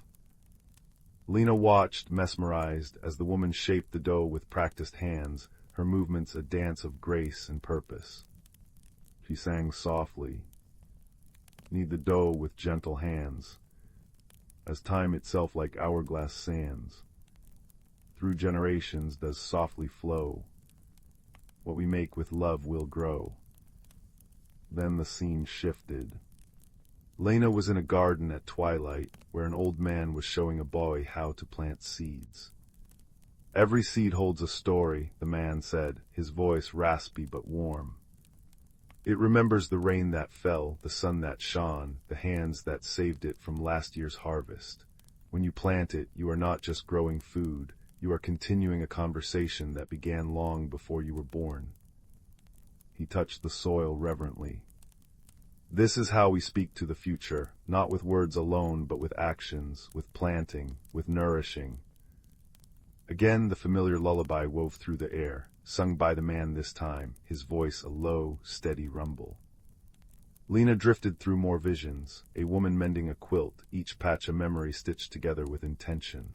a young man learning to read the night sky, connecting stars into stories that guided travelers home, a girl listening to her grandfather's tales of kindnesses given and received, each one a pebble creating ripples across time. In every vision the same themes echoed. Heritage was not a static thing to be preserved behind glass. It was alive, breathing in the daily acts of making, nurturing, guiding, comforting. It lived in the bread shared with a neighbor, in the seeds planted for a season not one's own, in the stories told to soothe a fearful child. And always the lullaby was there, a thread connecting them all. Where the roots run deep and the memories sleep, listen close, dear heart, and you shall keep. One night, Lena found herself back in the moonlit forest with Elena. This time other figures stood among the trees, the bread maker, the gardener, the stargazer, the quilt mender. They were all smiling, their eyes holding the same gentle light. "You see," Elena said, her voice blending with the whisper of the leaves. "We are not just memories, we are the choices we made, the love we gave, the wisdom we passed on. The music box does not hold our voices, it holds the echo of our actions, and now it is your turn." Lena looked down at her own hands, the hands that wove tapestries but had never planted a seed, never baked bread, never guided anyone by the stars. "But I don't know how," she whispered. "I've spent so long feeling disconnected. What if I forget? What if I fail?" The bread maker stepped forward. "You already remember," she said. "You have been listening. The remembering is in the doing." The gardener nodded. "You do not need to live in the past to honor it. You need only live with purpose in the present." Then from among them a figure emerged that made Lena's breath catch. It was her grandmother, looking just as she had when Lena was small, her eyes crinkled with warmth. "My dear Lena," her grandmother said, "I always feared you would feel alone in the city, cut off from where you came from. That is why I sent you the music box, not to tie you to the past, but to show you that you carry it with you, in your hands, your heart, your choices." She reached out and touched Lena's cheek, her fingers cool and real. "I regret that I did not teach you these things myself while I had the chance. I thought there would be more time, but see, the stories find their way, the love finds its way." Lena felt a tear trace a warm path down her cheek. "I miss you," she said softly. "And I you," her grandmother replied. "But I am not gone. I am in the bread you will bake, the seeds you will plant, the stories you will tell. I am in the lullaby you will sing to your own child one day." She began to sing, and the others joined her, their voices weaving together into a tapestry of sound that filled the forest, filled Lena's heart. Where the roots run deep and the memories sleep, listen close, dear heart, and you shall keep the tales of old in actions bold. A story lived is a story told. When Lena opened her eyes, she was back in her apartment, the first light of dawn tinting the sky. The music box was silent, but she could still feel the warmth of her grandmother's hand on her cheek. She rose and went to the kitchen. She found a recipe for honey oat bread, one she had never made before, and began to measure and mix. As she kneaded the dough, she hummed the lullaby, her hands learning the rhythm of emotion that was both new and ancient. She planted herbs in pots on her windowsill, whispering blessings into the soil as she had seen the gardener do.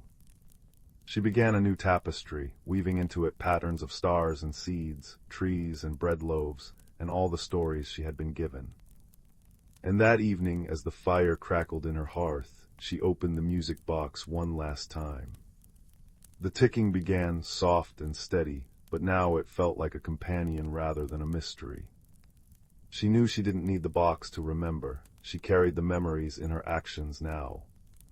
She closed the lid and the ticking faded. But the lullaby remained, singing softly in her heart. Years later, Lena would sit with her own daughter on her lap before a fire, weaving stories of star-guided travelers and bread that tasted of love. And she would sing the lullaby, the words now as familiar as her own breath. And sometimes in the flickering light she would see faces in the flames. Aelina, the bread maker, the gardener, her grandmother, all smiling, all nodding, their legacy alive not in objects, but in the warm, daily acts of remembering and nurturing. For heritage is not a thing to be stored away. It is a seed planted in the soul, tended by love, and blooming in every kind choice, every shared story, every passed-down song. And so the roots grow deeper. And so the remembering continues. The firelight flickered, casting dancing shadows on the walls, and if you listened very closely, you could almost hear the gentle pop and crackle of a story beginning to unfold. It's a story about a place not too far from here, if you measure distance in daydreams, called the Valley of Gentle Nonsense. In this valley the rivers flowed backwards, which was terribly convenient if you ever dropped your hat in the water. You could simply walk upstream a little way and wait for it to float politely back into your hands with a soft, gurgling whoosh.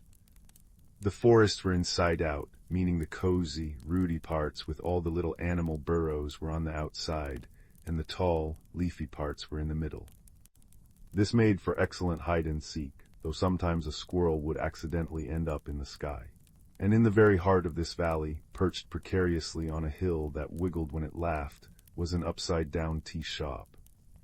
It was called the Steaming Kettle, though the kettle was always on the floor, and the floor was, technically, the ceiling. Patrons would sit on the ceiling, which was wonderfully carpeted, and their teacups would cling magically to the floor above their heads. It was run by a fellow named Barnaby, a cloud shepherd by trade, who spent his days gently herding fluffy, white cumulus clouds with a crook made of a giant's wishbone. He only ran the tea shop on Tuesdays, because Tuesdays, he said, were inside-out days, and it made perfect sense to him. Barnaby's best friend was a dragon named Pippin. But Pippin was not a fearsome dragon. Oh no. Pippin was a dragon with a passion for porcelain. He collected teacups. Not jewels or gold, but the most delicate, hand-painted, whimsically patterned teacups you could ever imagine. His cave was a labyrinth of carefully dusted shelves, each holding a cup that chimed with a tiny, crystal ping if you tapped it. His greatest treasure was a cup that looked like it was made of a captured rainbow, which made a sound like a happy sigh when you poured tea into it. Their other dear friend was a woman named Cora, a professional dream painter. Each evening, with a brush made of a single moonbeam and paints distilled from starlight and memories, she would add little details to people's dreams. An extra sprinkle of glitter on a fairy's wings, a slightly funnier hat on a dancing badger, or the perfect, buttery scent to a dream of warm toast. One particular Tuesday, the kind of Tuesday that felt like a warm blanket, a most peculiar problem arose. Barnaby was in his upside-down tea shop, trying to serve a pot of lullaby lavender tea to a family of moles who were wearing very tiny, very fashionable sunglasses. But when he went to pour, the tea didn't fall down towards the cups on the floor ceiling. Instead, it poured up. Sploosh. A stream of lavender tea arched gracefully towards the actual ceiling, which was the floor, and pooled against a heavy oak beam. "Oh dear," said Barnaby, scratching his head with his shepherd's crook. "That's not right at all." The moles, who were very polite, sipped at their empty cups and murmured, "Lovely aroma," but they looked a bit disappointed. Just then Pippin the dragon came shuffling in, his large, gentle feet making a soft thump-thump-thump on the ceiling-turned floor. He was carrying his newest acquisition, a teacup painted with swirling, snoozing sheep. "Barnaby," he boomed in a voice that was like a cello wrapped in velvet. "I've come for a cup of chamomile calm. I need to test the sheep. They look like they'd enjoy it." "I've got a bit of a situation, Pippin," Barnaby said, pointing his crook at the puddle of tea on the floor above their heads. "The tea seems to have forgotten which way is up." Pippin peered at the puddle. "It does seem confused. Perhaps it's having an inside-out day, but it's only Tuesday." He let out a thoughtful rumble that made the teaspoons on the walls vibrate with a gentle bzzz. They decided to consult Cora, the dream painter, who was the wisest of them all when it came to matters of gentle confusion.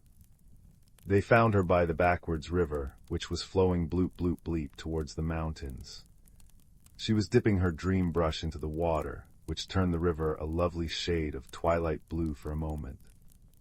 "Cora," said Barnaby, "the tea is pouring upwards. It's causing a dreadful puddle on the floor that's a ceiling." Cora tapped her moonbeam brush against her chin. "An inversion of intention," she mused. "The tea wishes to rise, not fall. It's a very ambitious tea, but it is still tea, and tea's true purpose is to be sipped from a lovely cup." She looked at Pippin's new sheep cup. "Especially one like that." "But how do we convince it?" asked Pippin, his tail twitching with worry and nearly knocking over a tree that was growing sideways. "We must remind it of its purpose," said Cora. "We need to create a spectacle of sipping so delightful, so utterly irresistible, that the tea will forget its foolish ambitions and simply want to be drunk." And so they hatched a plan. It was a silly plan, but in the valley of gentle nonsense, the silliest plans were often the best ones. Barnaby went to herd the most content-looking clouds, the ones that looked like sleeping lambs and overstuffed pillows. He gently nudged them over to the tea shop until they formed a soft, fluffy staircase leading from the puddle on the high ceiling down to the cups on the low floor. F-whoomp, went the clouds as they settled into place. Pippin rushed back to his cave and returned with his most beautiful, most melodic teacups.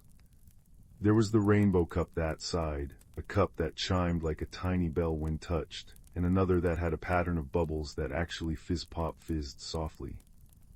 Cora, with her dream painter's skill, did the most important job. She didn't paint the tea, she painted the air above each cup. With a flick of her wrist, she painted little swirls of steam that carried the scent of honey and biscuits. With another flick, she painted the sound of a contented murmur and the feeling of a warm, cozy chair. She painted the very idea of a perfect afternoon tea. Finally, everything was ready. Barnaby stood by the teapot.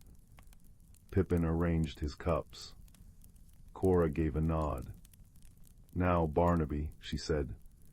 Barnaby poured. Sploosh.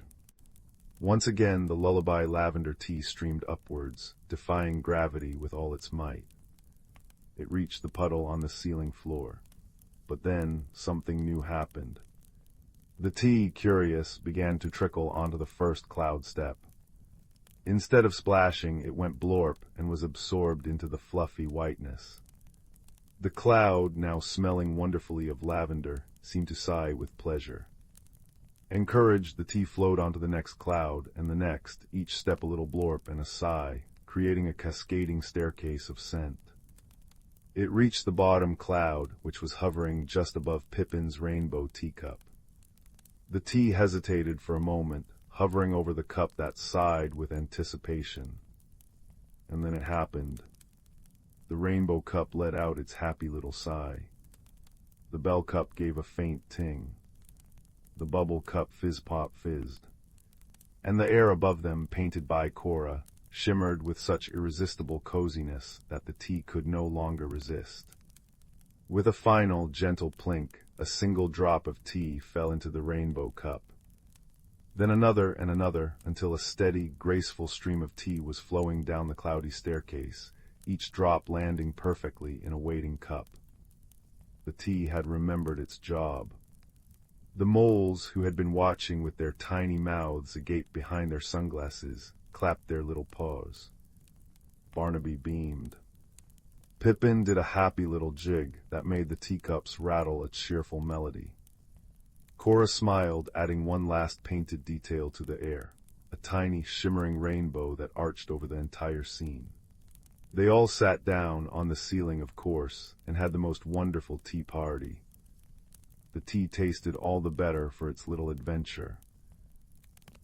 The moles declared it the best tea they'd ever almost not had, and Pippin's sheep cup proved to be the perfect home for chamomile calm.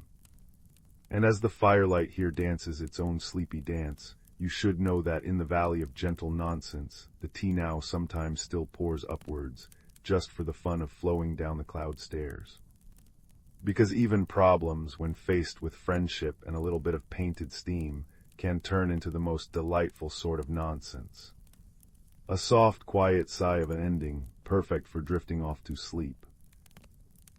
The old house on Willow Lane had always held its breath, and in the quiet moments just before dusk it would sigh.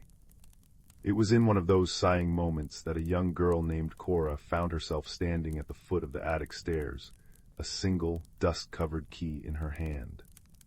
Her grandmother had given it to her that morning with a soft smile. "The house has more stories to tell," she'd said.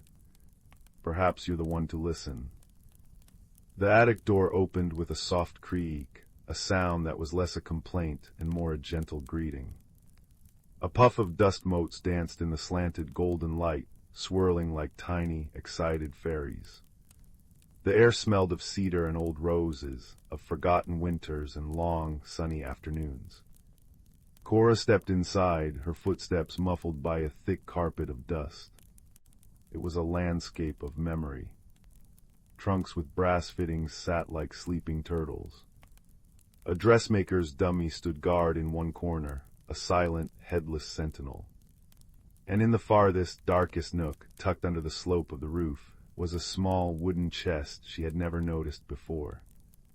It was made of a warm, honey-colored wood, and on its lid was an inlaid design of a winding path leading to a star. Her heart beat a little faster, a soft thump-thump-thump against her ribs. She knelt, the old floorboards groaning softly beneath her knees, and fitted the key into the lock. It turned with a satisfying clunk. Inside, nestled on a bed of faded blue velvet, was a compass. But it was unlike any compass she had ever seen. Its case was made of what looked like mother-of-pearl, shimmering with soft rainbows. The needle was not pointing north, but was instead spinning in slow, lazy circles. And instead of the usual directions, the dial was marked with words: whisper, remember, courage, and home. As she lifted it, the compass grew warm in her hand. The needle stopped its wandering and pointed, quite firmly, toward whisper. At the same moment, a soft, rustling sound came from a stack of hatboxes nearby. A moment later, a small ginger cat with wise, green eyes emerged, blinking slowly. Cora knew this cat. It was Marmalade, who spent his days dozing on sun-warmed porch railings. "Took you long enough," Marmalade murmured, his voice a low, rumbling purr. "I've been napping on that velvet for decades, waiting for someone with quiet enough hands to open the box."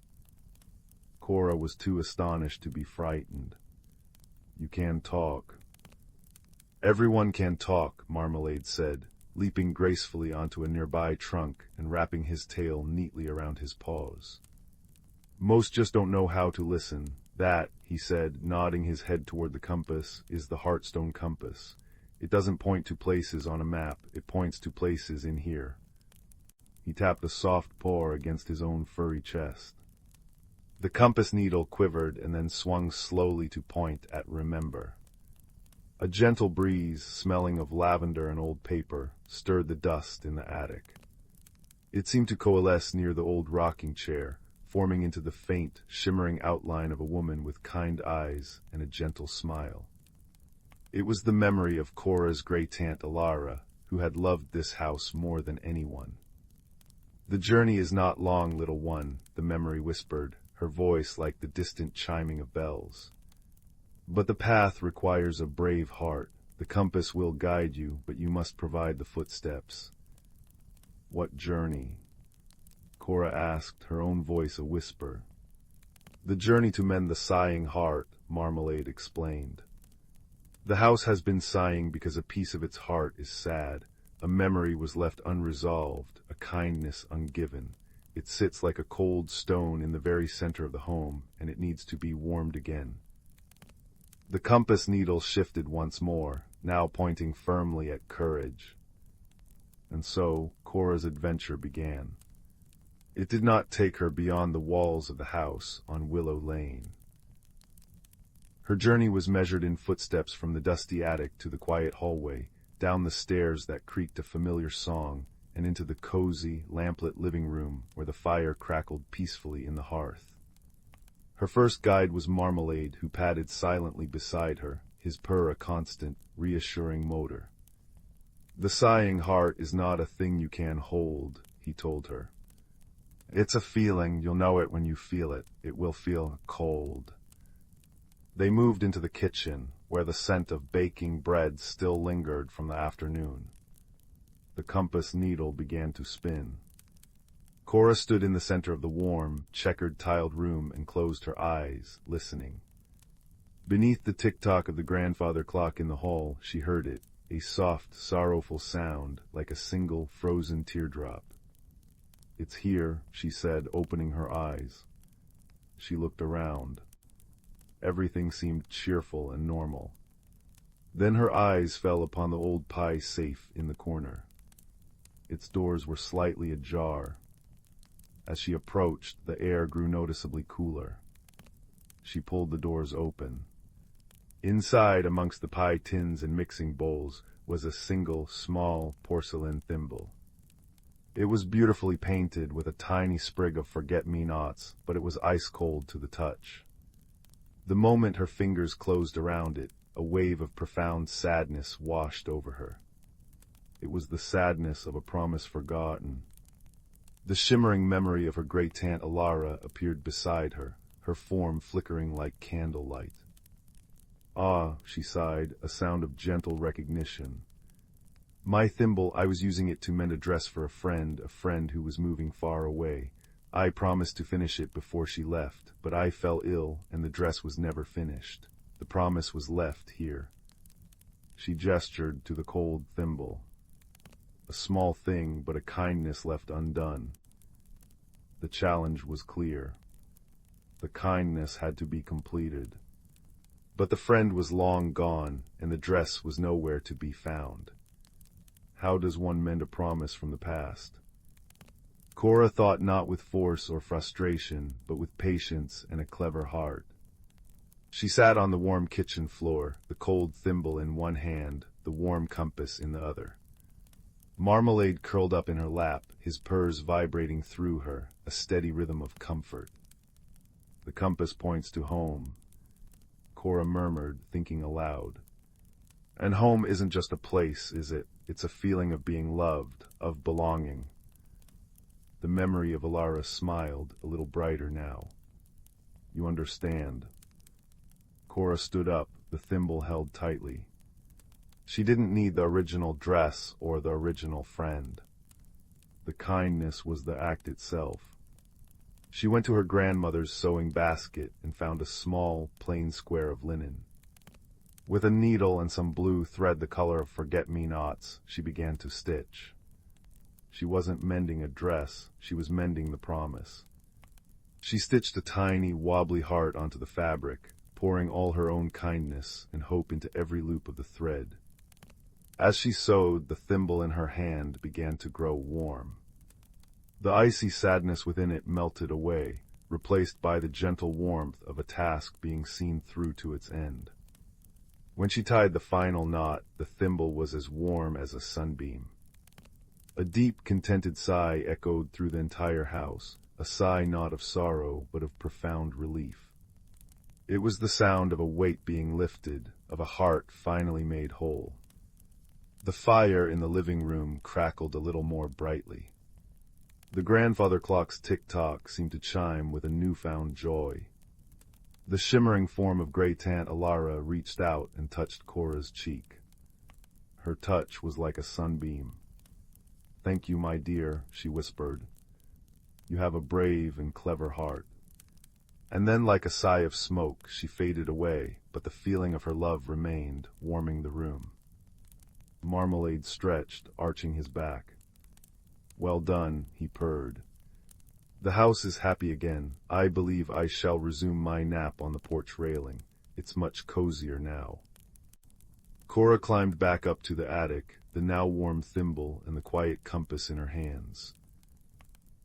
She placed the thimble back in the chest and closed the lid. The compass needle had settled, pointing peacefully at home. She knew that home was right here, in this house full of love and stories, with a purring cat and a crackling fire downstairs. She descended the stairs, the soft creak of the attic door closing behind her sounding like a gentle good night. She settled into the large armchair by the fireplace, the flames dancing and whispering their own ancient stories. The journey was over. She had not traveled far in miles, but she had journeyed deep into the heart of her home and found that the greatest magic and the greatest courage was simply the will to be kind. And as the fire crackled and the distant bells of the town clock chimed the hour, Cora felt a deep and comforting peace, knowing that some secrets are not meant to be hidden, but to be shared, one gentle heartbeat at a time. Deep within the whispering woods, where ancient oaks wore beards of moss and sunlight dappled the forest floor like scattered gold coins, lived Fern, a young rabbit with fur the color of twilight shadows. This forest wasn't just trees and earth. It was alive with quiet magic, a place where the boundaries between creature and spirit, reality and dream, shimmered like heat haze on a summer's day. Fern knew the hidden pathways, the taste of dew-kissed clover at dawn, and the comforting scent of damp earth after a gentle rain. He knew, too, the secret lives that pulsed beneath the surface. The whispering woods thrived on a delicate, ancient harmony. The Badger clan, deep in their set, carefully turned the soil, ensuring seeds slept well. The Squirrel Council, high in the canopy, managed the dispersal of nuts and berries, their bushy tails flicking with purpose. Glimmerflies, tiny creatures woven from starlight and pollen, tended the night-blooming flowers, their soft hum a lullaby for the woods. And old grandfather Mossback, a turtle whose shell was etched with centuries of growth rings, was the keeper of the tides, sensing the subtle shifts in the forest's deep magic tied to the seasons and the weather itself. Fern's favorite time was the amber season, when autumn painted the leaves in fiery hues. The air grew crisp, carrying the scent of wood smoke from unseen hearths and the sweet decay of fallen apples. One evening, as the setting sun stained the sky lavender and peach, Fern noticed something amiss. The gentle giggle of Crystal Brook, usually a constant companion near his burrow, had faded to a troubled gurgle. The glimmerflies, usually flitting like scattered embers near the water's edge, hovered anxiously, their light dimmer than usual. Even the leaves seemed to whisper with a note of worry, rustling secrets Fern couldn't quite grasp. Seeking wisdom, Fern hopped along the familiar, root-ribboned path to the mossy stone, where Grandfather Mossback basked in the last warm rays. The ancient turtle's eyes, deep pools of moss-green wisdom, opened slowly as Fern approached. Grandfather Mossback, Fern began, his nose twitching with concern. Crystal Brook sounds sick, the glimmerflies are sad, the air feels heavy, like before a storm that never comes. Mossback took a slow, deliberate breath, the scent of damp earth and ancient stone clinging to him. He extended his neck, tasting the air. Ah, young Fern, your senses are keen. The balance shifts. The amber season's magic is waning, but this is different. A blockage, a knot in the forest's flow. He tapped his claw thoughtfully on the stone. The rains were heavy last moon. Perhaps the great roots of the sentinel oak shifted, or stones tumbled where they shouldn't. Crystal Brook cannot sing if her throat is choked. Fern's heart fluttered. What can we do? The forest feels wrong. Patience, little one, Mossback rumbled, his voice like stones grinding softly together. Harmony isn't a stillness, but a constant dance. The forest remembers its steps. We must find the source gently, wisely. Go to Willow at the bend where the ferns grow thick. She listens to the water's song like no other. Following the troubled brook upstream, Fern felt the unease deepen. The usual comforting scent of wet stone and watercress was tinged with stagnation. The playful sparkle on the water's surface was dulled. He found Willow, a water vole with fur like polished river pebbles, her small paws resting on a smooth stone, her eyes closed as she listened intently to the troubled water. Willow, Fern whispered, not wanting to startle her. Her eyes opened, large and dark with worry. Fern, the song it's choked, a great sadness sits upstream near the sentinel's roots. Stones and mud have fallen, trapping the water. It cannot flow freely to nourish the lower pools or carry the moon's reflection to the sleeping fish. Just then a flurry of wings announced Pip, a sparrow as quick and bright as a sunbeam. I saw it from above, he chirped, landing on a swaying reed. A whole tumble of rocks and earth, it's huge. The waters backed up, making a muddy pool where the forget-me-nots bloomed. Fern felt a pang of sorrow for the drowned flowers. Grandfather Mossback said we need to help, but how? It looks too big. Willow patted the water gently. Strength comes not from size alone, Fern, but from working together, like the roots beneath our feet. She looked at Pip. Can you summon the Badger clan? Their strong paws are needed for moving the largest stones. Pip bobbed his head. On my way. He shot into the air, a brown dart against the deepening twilight. And Fern, Willow continued, find the Squirrel Council. Their clever paws and strong teeth can weave roots and vines to hold the bank steady once the blockage is cleared. Fern raced through the gathering dusk, the scent of pine needles sharp in the cooling air. He found the Squirrel Council holding a hushed conference in the hollow of a venerable beech tree. Their leader, a gray squirrel named Acorn with a tail like a silvery plume, listened intently. A blockage at the sentinel, that explains the restless whispers in the roots, Acorn mused, tapping a claw. The waters feed the deep magic. If it stagnates, the amber season's gentle release into frost's embrace will falter. The glimmerfly's light dims already. We will come. Our young ones are swift. They will gather the strongest vines. By the time Fern returned to the blocked stream, guided by the worried hum of the gathered glimmerflies casting a soft, ethereal light, the Badger clan had arrived. Bracken, the largest, with powerful shoulders and claws like polished ebony, was already testing the largest boulder. His low grunts mingled with the gurgle of trapped water. Smaller badgers worked alongside, shifting smaller rocks and clumps of earth. Careful now, rumbled Bracken, his voice thick with effort. Don't let the mudslide downstream, steady. The Squirrel Council arrived in a rustle of leaves and chattering instructions. Young squirrels scampered, their teeth working swiftly on tough, flexible vines. They wove them into strong nets and mats, directed by Acorn's sharp commands. Anchor it there, yes, against that root. We must shore up the bank before the water rushes free. Fern felt small amidst the bustling activity. He saw a cluster of smooth, fist-sized stones near the water's edge, part of the blockage but accessible. He began to push them, one by one, rolling them away with his nose and paws. The mud was cool and slick between his toes, smelling deeply of the forest's hidden depths. Nearby, Willow used her strong teeth to gnaw through a stubborn tangle of water roots trapping smaller debris. The glimmerflies hovered close, their soft light illuminating the work, their gentle hum a constant, encouraging presence. The night deepened, painting the sky indigo and scattering diamond-bright stars. The air grew colder, carrying the promise of frost, but the work warmed them. Grandfather Mossback arrived, moving with slow, deliberate purpose. He settled near the growing pile of cleared debris, his presence radiating calm strength. He didn't lift stones, but his deep, resonant voice offered guidance. Ease that one to the left, Bracken. Let the water find its own path, don't force it. Willow, clear that channel for the flow. Good, the forest breathes easier already.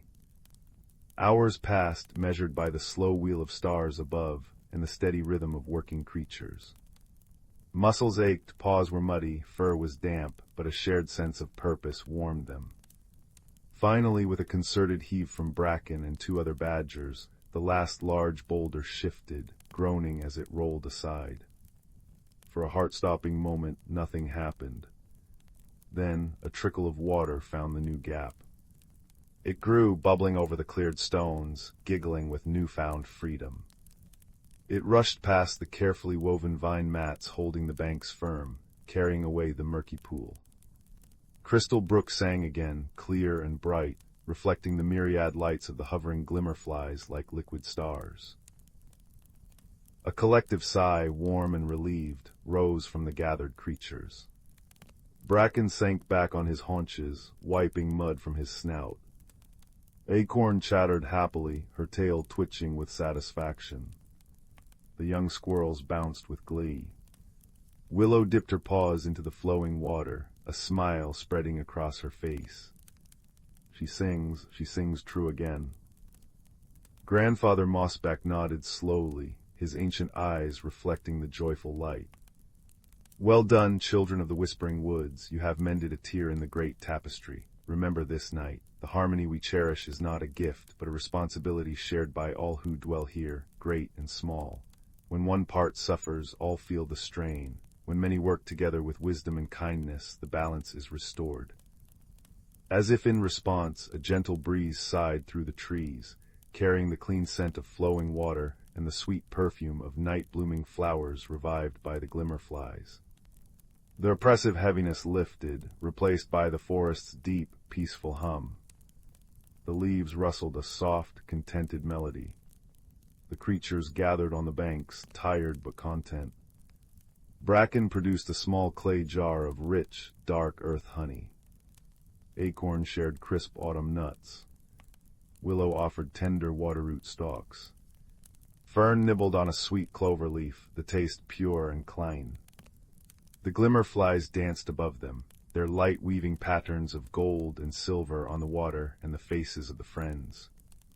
Grandfather Mossback spoke softly as they shared the simple feast under the watchful stars. See how the brook carries the fallen leaves. They are not lost, but become part of the earth downstream, nourishing new life. So it is with our actions. Tonight's work feeds the forest's future. The magic tied to the seasons flows strongest when the waters run free. The frost's embrace will come now, not with harshness, but as a gentle blanket, because the balance is kept. Fern snuggled into the soft moss beside Willow, watching the moonlight dance on the water. He felt the deep, steady thrum of the forest beneath him, the cool night air on his fur, the comforting warmth of friends nearby, and the sweet taste of honey on his tongue.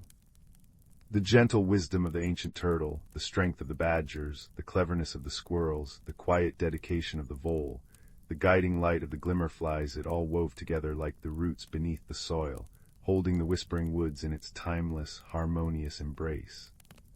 The subtle magic of the place, the interconnected lives, the respect for the seasons and the elements, it wasn't a grand spectacle, but a quiet, enduring truth whispered on the wind and flowing in the water. As sleep began to pull at his eyelids, Fern understood. Caring for their shared home, listening to its needs, and acting together with kindness wasn't just a task. It was the very song the forest sang, a lullaby of belonging that would echo through generations, as enduring as the ancient oaks and as comforting as the moon's gentle light on a peaceful night. The forest breathed softly around him, whole and well, and Fern drifted into dreams cradled by its deep, harmonious peace. The village of Willowbrook nestled in a valley where seasons painted the world with gentle strokes. Spring brought carpets of bluebells, summer hummed with drowsy bees, autumn cloaked the hills in fiery hues, and winter tucked everything under a soft white quilt. Yet within this constant dance of change, young Silas felt like a stone in a rushing stream. He watched the world transform around him, buds bursting, leaves swirling, snow melting with a quiet ache in his heart. Change felt overwhelming, unpredictable, and he clung fiercely to the familiar comfort of routine, his small cottage garden a meticulously ordered sanctuary against the valley's wild beauty. Silas possessed a peculiar magic, though he rarely used it beyond coaxing his prize-winning roses to bloom a week early. He could sense the inner life of plants, a gentle hum in his fingertips when he touched a leaf, a whispered feeling of thirst from the soil. But lately his magic felt stuck, like sap hardened in winter. It mirrored his own stillness, his resistance to the shifts within himself as he grew older. He longed for the simplicity of childhood, a time that now felt as distant and unchanging as the old oak on the hill. His closest friends, Kaelin and Mara, noticed his quiet withdrawal. Kaelin, whose laughter was as bright as sunbeams, bounced with the energy of a mountain stream, always eager for new adventures. Mara, thoughtful and serene like the deep forest pools, observed the world with quiet wisdom. One crisp autumn afternoon, as they sat beneath the ancient oak, its leaves shimmering gold and crimson, Kaelin nudged Silas gently. "You've been quieter than a hibernating hedgehog, Silas," Kaelin remarked, tossing an acorn into the air. "Even the squirrels are chattier. Is it the garden? Did those prize cabbages finally stage a rebellion?" Silas managed a small smile, tracing the rough bark of the oak. "No rebellion, it's just everything feels so loud. The leaves changing, the geese flying south, even Mistress Alara talking about turning her herb garden into a winter greenhouse. It's all movement. It makes my head spin." Mara reached over and placed a cool, smooth stone she'd found into Silas's palm. "Change is the valley's breath, Silas. It's how it lives. Like this stone," she said softly. "It seems unchanging, but look closer." She pointed to tiny flecks of mica catching the light. "Even the stillest things hold shifts within them, reflections of the world around." Silas sighed, closing his fingers around the stone. "I wish my magic felt like that. It used to feel flowing. Now it's thick like mud, and trying to make anything new happen." He shuddered, remembering a recent failed attempt to encourage a late-blooming clematis. The vine had merely trembled and dropped a few leaves, echoing his own frustration. "The whispering glade," Mara said suddenly, her eyes thoughtful. "Grandmother used to say it's a place where the valley's heart speaks, where magic listens to what's inside, not just what you try to force out. Maybe it could help you understand yours." The Whispering Glade was a place of legend, tucked deep within the oldest part of the woods. Few ventured there, speaking of strange lights and murmurs on the wind. Silas felt a familiar resistance coil in his stomach venturing into the unknown, leaving his ordered garden. But the ache of his stagnant magic and the patient, hopeful looks of his friends nudged him. He nodded, a small, hesitant movement. Their journey took them beyond the tended orchards and into the embrace of the ancient forest. The air grew cooler, smelling of damp earth and decaying leaves. Sunlight filtered through the canopy in dappled patterns, painting the moss-covered ground in gold and green. Silas felt his breath catch with every unfamiliar rustle, every gnarled root he hadn't memorized. Kaelin bounded ahead, pointing out interesting fungi and chattering about bird calls, his energy a counterpoint to Silas's creeping anxiety. Mara walked beside Silas, her presence a steady anchor. "Listen," she murmured. "Not just with your ears. Feel the forest breathe." As they walked deeper, Silas began to sense it. Not the individual hums of specific plants, but a vast, slow presence. It wasn't threatening, but ancient and deep, like the roots of the mountains themselves. It felt patient. They reached a small clearing where the trees formed a protective circle. Sunlight streamed down onto a carpet of the softest moss, dotted with tiny, star-shaped white flowers that seemed to glow with their own inner light. The air hummed faintly, a sound felt more than heard. This was the Whispering Glade. "All right," Silas whispered, his voice swallowed by the immense quiet. "What do I do?" "Just be," Mara suggested. "Let the glade feel you as you feel it." Kaelin plopped down onto the moss. "Yeah, maybe try not trying." Silas took a deep breath, the scent of cool earth and something sweet and indefinable filling his lungs. He sat gingerly, crossing his legs, and closed his eyes. He focused on the feeling of the moss beneath him, cool and yielding. He listened to the silence, which wasn't silence at all, but a tapestry of tiny sounds, the rustle of a beetle, the distant drip of water, the sigh of wind through the highest branches. He felt the vast, slow pulse of the forest life around him. He thought about his fear. The fear of becoming someone he didn't recognize, of losing the comfort of the known. He thought about his magic, feeling stuck like a seed that refused to sprout. As his anxieties swirled, a curious thing happened. The gentle glow of the starflowers near him dimmed slightly. A patch of moss under his hand felt cooler, almost damp with sadness. He gasped, opening his eyes. The glade seemed to mirror his inner state. When he felt a surge of frustration, a nearby fern curled its fronds inward defensively. When a wave of his old resistance rose, the air in the glade grew still and heavy. His magic wasn't gone, it was deeply connected to everything here, reflecting his inner landscape back at him. "It sees you, Silas," Mara whispered, her voice barely audible. "It shows you what you feel." Tears pricked Silas's eyes. He hadn't realized how much he'd been holding inside. He took another deep breath, focusing this time not on the fear of change, but on the memory of his garden's quiet joy. He thought of the first rosebud unfurling under his care, the satisfaction of rich soil between his fingers. He thought of Kalen's infectious laugh, Mara's quiet wisdom, the unwavering support of his friends walking beside him into the unknown. As warmth spread through him, a feeling of gratitude replacing the icy knot of fear, the glade responded. The starflowers near him brightened, their glow pulsing softly like gentle fireflies. The moss warmed beneath him, feeling welcoming and alive.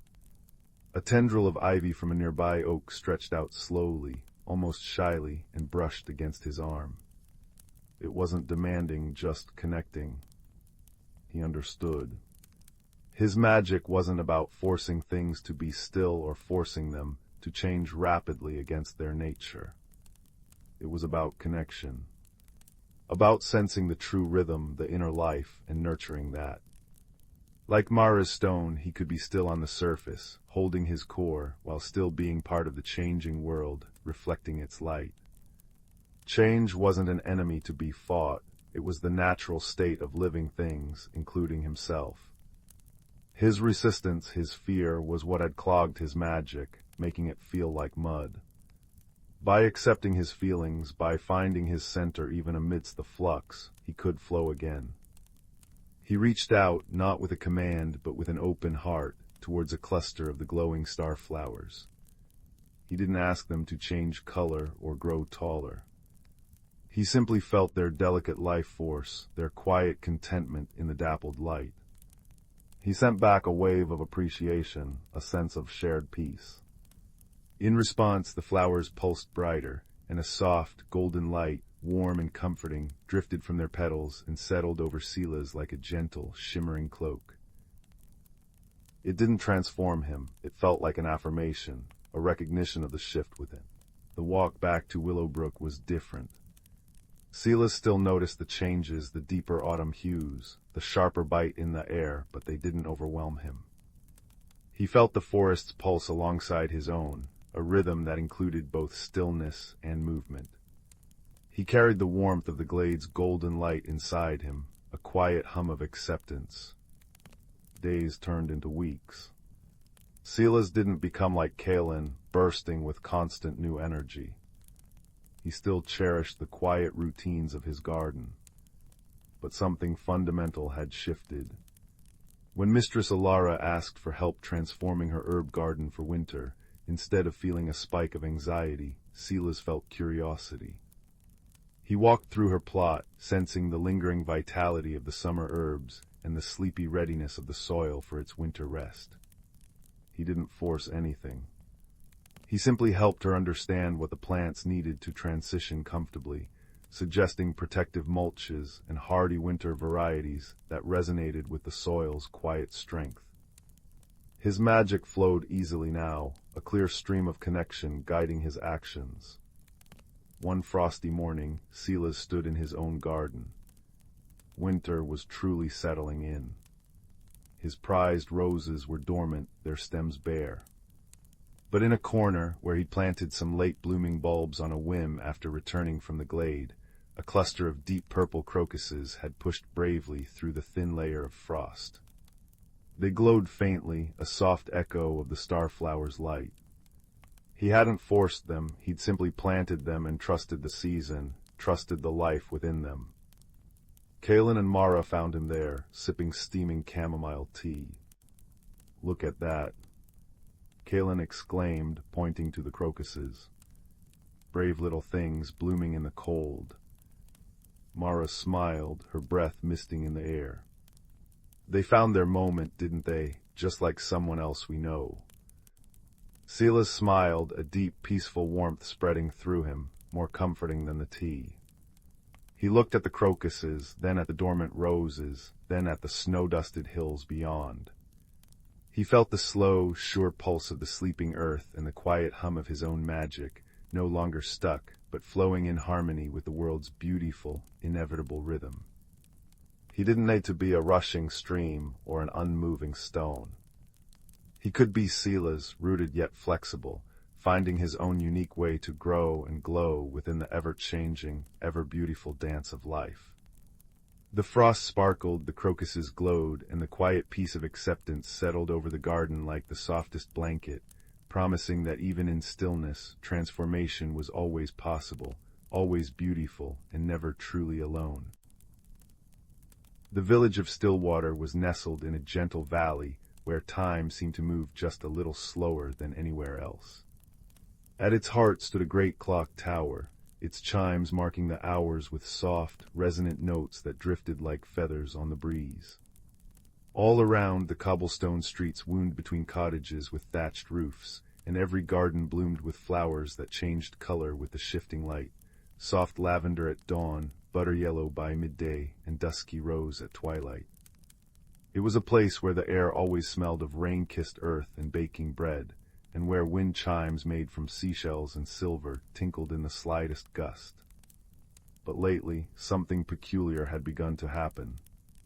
It started subtly, as most peculiar things do. The village baker, a kind woman named Cora, noticed one morning that the stars above Stillwater seemed fewer. Not gone entirely, but dimmer, as though someone had gently blown out a handful of celestial candles. Then the village children began to whisper about the clock tower, how its chimes, usually so reliable, now rang a half-beat too slow. And the flowers in Alara's garden, which normally shifted hues with the sun, now flickered unpredictably, as if they couldn't quite decide which color to wear. The village hummed with curiosity, not fear. Stillwater was not a place given to alarm. Its people were thoughtful and patient, inclined to ponder a mystery rather than panic over it. It was Finn, the quiet young stargazer who lived in the cottage beside the clock tower, who first decided to investigate. Finn was a boy with wide, observant eyes and a heart that listened more than it spoke. Each night he would climb onto his rooftop with a brass telescope his grandfather had left him, charting the constellations and tracing their slow dance across the heavens. He had noticed the missing stars before anyone else, and he felt their absence like a quiet ache. One evening, as a soft rain began to fall, pattering gently on the leaves and cobblestones, Finn sat by his fireplace, a worn book of nursery rhymes open on his lap. His grandmother had sung them to him when he was small, and he found their rhythms soothing. One rhyme in particular drifted into his mind. When the silver chimes ring slow, and the stars forget to glow, seek the path where shadows flow, to find what only kindness knows. He wondered if the old verses held a clue. The next morning, Finn visited Cora the baker, who was pulling trays of cinnamon swirl buns from her oven. The warm, spicy scent filled the cozy shop. "Have you noticed anything else unusual?" Finn asked her. Cora wiped her flour-dusted hands on her apron. "Well," she said thoughtfully, "yesterday my shadow fell in the wrong direction, just for a moment, as if the sun had changed its mind." Finn thanked her and wandered toward the village square, where the oldest maple tree stood, its branches hung with those delicate shell and silver wind chimes. He watched them sway in the breeze, their notes soft and slightly out of sync with the slow tolling of the clock tower. His next visit was to Alara, the gardener whose flowers were behaving so strangely. Her cottage was nearly buried in blossoms of every shade, and she stood brushing soil from her hands, her face puzzled. "They've never done this before," she told Finn. "One moment they're blue as a robin's egg, the next they blush scarlet, and all without the sun moving an inch." Finn nodded, his eyes taking in every detail. He noticed a small, enameled locket lying half-hidden between the roots of the lavender bush. When he picked it up, Alara's eyes widened. "Why, I haven't seen that in years. It was my mother's. I lost it the summer the old bridge washed away." That seemed important, though Finn wasn't sure why. He spent the next few days watching, listening, and mapping the odd occurrences in a leather-bound journal. He noted that the clock tower chimed slowest just after the rain, that the stars were dimmest when the wind came from the east, and that the flowers changed color most wildly near the old stone well in the square. One afternoon he met Liam, the clockmaker, who was adjusting the gears of the tower's great timepiece. Liam was a practical man, but even he was baffled. "It's as if time itself is hesitating," he said, scratching his head. That word, hesitating, stuck with Finn. He remembered another nursery rhyme, one his grandmother used to sing when he couldn't sleep. "Time may pause on gentle feet, when memories and sorrows meet. Look not in the sky so high, but where the silent teardrops lie." He wondered if the answer wasn't in the stars or the clock, but in something the village had forgotten. His search led him to the old bridge at the edge of Stillwater, the one that had washed away in a storm long ago. Only the stone foundations remained, draped in ivy and moss. As he stood there, the rain began again, soft and steady, and he heard a faint, musical weeping. There, sitting on the mossy stones, was a tiny creature no taller than his hand. She had wings like dragonfly silk and hair the color of moonlight, and she was crying silver tears that vanished as they touched the ground. Finn approached slowly, his steps quiet so as not to startle her. "Hello," he said gently. The creature looked up, her eyes like dewdrops. "You can see me." "I can," Finn said. "Why are you crying?" "I am a memory keeper," she explained. "I tend to the moments this village holds dear, but the bridge of this is where the oldest memories are stored. When it washed away, the memories began to fade, and when memories fade, time loses its rhythm. Stars dim, flowers forget their colors." Finn understood then. The missing stars, the slow chimes, the shifting flowers, they weren't a mystery to be solved by logic alone, but by empathy. The village had lost a piece of its heart when the bridge fell, and no one had rebuilt it. He sat with the memory keeper for a long while, listening as she spoke of laughter and conversations, of promises and farewells that had taken place on that bridge. Each memory was a thread in the tapestry of Stillwater's peace. The next day, Finn gathered the villagers in the square. He did not speak of magical creatures or silver tears. Instead, he reminded them of the old bridge and of all it had meant. "Perhaps," he said softly, "we've been looking too far upward for answers. Maybe what we need to restore is right here among us." And so, together, the people of Stillwater began to rebuild the bridge. They worked not with haste or worry, but with care and shared purpose. Cora brought warm pastries and spiced tea. Alara woven flowers into the railings. Liam helped design a clockwork mechanism that would ring a tiny bell whenever someone crossed, to remind them to pause and appreciate the moment. As the bridge took shape, stone by stone, the strange happenings began to ease. The stars brightened one by one. The clock tower's chimes steadied. The flowers returned to their gentle, predictable palette.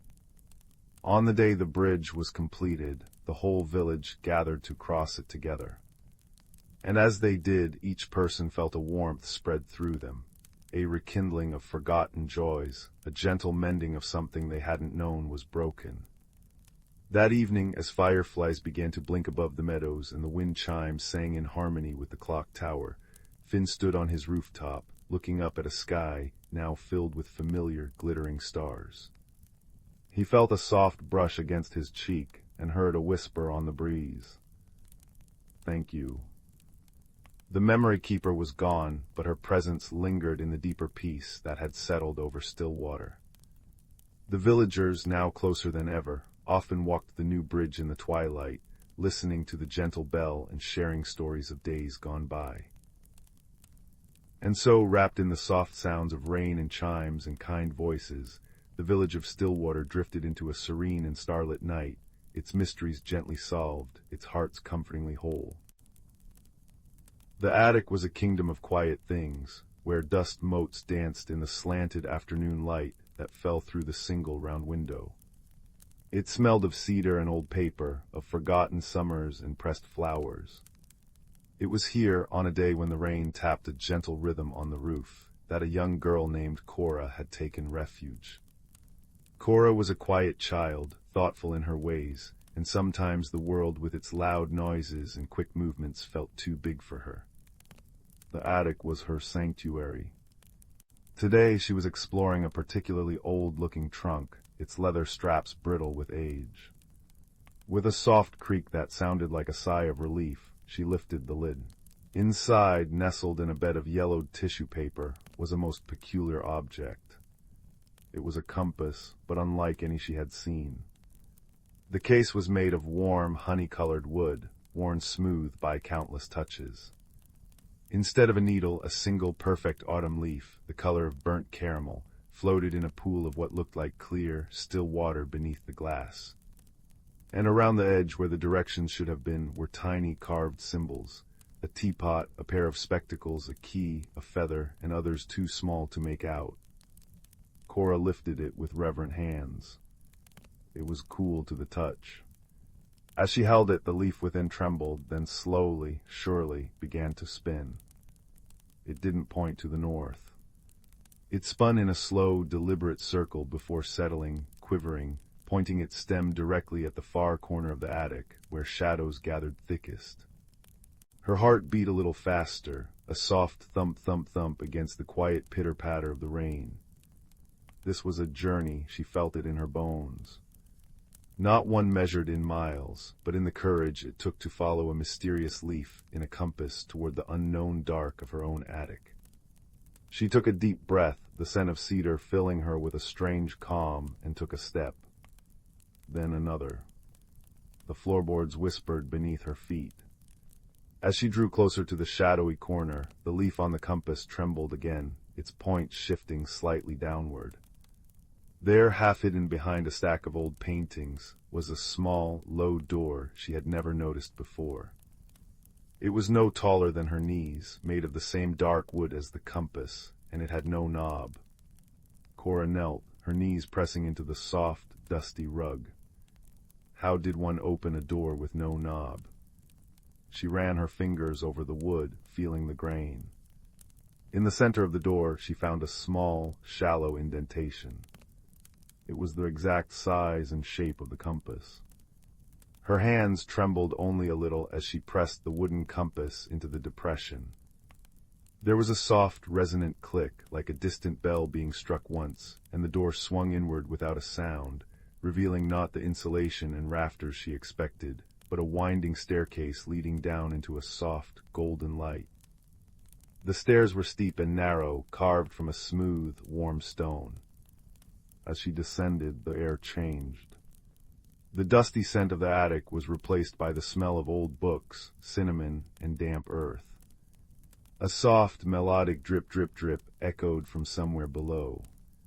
At the bottom, the staircase opened into a circular room that felt both vast and incredibly cozy. The room was a library, but the shelves were not made of wood. They were living, growing hedges, their leaves a deep, glossy green, and the books nestled within their branches had covers of moss and pages that looked like parchment.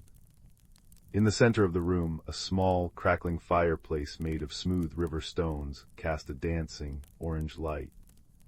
And curled on a rug before the fire was the largest cat Cora had ever seen. It was a magnificent creature, its fur a tapestry of smoky grays and blacks. It opened one eye which shone like a liquid emerald, and a deep, rumbling purr filled the room, a sound like a tiny, contented thunderstorm. "Ah," the cat said, its voice as smooth and rich as cream. "The compass of comfort has found its bearer. I am Alistair. You seem to have a question caught in your throat, little one. Best to let it out." Cora, who had never spoken to a cat before, found her voice. What is this place?" "This," Alistair said, stretching one paw and flexing claws that gleamed like obsidian, "is the Hearthside Haven, a place for those who are lost in their own worlds to find their way. The compass does not point to a place on a map, but to what you need most." He gestured with his nose to the compass in her hand. "And it seems you have need of a keykeeper." Cora looked down. The leaf was spinning again, its stem pointing steadily toward one of the living bookshelves. As she approached, a small section of the hedge rustled, and a tiny door made of woven twigs swung open. Out hopped a mouse, no bigger than Cora's thumb. He wore a pair of spectacles perched on the end of his nose, and a waistcoat made of a velvety blue petal. Right, the compass points to me, does it?" the mouse said, his voice a quick, chittering whisper. He adjusted his spectacles and peered at the device in Cora's hands. "Barnaby's the name, keys are my game, but there's a problem, you see, a rather significant one." "What kind of problem?" Cora asked, kneeling so she was closer to his height.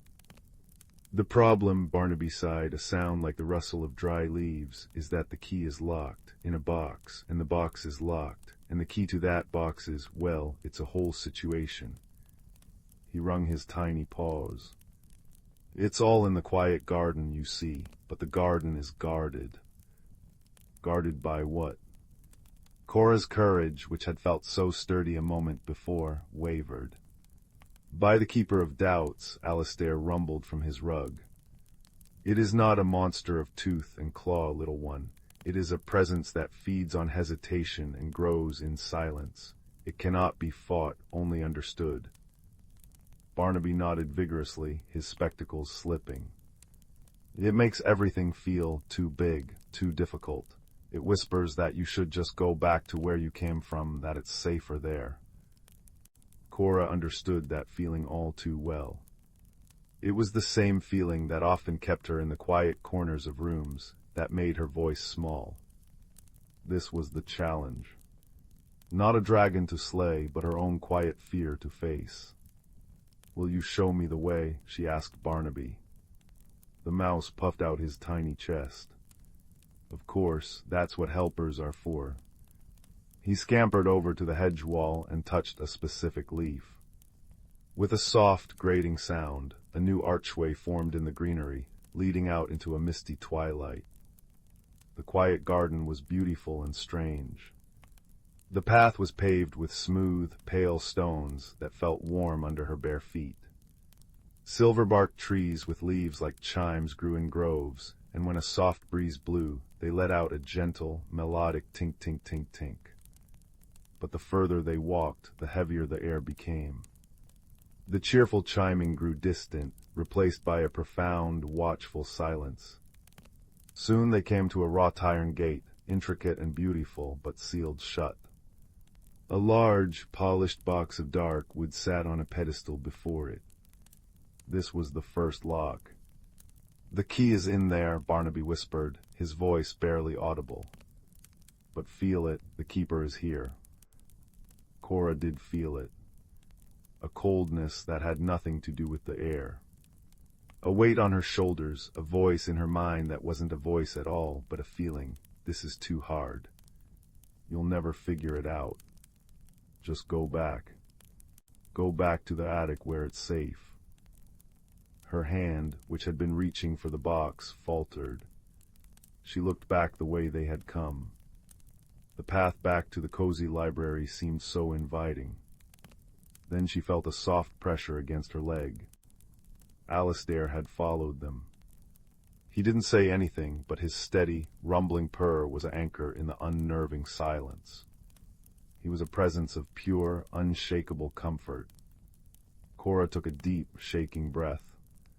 The Keeper of Doubts couldn't be fought with bravery, Alistair had said. It had to be understood. She thought about what it fed on: hesitation, silence. So instead of trying to be loud or brave, she decided to be kind. Not to the Keeper, but to herself. She acknowledged the fear. "It's all right to be scared," she whispered to herself, her voice a tiny bell in the quiet.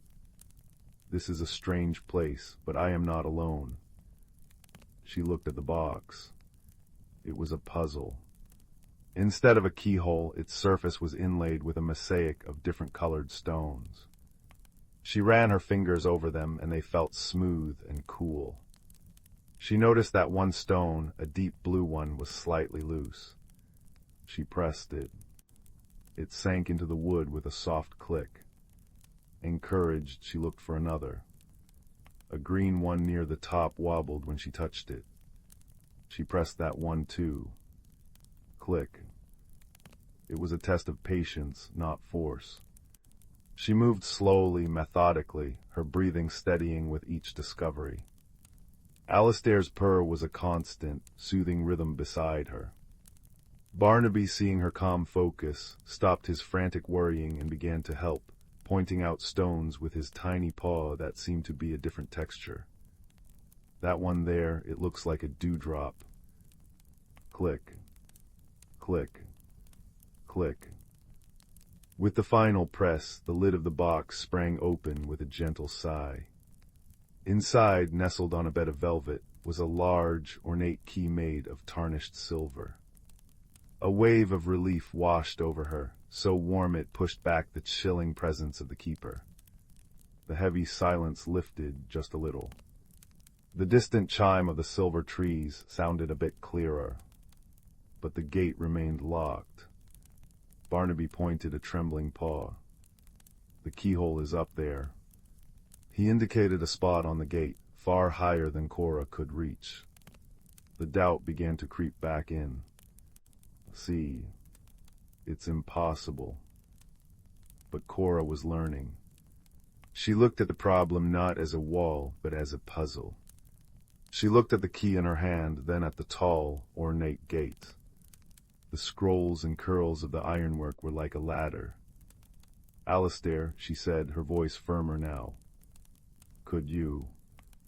The great cat understood. He padded to the gate and sat, a living, breathing stepstool. Cora, holding the key tightly, carefully climbed onto his broad, steady back. From there, she could reach the lower curls of the gate. Using them as handholds, her movements slow and deliberate, she began to climb. The iron was cool and smooth. It was a delicate process, a dance of balance and trust. She didn't rush. She found each foothold, each secure grip, her focus absolute. Finally, she was high enough. She slotted the silver key into the keyhole. It turned with a sound that was not a clunk, but a clear, beautiful chime that echoed throughout the quiet garden. The Keeper of Doubts did not vanish with a roar. It simply dissolved. The cold weight lifted completely, and the garden was filled with the gentle, friendly sounds of chiming leaves and the drip, drip, drip of a nearby fountain. The gate swung open. Beyond was not a treasure chest, but a small, moss-covered grotto. In its center, on a pillow of softest moss, lay a single, simple key. It was made of warm, light-colored wood, and it felt familiar in her hand. Barnaby let out a cheer that was a high-pitched squeak. "You did it, you understood, you were patient and kind to yourself. That's the only way to quiet the doubts." They made their way back to the circular library, the journey feeling lighter, the chime of the trees now a celebratory song. Cora held the wooden key. She didn't know what it unlocked, but she felt a deep certainty that it was important. Back by the fire, Alistair looked at the key, then at Cora. "The greatest journeys are the ones we take within," he purred.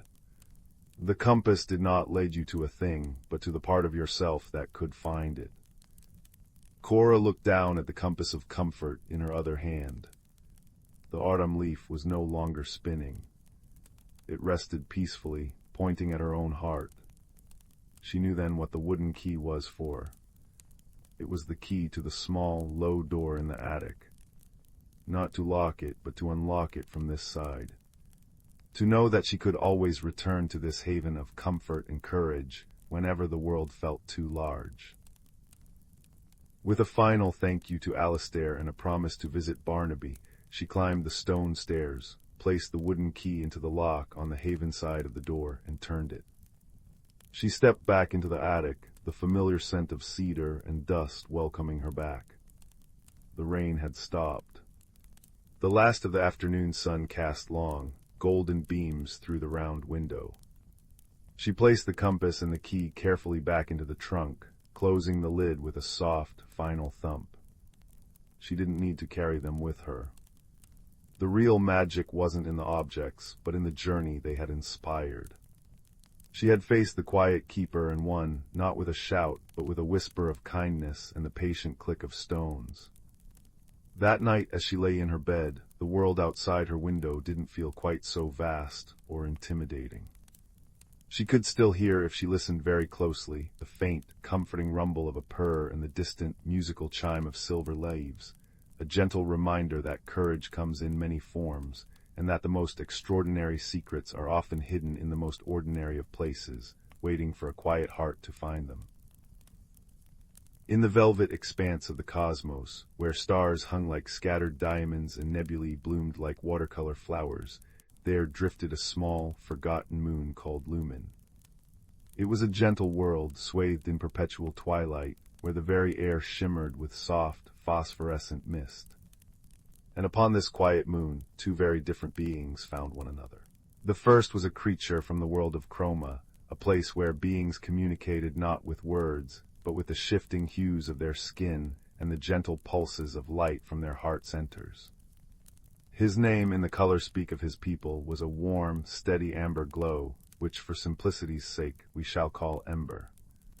He was small and softly rounded, with 6 delicate limbs and skin that changed like living opal. He had come to Lumen in a vessel that was not so much a ship as a seed pod, designed to unfurl into a shelter of interwoven, light-sensitive fibers. The second was from the harmonic world of Sonus, a planet where life resonated with music. Her name was a series of 3 clear, ascending notes, a hopeful little chord, which we might think of as Lyra. She was slender and tall, with long, whisper-thin antennae that trembled sympathetically with the faintest vibration in the air. Her transport was a hollowed-out meteorite that hummed with a constant, low C-sharp, a comforting drone that reminded her of home. Their first meeting was one of profound confusion. Ember, tending to his newly sprouted fiber hut, saw Lyra approach. He flashed a friendly, inquisitive green, the color of a chromian greeting. To him, it was as clear as saying, "Hello, who are you?" But to Lyra, the sudden flash of green light was a startling, silent event. She recoiled, her antennae vibrating with alarm. In response, she sang a fluttering, questioning sequence of notes, a polite "Are you friendly?" in her native tongue. To Ember, the sound was a jarring, physical pressure. He dimmed his lights to a confused, murky violet, retreating into the doorway of his hut. He had never experienced sound as language before. It felt invasive.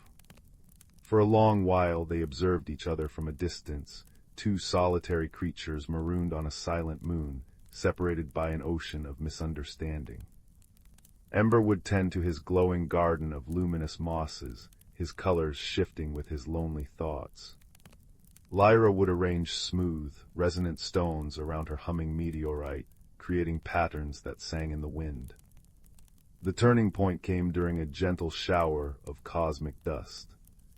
Tiny, iridescent particles began to fall from Lumen's sky, catching the faint starlight. Ember, delighted, rushed out into the shower, his skin flashing in joyous, sparkling golds and silvers as the dust settled on him. He was painting with light in the rain. Lyra, watching from her shelter, was captivated. She didn't understand the colors, but she understood the feeling behind them. It was pure, unadulterated joy. Hesitantly, she stepped out into the dust shower. As the particles touched her singing stones, they began to chime, each one ringing with a different, delicate note. It created a spontaneous, twinkling melody. Ember stopped his dancing and watched. He saw the way her whole body seemed to lean into the sound, her antennae tracing the patterns of the music in the air. He didn't understand the notes, but he understood the feeling behind them. It was the same joy. Tentatively, he approached. He pointed a delicate limb first at his own chest, where his heart light pulsed a soft, steady blue, the color of curiosity. Then he pointed at the chiming stones.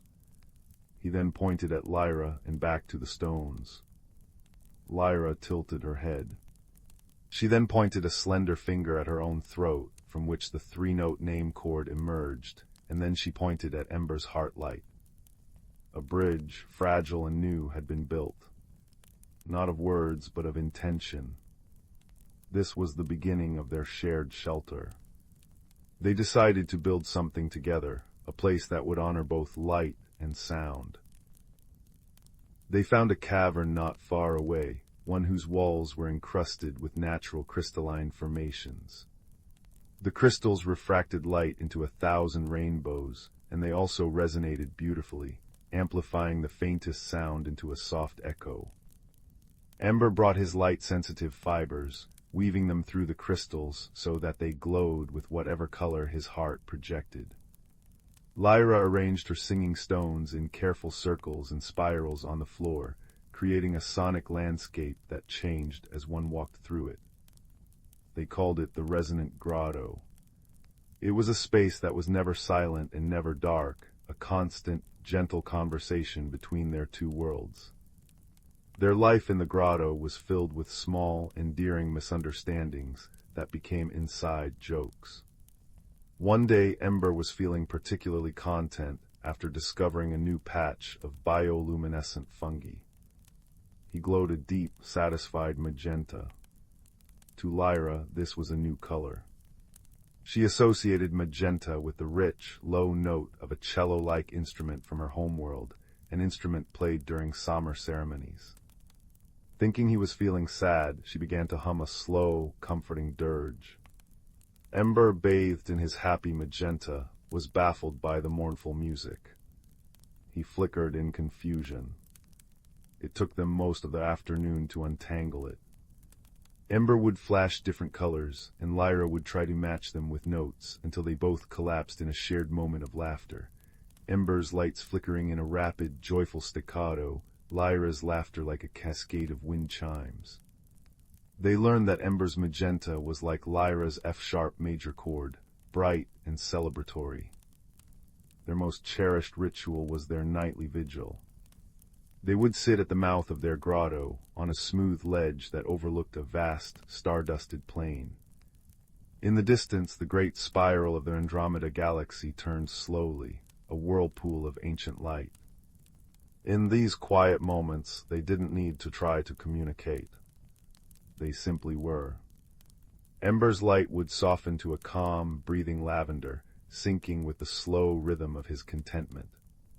Lyra would hum a single, sustained note, so low and soft it was almost a vibration, a harmonic anchor in the silence of space. They would watch the stars, the red giants burning with elderly warmth, the blue-white youngsters shining with fierce energy, the occasional meteor painting a brief, brilliant line across the darkness. Ember saw them as points of color in a grand tapestry.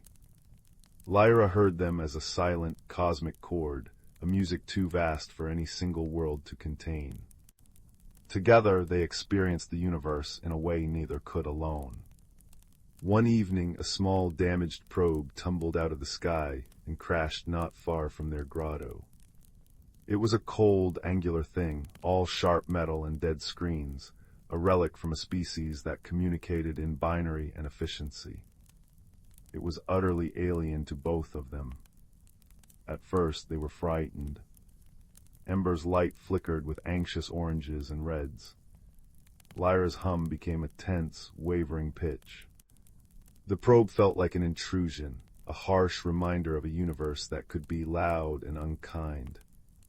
But as they watched the silent, broken machine, their fear turned to pity. It was alone, and it was broken, just as they had once been. Without a word, they made a decision. Ember approached, his heart light glowing a gentle, healing gold. He laid his fibrous hands on the cold metal, and his warmth began to seep into it. Lyra knelt beside him and sang a slow, restorative melody, a song her people used to mend cracked crystal. The vibrations traveled through the metal, seeking out fractures and soothing stressed molecules. They worked for hours, their unique forms of care intertwining.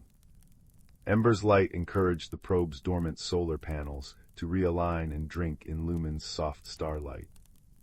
Lyra's harmonics recalibrated its internal gyroscopes until with a soft click and a whir, a single light on its surface blinked on, a steady, peaceful blue. The probe did not speak their languages. It had no concept of color or song. But as it rose unsteadily from the ground, it turned to them and projected a simple, geometric shape onto the ground between them, a perfect circle, inside of which was a single, small dot. It was a universal symbol, a world and a friend. Then, with a silent, graceful arc, it flew back into the starry expanse, leaving them alone once more. But they were not the same. They stood together under the infinite sky, the bond between them stronger than any barrier of biology or language. Ember glowed with a color he had never produced before, a deep, luminous silver intertwined with threads of Lyra's signature chord note, a color that meant friend of my soul. In response, Lyra sang a new, complex harmony, one that incorporated the steady pulse of Ember's heartlight, a song that meant my light in the darkness. They had discovered the one technology that could truly bridge any gap in the cosmos, a force more powerful than any engine or computer. It was not a language of light or sound, but a grammar of kindness. It was the simple, profound act of seeing loneliness and offering companionship, of witnessing difference and building a bridge, of hearing a foreign song and learning to sing along.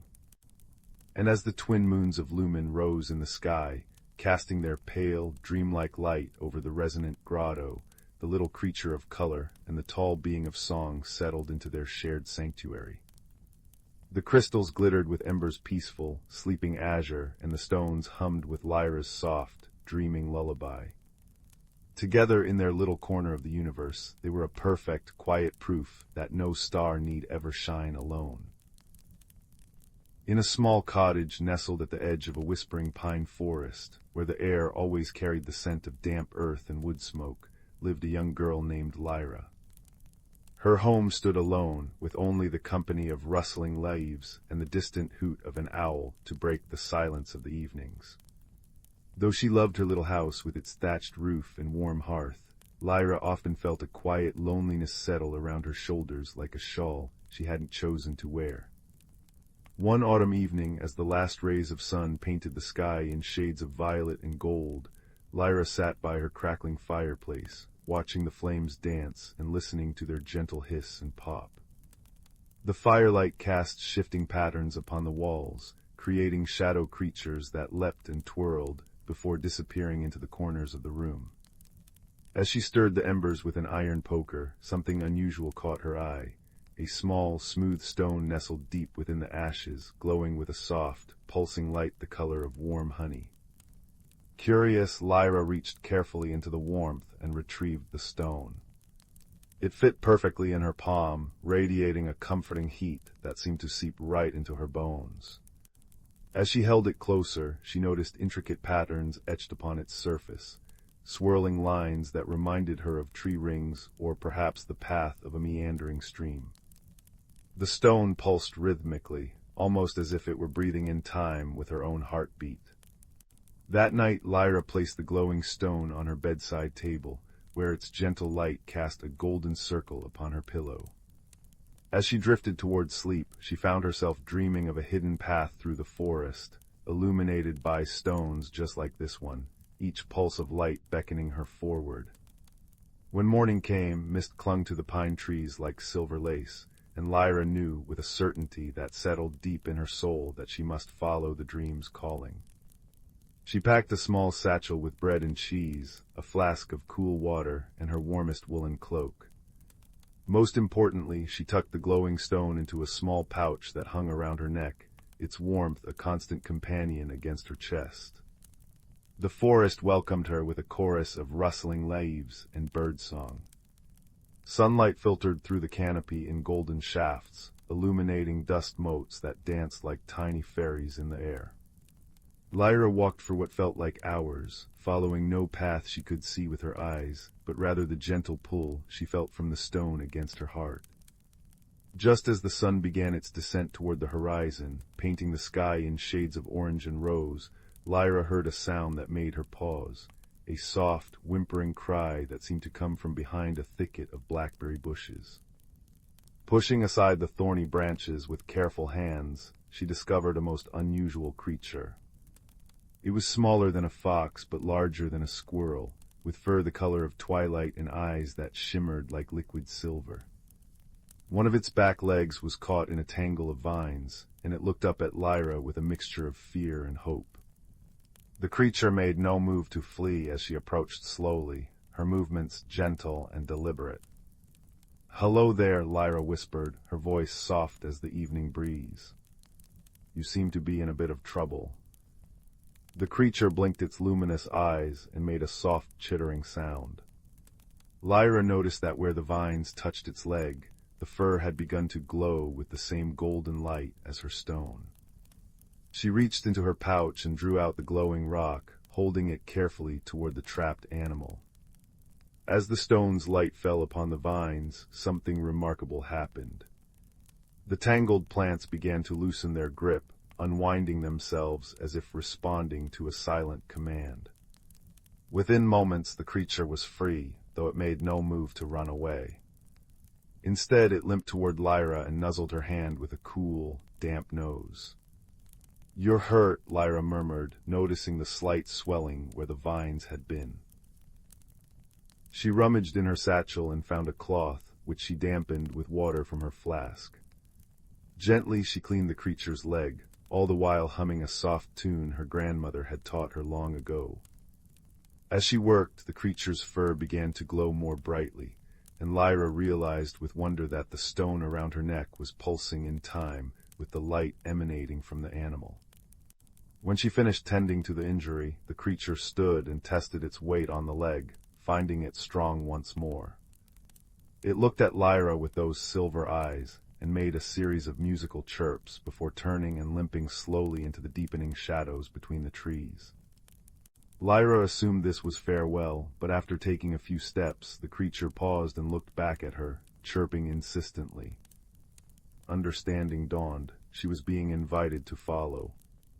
The twilight creature led her along a path, so hidden that Lyra would never have found it on her own. Moss-covered stones formed a natural staircase downward into a small valley, where the air grew warmer and carried the scent of blooming night flowers. Fireflies began to appear, their tiny lights flickering like scattered embers in the gathering dark. Just as the last light faded from the sky, they arrived at the entrance to what appeared to be a vast, ancient tree. Its trunk was wide enough that 5 people holding hands might not have been able to circle it, and its branches stretched toward the stars like arms raised in celebration. Light spilled from an opening in the trunk, a warm, golden glow that pulsed in the same rhythm as Lyra's stone. The creature chirped encouragingly and slipped through the opening. Taking a deep breath, Lyra followed. Inside, she found herself in a space that seemed far larger than the tree should have been able to contain. The walls curved upward into a dome, and the entire chamber glowed with the same golden light that came from her stone. Dozens of creatures similar to the one she had rescued moved about the space, their twilight-colored fur glowing softly as they went about their tasks. Some tended to crystalline plants that grew from the walls, while others gathered around what appeared to be a central hearth, though no fire burned there. Only a large, gently pulsing stone similar to Lyra's, but as large as her head. An older creature with silver streaks in its fur and eyes that held the wisdom of countless seasons approached Lyra.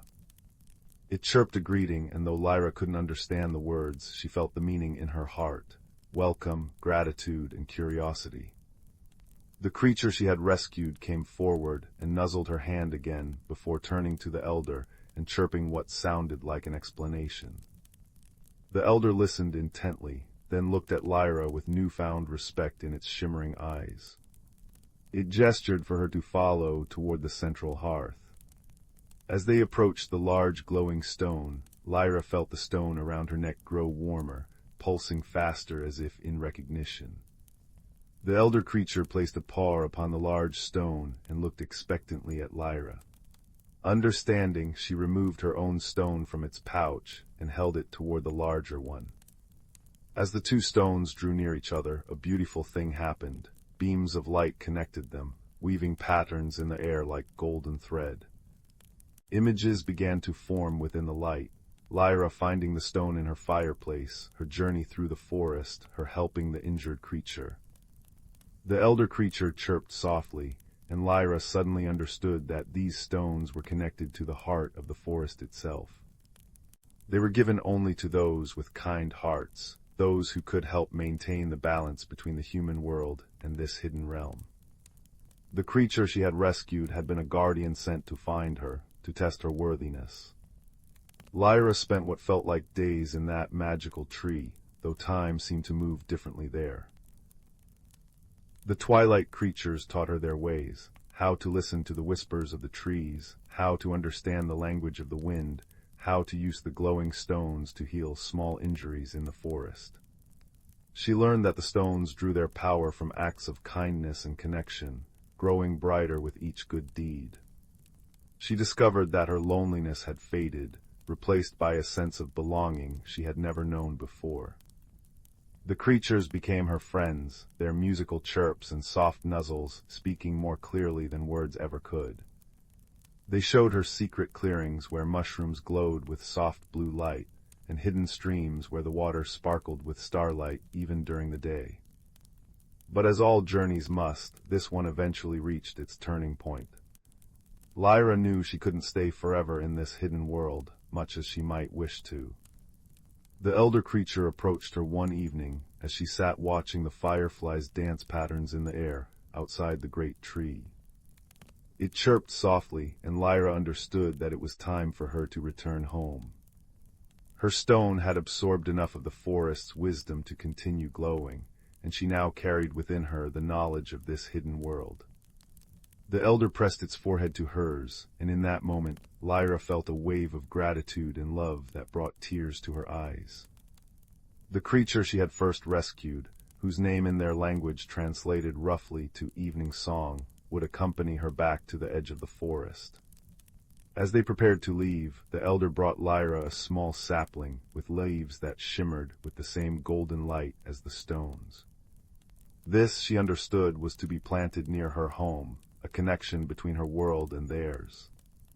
The journey back seemed shorter, perhaps because Lyra now knew the way, or perhaps because her heart felt lighter than it ever had before. Evening Song walked beside her, occasionally chirping a melody that sounded like the forest itself breathing. When they reached the edge of the woods, where Lyra's cottage stood waiting with warm light in its windows, the creature nuzzled her hand one last time, before turning and disappearing back into the shadows between the trees. Lyra stood for a moment, breathing in the familiar air of home, before moving to plant the shimmering sapling near her front door. As she placed it in the earth, she felt her stone pulse warmly against her chest, and she knew the tree would grow strong and true. Inside her cottage, the fireplace had burned down to embers, yet the room felt warmer than she remembered. Lyra placed her stone on the mantelpiece, where it cast its gentle golden light throughout the room.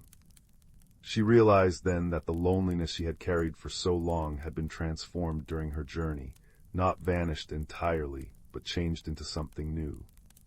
She now carried within her the memory of friendship, the warmth of connection, and the knowledge that magic existed just beyond sight, waiting for those with kind hearts to discover it. That night, as Lyra lay in bed watching the stone's light pulse softly on her ceiling, she understood that her journey had been about more than finding a hidden world.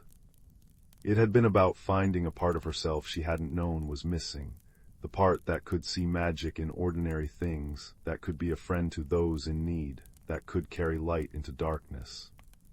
Outside her window, the newly planted tree began to grow at an impossible rate, its branches stretching toward the sky and its leaves shimmering with golden light that mingled with the silver of the moonbeams. The forest seemed to sigh contentedly, and in the distance, if one listened very carefully, they might have heard the faintest musical chirping carried on the night breeze. Lyra closed her eyes, a small smile gracing her lips as she drifted into dreams of glowing stones and twilight creatures, of friendship found and loneliness transformed. And in her cottage at the edge of the whispering forest, with the fire reduced to embers and a magical stone pulsing gently on the mantel, she slept more peacefully than she ever had before, knowing that she was never truly alone, and that the world held more wonder than she had ever imagined. In the heart of the ancient woods, nestled between rolling hills and babbling brooks, lay a place known as Whispering Glen. Here the air always carried the gentle scent of pine and wildflowers, and the trees stood like wise old guardians, their leaves rustling secrets to anyone who cared to listen.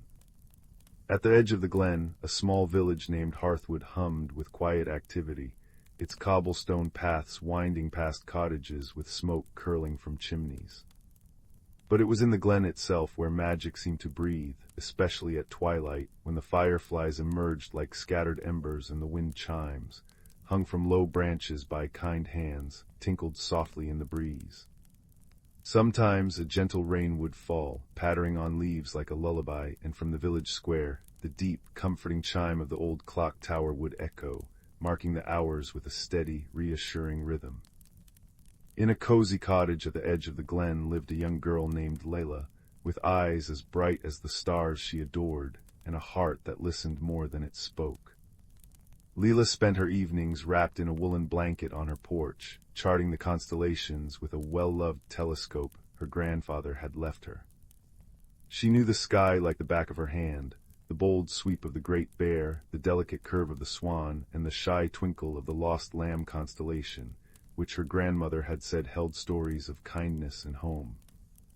But one evening, as the sun dipped below the horizon and the first stars blinked awake, Layla noticed something peculiar. The Lost Lamb constellation, usually a cluster of 7 bright stars, had one missing, a gap where a star named Pip should have been. At first she thought it a trick of the clouds, but night after night, more stars vanished from the sky. Not in a dramatic flash, but quietly, as if they were being gently plucked away. Alongside this, the glen itself began to change. The bluebells that carpeted the forest floor shifted to a soft lavender at dawn, then to a rosy pink by noon, as if painting with emotions. Stranger still, Leela once saw dew droplets on a spiderweb rise upwards towards the leaves, defying gravity, and her sundial seemed to cast shadows that moved backwards for a breath before correcting themselves. The villagers whispered about it over cups of chamomile tea. Old Mr. Bramble, the clockmaker, grumbled that time was playing tricks, while young Finn, who tended the gardens, marveled at the color-changing flowers but worried they might be ill. Yet no one was frightened. Instead, a curious hum filled the air, like the suspense before a favorite story unfolds. Lila, with her keen observation and gentle nature, felt a pull to understand. She believed that every mystery, no matter how strange, held a heart that needed listening to. One rainy afternoon, as droplets tapped a gentle rhythm on the roof, Leela sat by the fireplace, tracing the patterns in an old book of nursery rhymes her grandmother had cherished. One rhyme, the song of the wandering stars, caught her eye. When the lamb loses its way, and colors dance night into day, seek the map the sky has drawn, where time flows backwards to the dawn.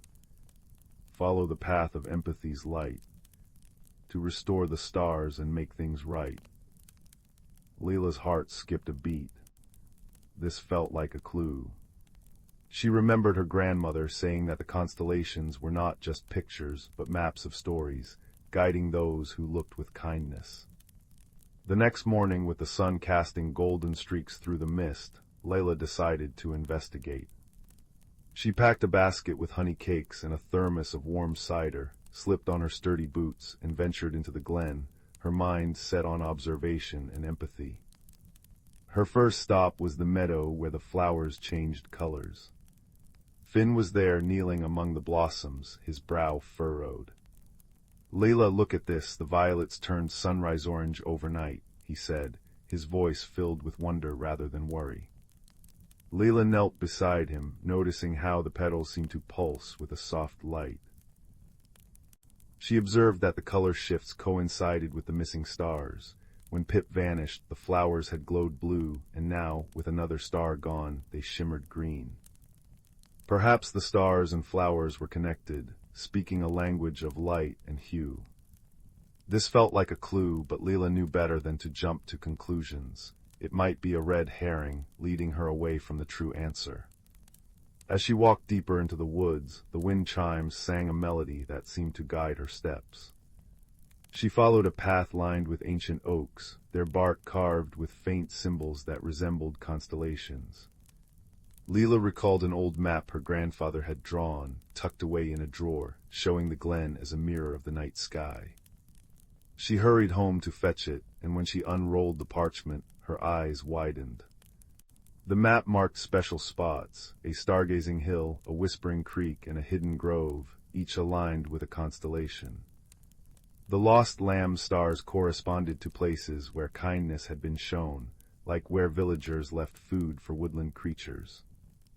Leela decided to visit these spots, hoping to find answers. At the stargazing hill, she met an elderly woman named Maeve, who was feeding crumbs to the birds. Maeve spoke of a legend. Long ago, the stars would sometimes descend to earth to rest, taking the form of gentle lights, and if treated with empathy, they would share wisdom. But if ignored, they might fade. Leela wondered if the missing stars had come down, lost or tired.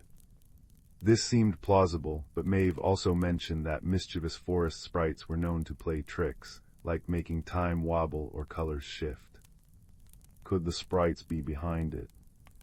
Leela filed this away as a possible red herring, something to consider but not fear. Over the next few days, Leela visited each location on the map. At the Whispering Creek, where the water babbled secrets, she found a patch of flowers that glowed silver, matching a star that had vanished from the Swan constellation. She sat quietly, listening not just with her ears but with her heart. She heard a faint, sorrowful hum, like a melody missing its notes. Empathy stirred within her. She felt that the stars weren't being stolen but were hiding or helping something. She left a honey cake by the creek as a gesture of friendship, and the next day the flower there turned a cheerful yellow, a small, delightful discovery that warmed her spirit. The suspense built through curiosity, not fear.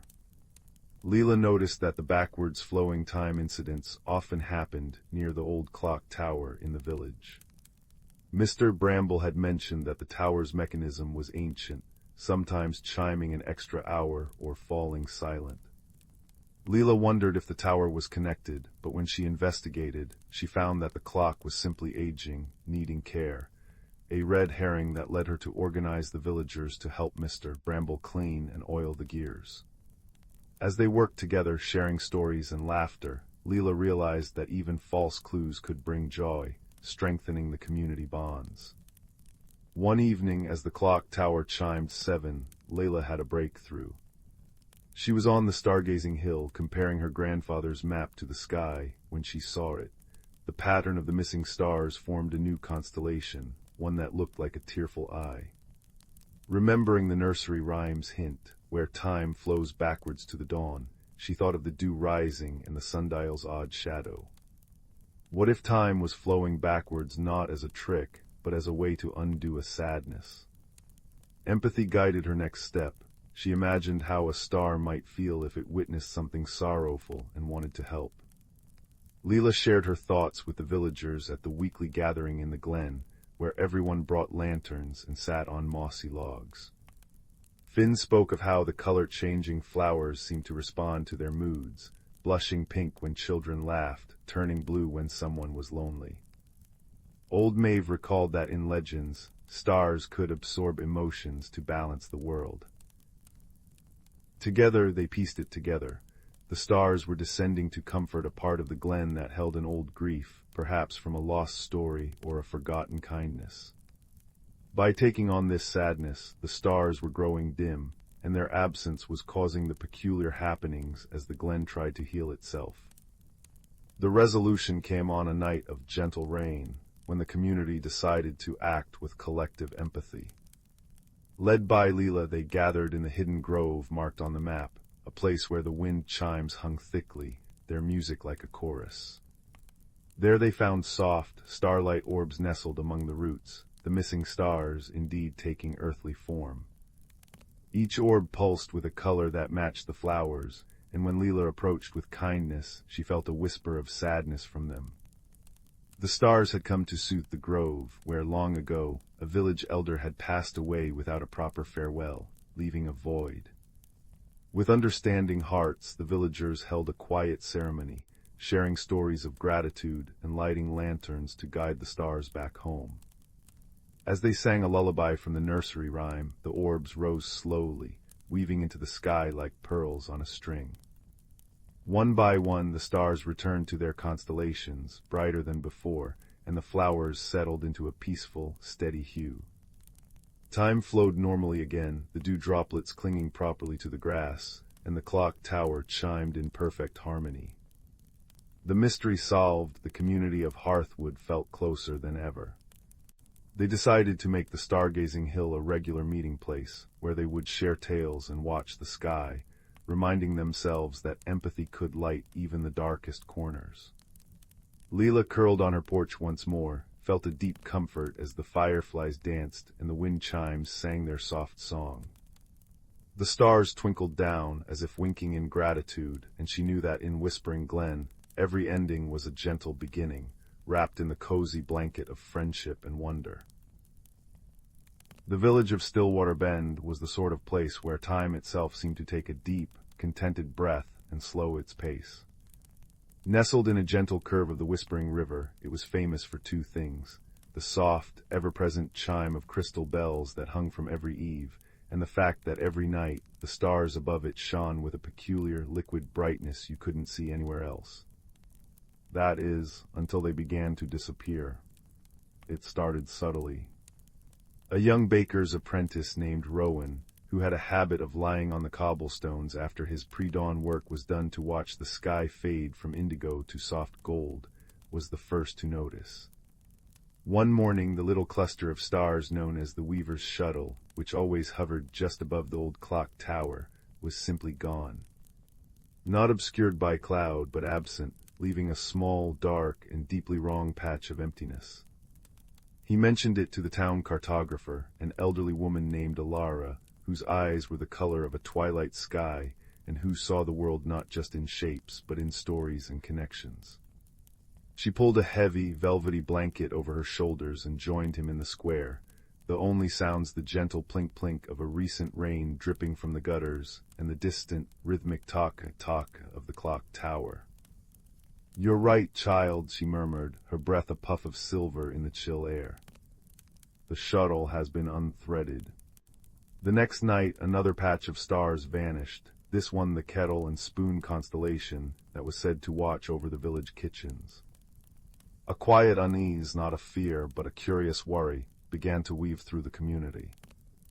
The flowers in the window boxes, usually a vibrant chorus of pinks and blues, began to change color overnight. The pinks deepened to a mournful violet, and the blues faded to a pale, worried gray. The town council, a group of well-meaning but flustered elders, held a meeting in the warm, honey-lit interior of the Hearth and Harp Tavern. They proposed all sorts of theories.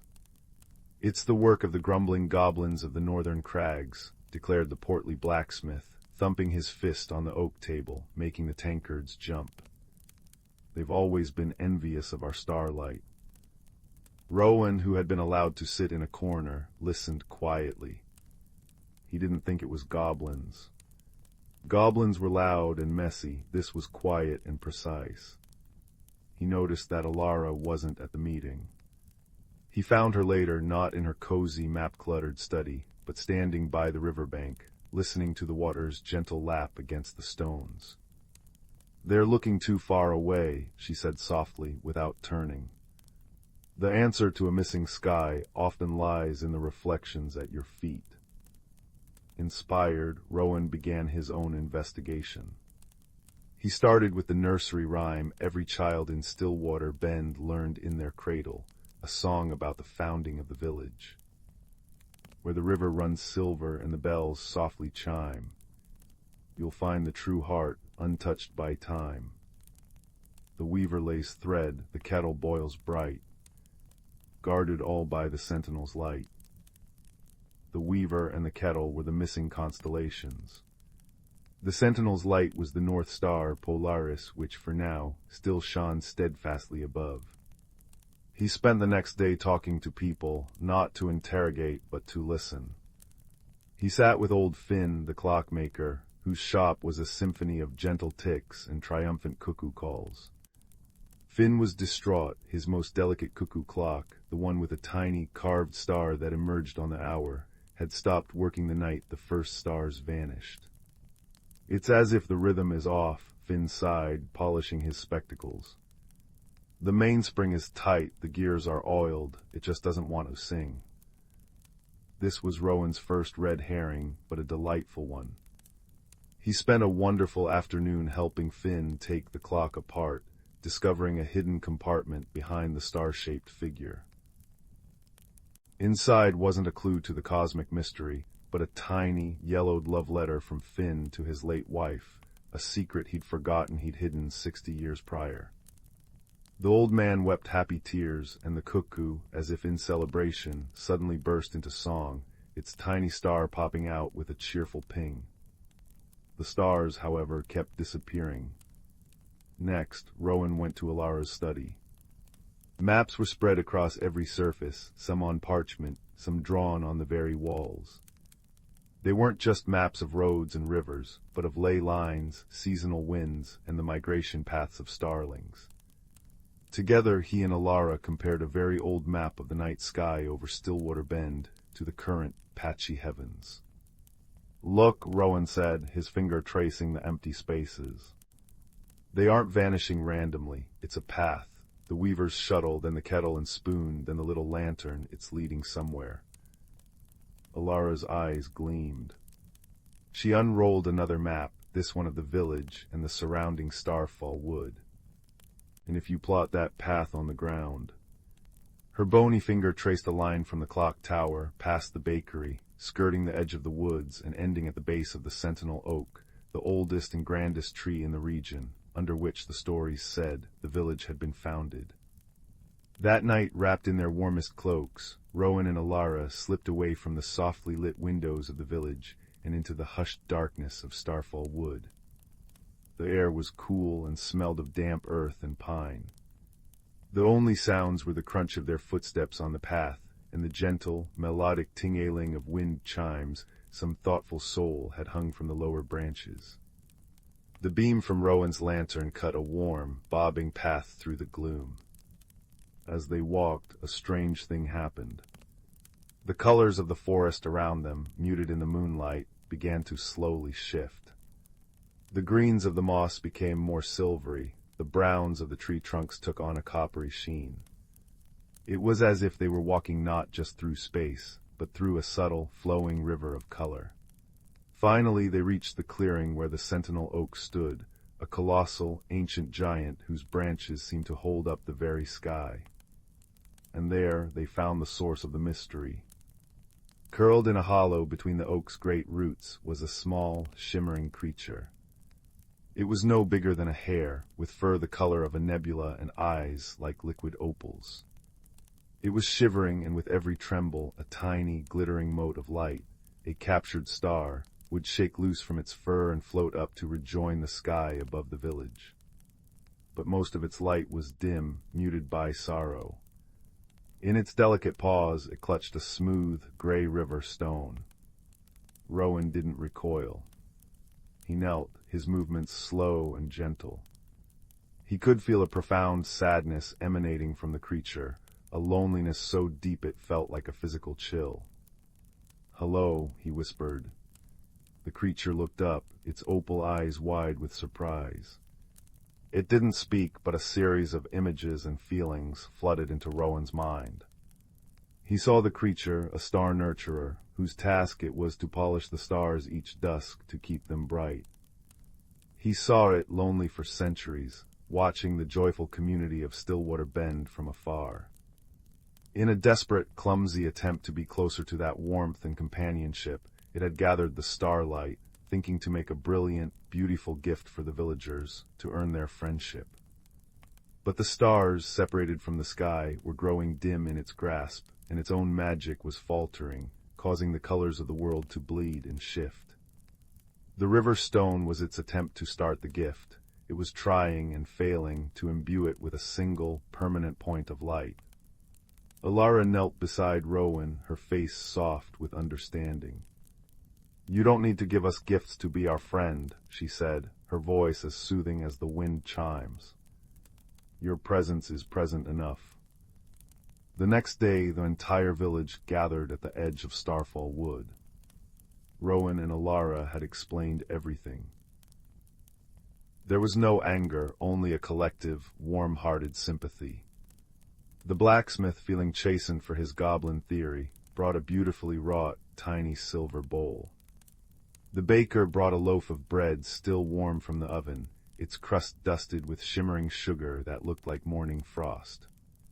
The children brought handfuls of wildflowers that, in the creature's presence, began to cycle through a joyful rainbow of colors.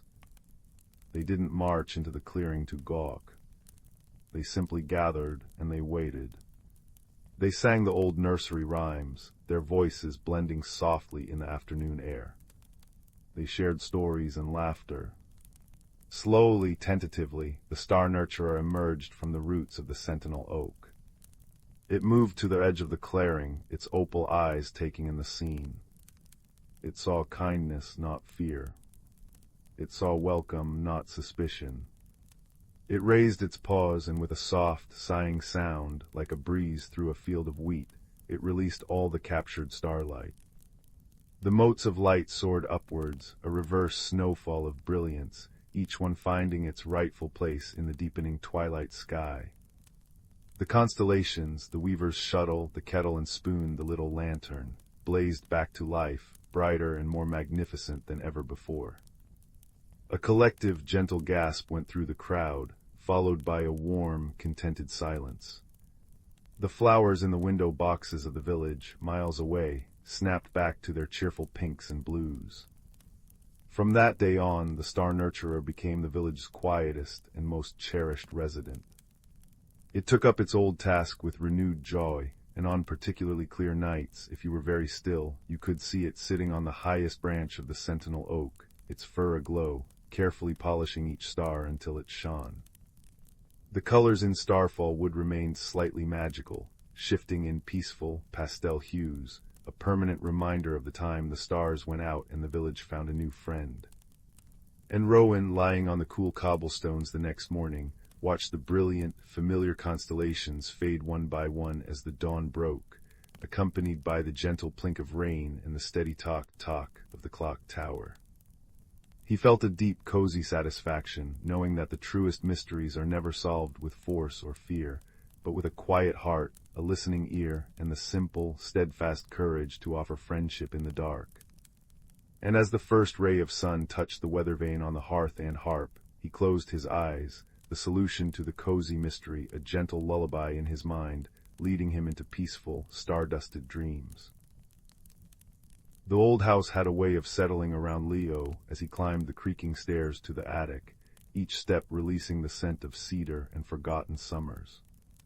Outside, rain whispered against the window panes like a gentle secret, and the distant chime of the town clock tower drifted through the air, marking the hour with a soft, bronze hum. Leo held a flickering lantern before him, its warm light pushing back the shadows that clung to the eaves and corners of the spacious attic. It was his grandmother's house, full of memories tucked into drawers and stacked in dusty boxes. Leo had always been a quiet boy, thoughtful and observant, with a heart that noticed things others often overlooked. Tonight, while searching for a book of pressed flowers his grandmother had mentioned, his fingers brushed against something unexpected nestled beneath a stack of embroidered linens, a small wooden compass. But it was unlike any compass he had ever seen. Its face was carved from pale birch, and instead of north, south, east, and west, its points were marked with symbols: a heart, a key, a feather, and a star. At its center, the needle was not of magnetized metal, but of delicate, darkened silver, shaped like an arrowhead. It lay perfectly still, as if waiting. Curious, Leo lifted it into the lamplight. As he did, the needle gave a soft shiver and began to turn, not toward any earthly direction, but pointing insistently toward a large, shrouded shape in the farthest corner of the attic. With careful steps, Leo approached and drew away the dusty cloth to reveal an ancient grandfather clock, its wood dark with age, its face etched with intricate patterns of vines and moons. It was silent and still, as if holding its breath. Tick. The sound was so faint Leo thought he might have imagined it. But then it came again, a little stronger. Tick-tock. A slow, deep rhythm began to emanate from within the clock, like a heartbeat returning to life. Then a voice, rich and resonant as a cello note, spoke from the clock's interior. "It has been a long time since the compass of clarity has awakened," the clock said. "You must be the one it has chosen." Leo, though startled, felt more wonder than fear. "Who are you?" he asked softly. "I am Horologius, the keeper of moments," the clock replied. "And you, child, have been called because something in this house is out of balance. A sorrow has settled in the walls, a quiet sadness that slows the flow of joy. The compass will guide you, but the journey is one of heart, not feet." Just then, a fluffy orange cat emerged from behind a stack of hat boxes, yawning widely before fixing Leo with wise, golden eyes. "About time someone showed up," the cat said in a voice like rustling silk. "I'm Marigold, I nap, I observe, and occasionally I offer advice. Usually I nap, though." Leo blinked. "You can talk." "Only to those who listen properly," Marigold replied, licking a paw. "Now the compass is pointing toward the heart symbol. That means we follow the thread of feeling. Lead on, little hero." The compass needle glowed with a soft, golden light, pulling Leo not toward the attic door, but toward a faded tapestry on the wall depicting a garden in full bloom. As he approached, the woven flowers seemed to shimmer, and the needle pulsed warmly in his hand. "A hidden door," murmured Horologius. "Press the embroidered forget-me-not in the corner." Leo did so, and a section of the wall swung inward with a gentle sigh, revealing a narrow, descending staircase lined with glowing crystals that cast a soft, blue light. The air smelled of old paper and lavender. "Down we go," said Marigold, trotting ahead with her tail held high. "Try not to trip. I'd hate to have to explain that to your grandmother." The stairs spiraled down into a cozy, circular room that Leo had never seen before. It was a library, but unlike any other. Books lined the walls not by title or author, but by color and feeling, warm hues of joy, cool tones of solace, bright sparks of inspiration. In the center of the room sat a small, nervous-looking candle, its flame flickering uncertainly. "Oh dear," the candle wisped, its light trembling. "Visitors, I'm Lumina. I'm supposed to illuminate the stories, but lately, I can't seem to keep them bright." Leo knelt down. "What's wrong?" "A draft of doubt has been blowing through," Lumina explained. "It makes the stories fade, words lose their meaning, memories grow dim." The compass in Leo's hand now pointed toward the key symbol. He looked around, thinking, maybe we need to find the source of the draft. Marigold leaped gracefully onto a shelf. "There's a loose stone near the ceiling," she announced. "I've seen a faint shimmer of cold air slipping through." But the stone was too high for any of them to reach. Leo bit his lip, thinking. Then he remembered the patience his grandmother always showed him when he struggled with his lessons. Kindness, not force. "Lumina," he said gently, "if we work together, maybe we can help. Marigold, if you climb onto my shoulders, you might be able to nudge the stone back into place. Lumina, can you light our way?" The candle's flame steadied slightly. I can try." With careful movements, Leo lifted Marigold onto his shoulders. The cat stretched upward, her paws delicately probing the loose stone. "A little to the left," she directed, and Leo shifted accordingly. Lumina glowed brighter, casting a warm, steady light that pushed back the shadows. With a soft click, the stone settled back into place. The draft ceased immediately. The room seemed to sigh in relief, and the books on the shelves glowed with renewed warmth. "Well done," Lumina whispered, her flame now burning bright and clear. "The stories are safe." But the compass needle had shifted again, now pointing toward the feather. It tugged Leo toward a large, leather-bound journal resting on a reading stand. The pages were blank. The Journal of Whispers, Horologius's voice echoed down the staircase, gentle and approving. It records what the heart needs to remember, but it only reveals its words to one who listens with compassion. Leo placed his hand on the open page. He thought of his grandmother, her gentle hands, her stories, the way her eyes sometimes grew distant with memories she seldom shared. He thought of the quiet sadness that had seeped into the house since his grandfather had passed away. "She misses him," Leo said softly. "She doesn't say it, but she does." As he spoke, words began to appear on the page, written in shimmering ink, not sad words, but joyful ones. Stories of laughter in the garden, of dances in the kitchen, of secrets shared under the stars. The journal was filling with light. The compass needle now turned one last time, settling on the star. It glowed so brightly that the entire room was bathed in soft, starlit radiance. And in that light, Leo saw not just a library, but a pathway of connection, between past and present, memory and hope, loss and love. He understood then. The journey was not about fixing something broken, but about remembering what was always whole. The courage was not in braving dangers, but in tending gently to the quiet places of the heart. When Leo emerged from the hidden staircase, the compass was still in his hand, but its needle was now still and peaceful. Marigold curled at his feet, purring like a little engine of contentment. From the grandfather clock came a deep, soothing chime, not marking the hour, but celebrating the moment. Leo returned to his grandmother's sitting room, where she dozed by the fire. He didn't show her the compass or speak of talking cats or hidden libraries. Instead, he opened the Journal of Whispers and began to read one of the stories aloud. His grandmother's eyes opened and she smiled, a real, full smile that reached her eyes and lit the room more brightly than any flame. And outside, the rain continued to fall softly.